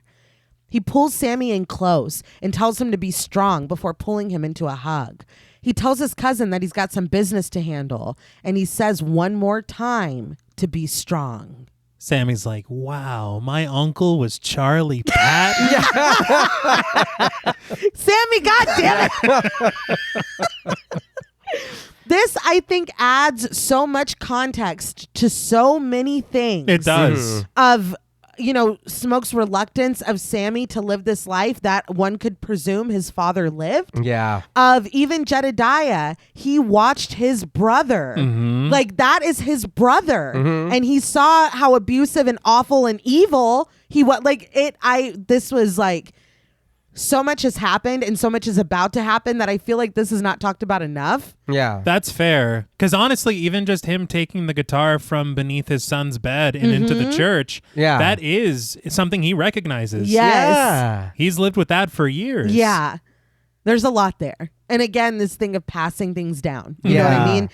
Not only physical things, but, generational trauma and one could say curses or whatever. And you wonder, did their dad have this in him too? Maybe. Huh. But he, didn't, whatever. He was just a awful person. I mean, I don't know. But we go back to the beginning. Sammy driving the PG up to the church in his ripped and bloody clothes, holding the neck of the ruined guitar in his hand.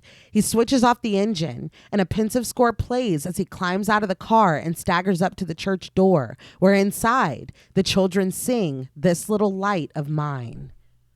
But back outside the mill, Smoke sits on the trunk, trying to roll a cigarette in his trembling hands. We see him standing with Stack earlier, waiting for a tardy Hogwood. Stack hands his brother a cigarette, and Smoke takes it in a practiced motion. Obviously, he's very traumatized and shaking, and he can't roll this cigarette. But I'm like, does he not know how? Stack always rolled them, and even earlier, he was like, I need a cigarette, and he's like, I got you. Yeah. I can't. See, this kind of flashback is touching. Yeah. Well, yeah. It's tragic. I think that this works a lot better than some of the other ones. Agreed. Yeah. He remembers Stack helping Annie out of the passenger side of the truck and tipping his hat to her before walking over to Smoke and hugging him. The other patrons pull up in their trucks, ready to spend their hard-earned money, to drink, and to dance to the blues. Inside, before everything went wrong, Annie smiles with the women working in the kitchen. Cornbread gets ready to take his post. Bo steals a hot piece of Annie's fried fish, and when he burns his fingers, Grace looks up from the sign she's painting and over at her husband with a small smile. Now, Smoke crumbles the paper in his hand, unable to roll his own cigarette. He remembers Jacob walking through with the case of Irish beer and Delta Slim snagging one for himself. He lowers his head and looks at the bag hanging around his neck. He sees Annie looking over to him, and he rips the bag off. The climbing score stops in an instant, and he reaches into his pocket for keys to unlock the trunk. Once he flips the lid open, he reveals inside an automatic rifle and a Tommy gun. We flash back to him warning Hogwood that if they see him or any of his clan buddies on the property, they'll kill them right where they stand. A large group of unmasked clan members pull up onto the property, even as we recall Hogwood dismissing, "Clan don't exist no more." The men make their motives known, and Hogwood reads the sign to Club Juke with a smile, reckoning that it's the grand opening and the grand closing. Just as they attempt to open the doors to the mill, Sammy pushes open the doors to the church. His mother jumps up and calls his name, only to be silenced by his father, who beckons him forward. The clansmen lament that the door to the mill is locked, and Hogwood advises him that they try the front. Just as Jedediah pleads with his son to drop the guitar, two of the clan's members are shot from a distance. Hogwood tries to run, but he's shot in the gut for his troubles. Smoke lies in the trees, picking them off, but he stands and steps out into the open, making his presence known. When he runs out of ammo, he tosses the first gun to the side and grabs the Tommy gun out of a hole he made in the ground to hide it. He fires, wiping them out, and when the group of them try to drive away in a truck, Smoke pulls the pin on a grenade and tosses it through the window. But as they drive off, Smoke takes a bullet in the stomach before the truck explodes. Seemingly alone now, he raises his shirt to inspect the bleeding wound, but he turns when he sees that Hogwood is still alive, dragging himself across the dirt. He walks over to the dying man and stands over him. I will say it was a very unexpected finale that's going on right now. Mm-hmm. After everything that we saw the night before with literal vampires and everything that happened, this is somehow far scarier. Yeah. Far more horrific. Mm-hmm. And it's interesting, this situation that Smoke has experienced in the span of like 12 hours, where Remick and his group are coming to basically take everything away from him in the name of love and fellowship. And then the next morning, Hogwood and his fucking clan idiots are here to take everything away from him in the name of hate. Yeah. That there's something very, very big there. Mm-hmm. And I think that it is interesting, too, because this community and this fellowship that he speaks of is really assimilation. Yeah. Yeah. Like, you see him getting hurt and everybody else is like, when other people get hurt, he doesn't get hurt. Mm-hmm. No. You know what I mean? It's very interesting. There are many, many conversations to be had about this film. Yeah. I really, I don't want to say relate, but I understand him sitting there and going through everything that happened, like you said, through the night. And I agree with what you're saying, you know, as far as like the message and what's going on here. But when I was watching this, him like ripping the thing off his neck and being like, I want to go home, or I want to go with my family. I'm going to go do this. And if I make it, I make it. And if not, because she did tell him, and she was right. Dude, you've seen all that, yet you are fine. Just a scratch on you. Yeah. And for him to sit there and all that go through his head, and then he's like, you know what? No, I'm done. Let's really see what it was. And for him to rip it off, and then him fucking rip through them. He did. I was like, hell yeah. But he took it off and immediately got shot. Yeah. So it That was is- that. And I was like, God damn, dude. But again, he chose. You know what I mean? He's like, look, let's see what happens. Mm-hmm. And she protected him the whole time. It was watching it and taking it for what it was. I was like, God damn, dude. I was like, it's rough. It's heartbreaking. Yeah. Yeah. In the church, Jedediah pleads with Sammy to drop the guitar. He looks down at the broken piece of the instrument in his hand, the scars from Remick's slap cut deep into his cheek. His father proclaims, "You tell them, my heart." We see Perline leaning against the wooden beam and gazing at Sammy. My voice. Delta Slim grins up at him, the gold glinting in his teeth. My soul. Sammy sits in a chair in the empty church, singing and playing his guitar. As Sammy weeps, his father finishes, "Belongeth to the Lord." Lying in the dirt, Hogwood raises his hands, and when Smoke tells him casually if he's got a cigarette, he hits Smoke with another hard R, because of fucking course he does, and tells him to go to hell. Smoke reloads his gun, and Hogwood finds it within himself to reach into his pocket and fish out a pack of cigarettes. He's like, all right, dude, here. Smoke takes it from him and slips one between his lips. He lights it and takes a deep drag. Exhaling the smoke, he loses his footing and falls back. He and Hogwood lock eyes, but Smoke looks away when he hears the cooing of a baby. And that's when he sees her, sitting in the dirt and all white, with flowers in her hair, breastfeeding their infant baby. Annie calls him softly, Elijah. She tells him that if he puts that cigarette out, he can hold her. She doesn't want any of that smoke to get on her. Smoke immediately drops the cigarette and reaches for his daughter with two trembling hands. And it's like smoke or smoke. Mm-hmm. I can't do this. I don't know if I can finish this. But Hogwood brings him back to reality, telling him to listen. He's got money. But it's like, what? That's our money. Yeah. That's true. Yeah. Without a thought, Smoke picks up the gun and fires. Hogwood screams as the bullets rack his body, and he finally goes still, staring endlessly with a pained expression. And again, bonus points to any film where we get to see Klansmen get killed. Oh, Right. yeah. With that business done, Smoke puts the gun down and reaches for his baby. Annie hands her over and watches as Smoke cradles her. Annie smiles at him and he looks down at his baby, promising, Papa's here. Mind you, I am sobbing in the theater. This whole last bit, every time I got myself together, I was fucking torn right apart again. Yeah. Like I couldn't. I still can't. In the church, Sammy holds tight to the neck of the guitar, and we see him driving past the cotton fields and the PG, still clutching that broken neck to his chest.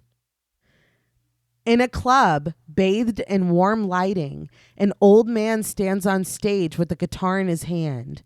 Old Sammy, played by Buddy Guy, still wears the scars on his face of that awful October night in 1932. It cuts to black and text on screen reads, Chicago, Illinois, October 16th, 1992. So on that featurette, Coogler had talked about the significance of having Buddy Guy in this role. Yeah. He had said that whenever he was a child is when he first heard of Buddy Guy, and it was through his uncle introducing him to the blues. Okay. He said whenever Guy would tour, Coogler's mom, his uncle, like his entire family, they would dress up, they would take pictures before going, like it was a big event. Yeah. And they always had to go and see him.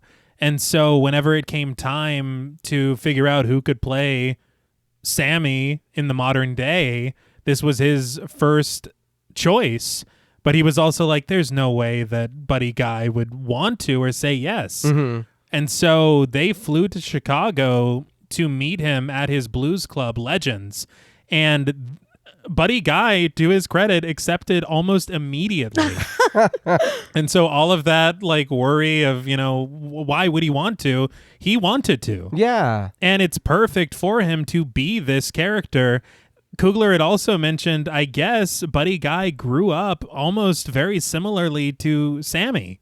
That's crazy. He was a sharecropper. Yeah. He learned the blues and fell in love with it. It's very close in a parallel. Right. So it's just, it's fate almost, it feels like. Yeah. It's just perfect. They had said on that featurette that they were worried because he is older Right. about how strenuous like this would be. And they said that at the end of his scenes, at the end of this, everybody was exhausted. They'd been filming all day and they were ready to leave, but he picked up his guitar and started to play. Oh. And so everybody slowly was setting down their equipment and dancing, and that he was just game. Yeah. That he had the energy. He was like, I was like, that's so cool. That's really cool. And learning about him, I was like, man, I know that I know the name. Yeah. I've heard it. But Buddy Guy, 23 W.C. Handy Blues Awards. He received the National Medal of Arts, 8 Grammys. He was inducted into the Rock and Roll Hall of Fame in March of 2005. I mean, looking at it and going through stuff, I was like, damn, nonstop, just badass shit after badass shit. Prolific. Yeah. Incredible. Sammy plays the hell out of his guitar with an accompanying band, standing in front of a backdrop with a depiction of himself with his scars and the name of his establishment, Perlene's. That's goosebumps. Yeah, I guess she tasted good. Oh my Oh. God. Well, The club. It stayed with him for Yeah, years. The credits roll. But after his performance, Sammy sits at the bar to be served a drink by the bartender, played by Michael A. Newcomer. The bouncer, played by Theodis Crane, walks over, announcing that he's got 2 out there. He told them that they were closed, but they offered a couple $100. He asks Sammy if that's okay, and Sammy decides that it doesn't bother him. I just want to mention, just on a personal level, I went to go see this by myself, and I cannot remember, Reneé, if you had told me that there was stuff after.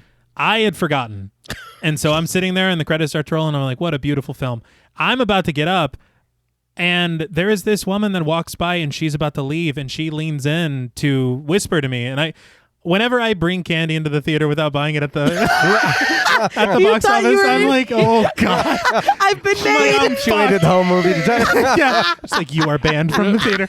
But I mean, it wasn't like I was like Marge at the Candy Expo or anything, but I did have a good share of candy. Yeah. But, From home. From home.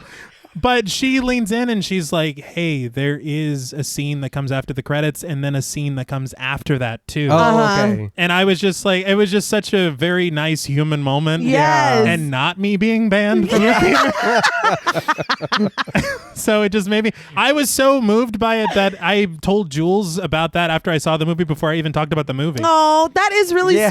sweet. She's like, you don't want to miss this. No, Yeah. it was That's so very kind. sweet. It's so funny, dude, because whenever I bring snacks in, I hide all the evidence in my purse when I leave because I think I'm going to step out and people will be like, we don't serve those cats. No, and I'm a We don't have dumbass that size water. because I leave it in the hand. Oh, dude, you're flipping. And I'm like, it's like my calling card. You're the snack bandit. Exactly. I do love that that lady waited for the whole film to tell you that this is your last juke. It was very sweet of her to let me enjoy the film. But when the bouncer leaves to tell the unseen 2 to come in, Sammy immediately becomes uneasy, pausing before taking his drink. He turns toward the double doors and watches as the bouncer opens them to let in Mary and Stack, dressed in deliciously 90s fashions. They both wear sunglasses, but Mary peeks over hers, the glowing of her eyes visible. Sammy remembers Annie warning that vampires are different. They may be the worst kind. They live on even if the one that made them is killed. They've got to be killed one by one. We see Mary running off into the night away from Club Juke. Now Stack takes his seat next to Sammy and Mary stands by, sucking on a lollipop when Stack orders whatever the old man is having. Mary pulls her sunglasses off and eyes the bartender flirtatiously, but his smile drops when she grins, revealing her sharp fanged teeth. Sammy sets his drink down and looks at Stack. He wonders, how? Stack guesses that he's the one person that Smoke just couldn't kill. And it's like, dude, we didn't see that happen. No. We see the last time that the brothers were face to face, Smoke raising the stake to end Stack's life. And at the bar now, Stack explains that Smoke made him promise to stay away from Sammy and to let him live out his life. He pulls off the sunglasses and leans forward, sniffing in deep.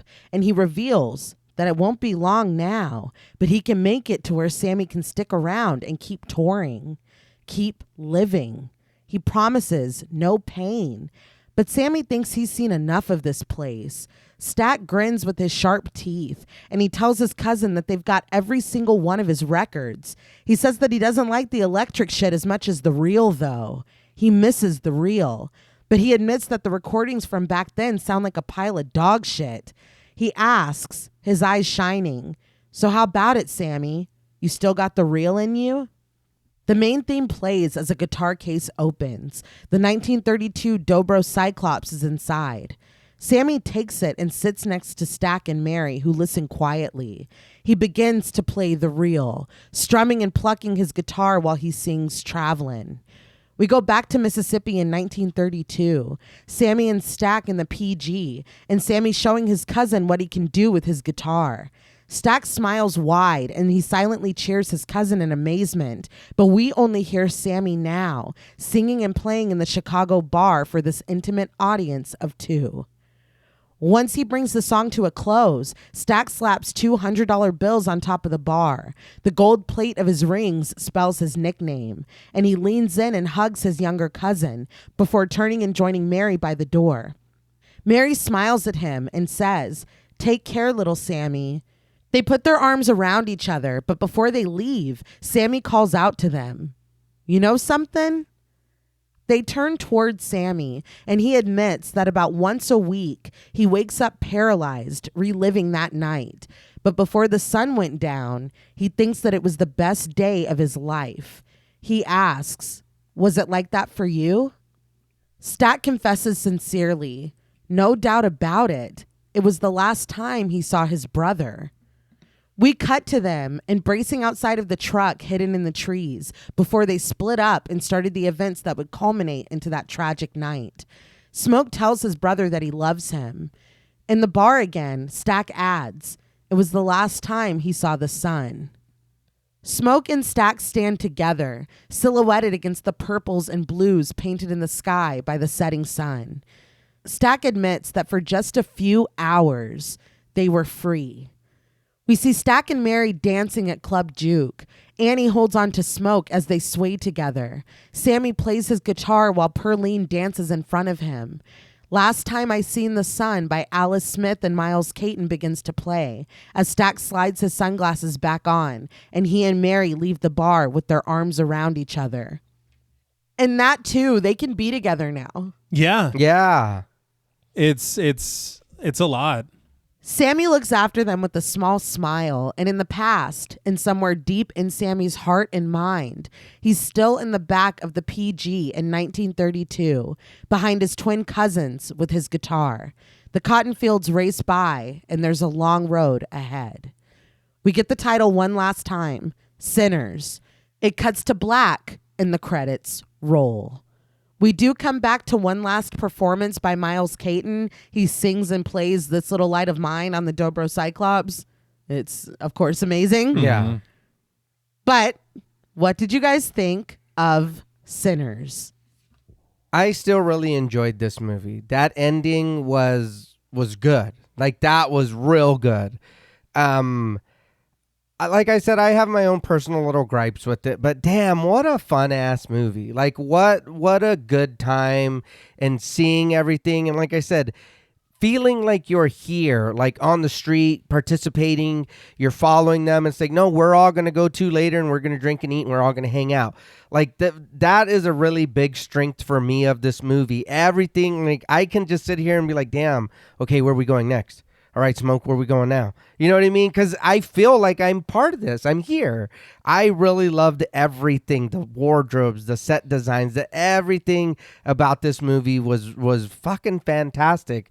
Like I said, there was a couple more things that I found for me that are, like I said, personal gripes. But other than that, I mean, there's not really much at all negative to say about what was going on here. I enjoyed the story. The characters were really cool. There were people you could relate to. Some of the characters you really latched onto. There was other ones that you were like, I know, motherfucker, later you're going to be bad or whatever. But I mean, you know what I mean? And then again, the history of it, what we're telling, what we're going through. Like, this is really, really cool to see a movie. And the whole time I'm just like, I know we do have movies that we all love and whatever, but this is newer. So to have a newer movie where I am just sitting there enthralled the whole time, I'm just like, God damn, what's happening? Mm-hmm. Like I said, I will stick with the runtime. For me is a little too long. I will stick to say 2 hours. I think we could have shaved maybe 15 or that 17 minutes off. But if it's needed, it's needed. You know what I mean? That's, like I said, a personal gripe. But other than that, I mean, I fucking really enjoyed this movie.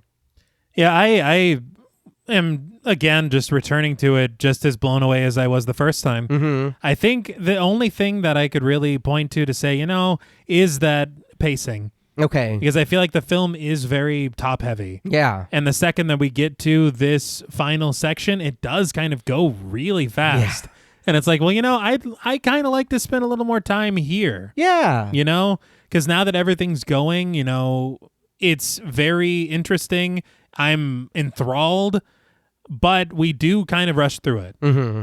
But outside of that, I mean, I can't think of anything that I would really nothing takes away from it. Yeah. And that ending, I feel like even just seeing older Sammy performing at Perline's, mm-hmm. if that were the ending there, I'm satisfied and I'm emotional and happy as it is. Mm-hmm. Yeah. But to see this added extra portion mm-hmm. where Mary and Stack are still around and they come and talk to Sammy, we get this entire scene of them through the years lived so differently. Mm-hmm. Yeah.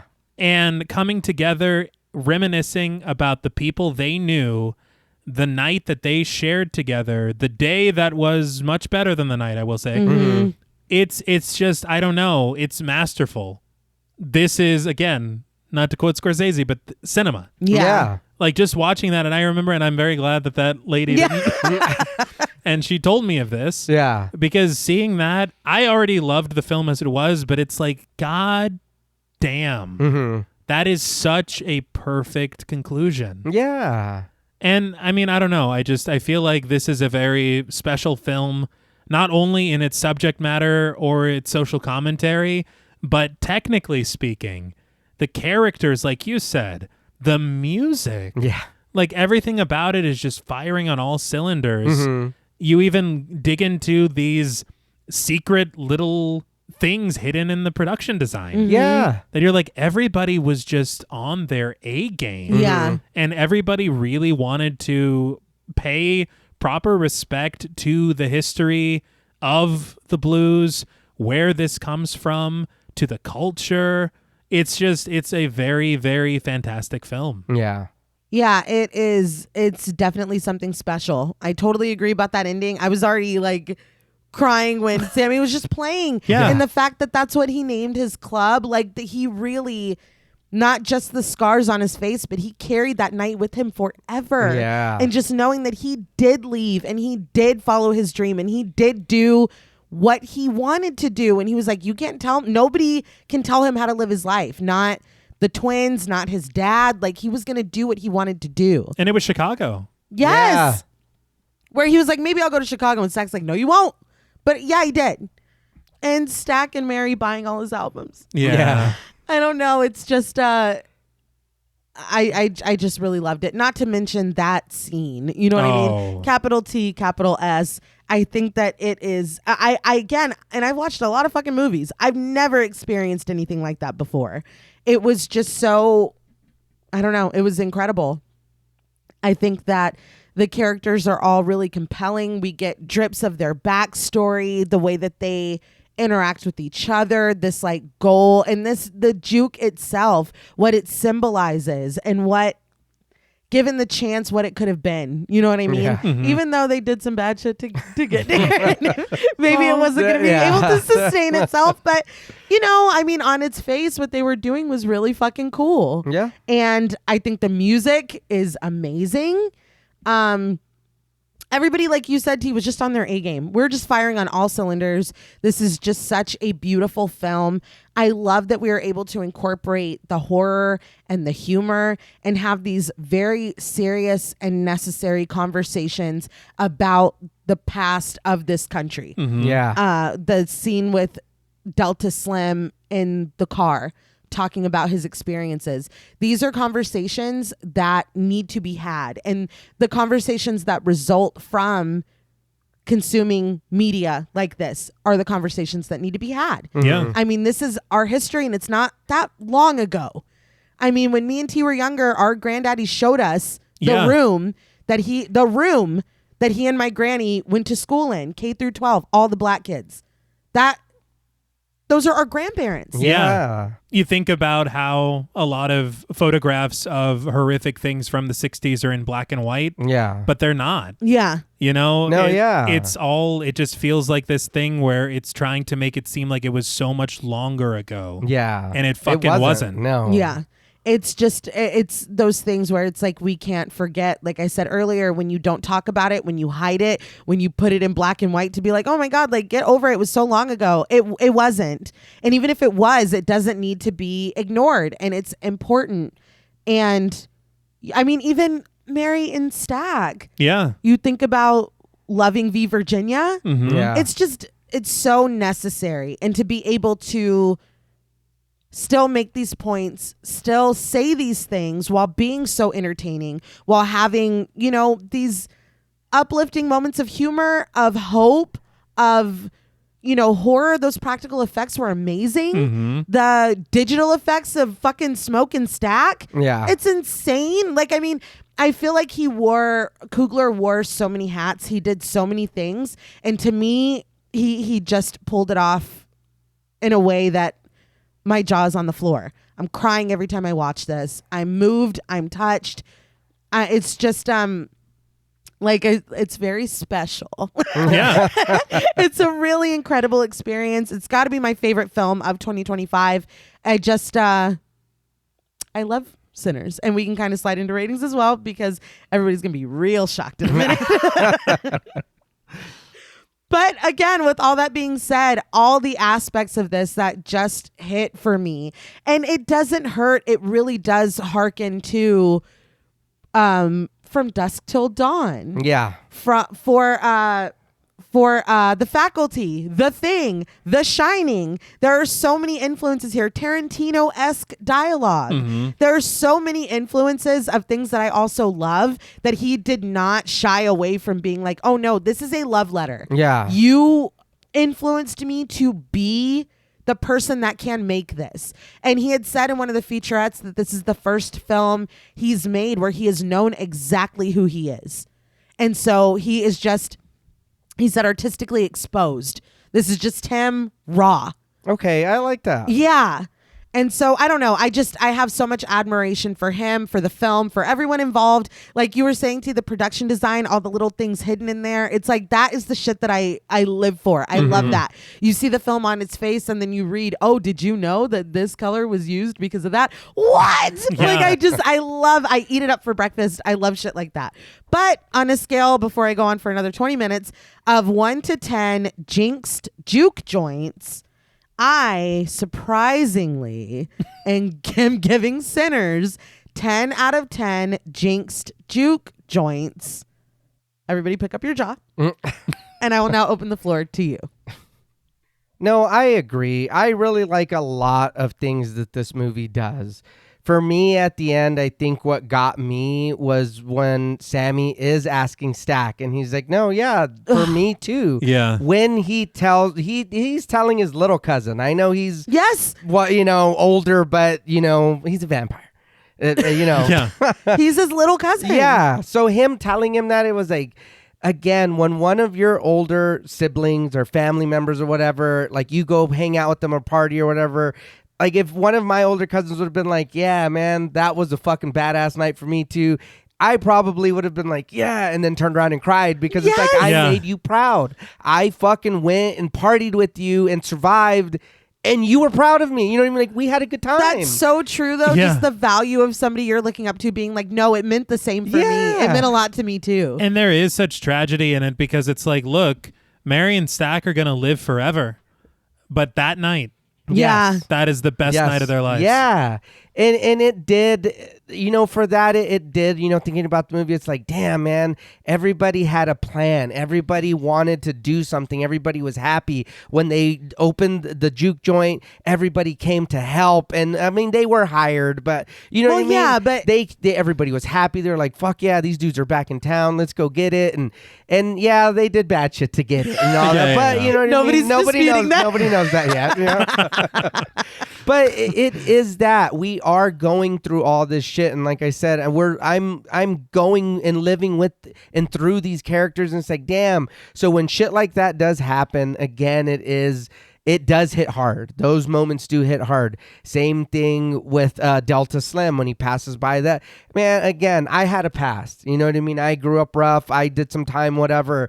That did hit hard. It was like, God damn, dude, I get it. Your friends, being like, keep your head up. Yeah. Your friends go, and then sometimes they leave permanently, and sometimes they're just gone, locked up forever. And it's just what it is. But the movie is special. There is a lot of things in there that do hit you with certain things, and I do feel like this is one for people to check out, because if you've experienced any of this, or you even care, you know what I mean? Watching it and really relating to some of these characters helped a lot of the situations that were going on in this movie for me. But no, yeah, I agree. Everything in the movie was fucking great. My small gripes are, like I said, the runtime. I think it's there's some scenes too that kind of, the ice cream is good to eat, but I don't need it. I don't need it in there 3 different times. You know what I mean? Have I told you about ice cream? Yeah. It's fantastic. I get it, dude. Like, that's fine. Like I said, there was a couple things, dude being on the floor with the beer, and then like that was kind of like whatever. Yeah. We didn't need that. We could have either got a scene with somebody else for a minute or two, or just cut it out completely. But again, for me, those are tiny gripes, and they're personal little things. Other than that, I mean, I don't see anything else that I can kind of gripe about the movie, or not even be upset, because upset's not even a word to come close to for it. Right. Just to kind of be like, huh, you know what I mean? But on a scale from 1 to 10, jinxed juke joints, I'm going to give Sinners a 9 out of 10. I enjoyed the shit out of this. Like I said, it is just kind of, I guess like you're saying, T, with the pacing. Some of the pacing was like, and then some of the scenes, again, ice cream is my favorite thing. Dude, just, come on. We all understand. It's like, come on. Let's, vampire? Yeah, I could have sworn. Yeah. No, I really don't know much more that I can say. I feel like we've really said it all. I think the only thing that is kind of keeping me from that perfect score, because I really want to give it that perfect score, is just that pacing. I think also, and it's a thing that just any film, but this one I was really surprised to see it. Unless you're Jules, I don't need you to hold my hand. Right. I got it. Yeah. I've been paying attention. Yeah. I promise. I'm into this. Well, when you said that earlier, you were like, you don't need to do those cuts. We remember. I do feel like if you would have just had them telling us, we would have remembered it and still would have hit. Oh, yeah, fuck. Because you do remember that. Mm-hmm. And I don't know what that is, if that's a studio thing where they're like, hey, it's been a long time. This film's 2 hours and 17 minutes. Yeah. They don't remember who Hogwood is. It's like, I'm pretty sure I remember who fucking Hogwood is. Yeah. But it's just little things like that it's like, come on, man. Yeah. Trust me. Mm-hmm. But I mean, I don't know. Outside of that, I do think it's perfect. So, you know what? Honestly, fuck it. I don't care. On a scale of 1 to 10 jinx to juke joints, I'm going to give Sinners a 10. I realize it isn't that big of a deal. It is annoying, but it's like, dude, how many other films? Yeah, it's part of it. I love it. Well, that's all from us at Pod Mortem. What would you rate Sinners and what should we watch next? Let us know on Instagram at the Pod Mortem. Be sure to follow us on Twitter and like our Stirhole Productions page on Facebook. Be sure to follow each of us on Instagram and Blue Sky at Blood and Smoke, at Juggalo Daddy 84, and at Travis MWH. Thanks to Original Cinematic for sponsoring this week's episode. Please consider pledging to our Patreon, where you'll get over 250 hours of bonus content, our monthly schedule, access to our Discord server, and the opportunity to help us decide which films to cover. And if you're looking for Pod Mortem or Stirhole Productions merch, follow the link in our episode notes. Stay tuned until after the music for a special shout out to our Wendigo Getter patrons. And remember, there is beauty to following the rhythm of the harmony, but following your own passion is the way to save your soul. Until next time.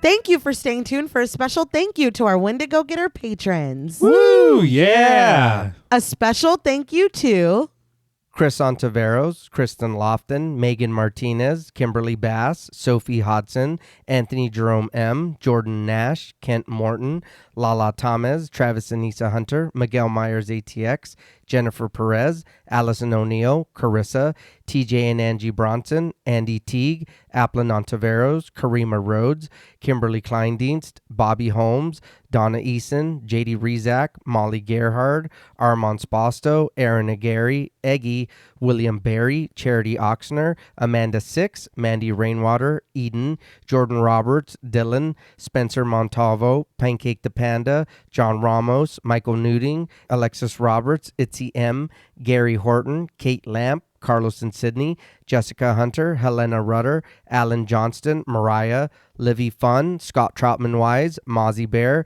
Dave Burke, Emma Hagel Kissinger, Valerie G, Emiliana, CB, Taylor Santana, Will Lewison, Angelique, Smelly Poo Poo Head, Beth Bauer, Cookie, Esperanza J, Jason Cow OKC, Joshua Rumley, Danielle Peralta, Sawyer Reese Farr, Sahara, Girl That's Scary, Cassandra, Andrea Simmons, Ashley Higuera, William and Xxena Rush, Ryan Brom, Megan Ochoa, Laura Lassiter, Eileen O, Marissa E, Henry F, Megan M, Strangely Sarah, Christy Beck, Nancy and Andy, Amanda Lopez, Andy Terrell, Erica Morin, Tris Wynn, K.87, Mariah Jensen, Carrie A, Lonnie Lono, Powell, Kayla E, Maggie H, Murder Stina, Kristen Marcy, Ori 81 Boricua, Look Like That One Girl, Bog Boy, Felness 63, Alita Pui, Probably My Jugs, Kate Thackeray, Wade Pack, A Lizard, Bay J, Jay Rich, Topher Williams, Elena Metler,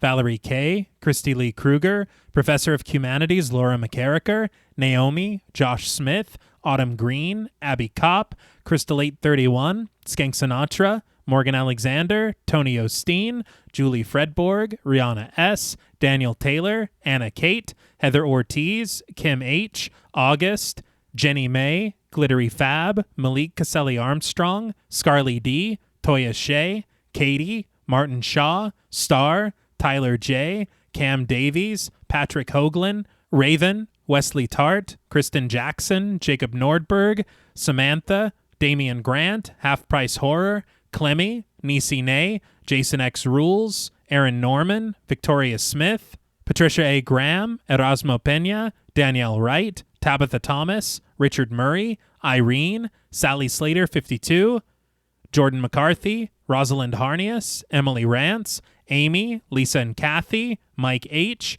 Christian Sadler, Hannah, Sarah Jack, Casey L., Evelyn Knight, Paula Garcia, Nikki M., Ghastly Grandad, Megan and Alexandra Saldivar, Lisa Sykes, Kelsey Niemeyer Cook, Martina LaForce, JG, Morgan Novello, Ashley, Alex M., Brandon C., Gordon Sutherland, Georgia Renland, Ashley Poe, Diana Joe, Connor Gormley, Carrie Parker, Katie Face, Jane Pillsbury, Caitlin Asher, Mia Franz, Pooh Bear, Spicy Caldera, This is the Zodiac Speaking, Jason the Ghost, Moldy Tic Tac, Brian Ward, Tanner Rutgers, Gremlin Keeper 22, Sam Spade 666, Veronica, Kristen Rhodes, Daniel Laurent, Carmito, TVR, A Very Sweepy Baby, Nicholas Rage, A Lazy Boy, Nicola Williams, Sadison Miles, Stu Corbett, Brick O, Jada Nicole, Lost Fan 08, George L. Robertson, Mercedes X Bleeple, Joel Miller Apologist, Jaylene Perry, Cool Trainer Elijah, Mrs. Bloomingdale, Sierra Duncan, Renee Hart, Meg Like Sleep, Final Boy, Alani, Nosferatu, Elizabeth Thompson, Joey, Michelle Nicole, The Lipstick Demon, Less Than Zombie, Franklin Badge, Sean Reeves, The Kryptonian Orphan, Melissa B, Elena C, Jillian Munford, Evil Chris, Rex Term Raoul, Witchy Poop 19, Brian Avers, Danielle Milton, Instant Horror, Just Give Me One Wish Like Ray J, Skin Deep, Christian Salvatierra, Ashay Guevara, Aaron Mr. Clean Bouchard, Henny Kravitz, Francisco Olmos, Paunchy Cat, Christina Perez, Buddy Boy Mac, Revamped a Rewatch Podcast, Sarah Coolidge, Show Livia, Film Fiend, Catherine Clark, Moonfire, and Brandon Brown. Thank you all so much. Yes, thank you, thank you, thank you. Thank each and every one of you. I have to say, without y'all, we sure would get the blues. Aww. Aww, It's true. It's Yeah. true. Until next time.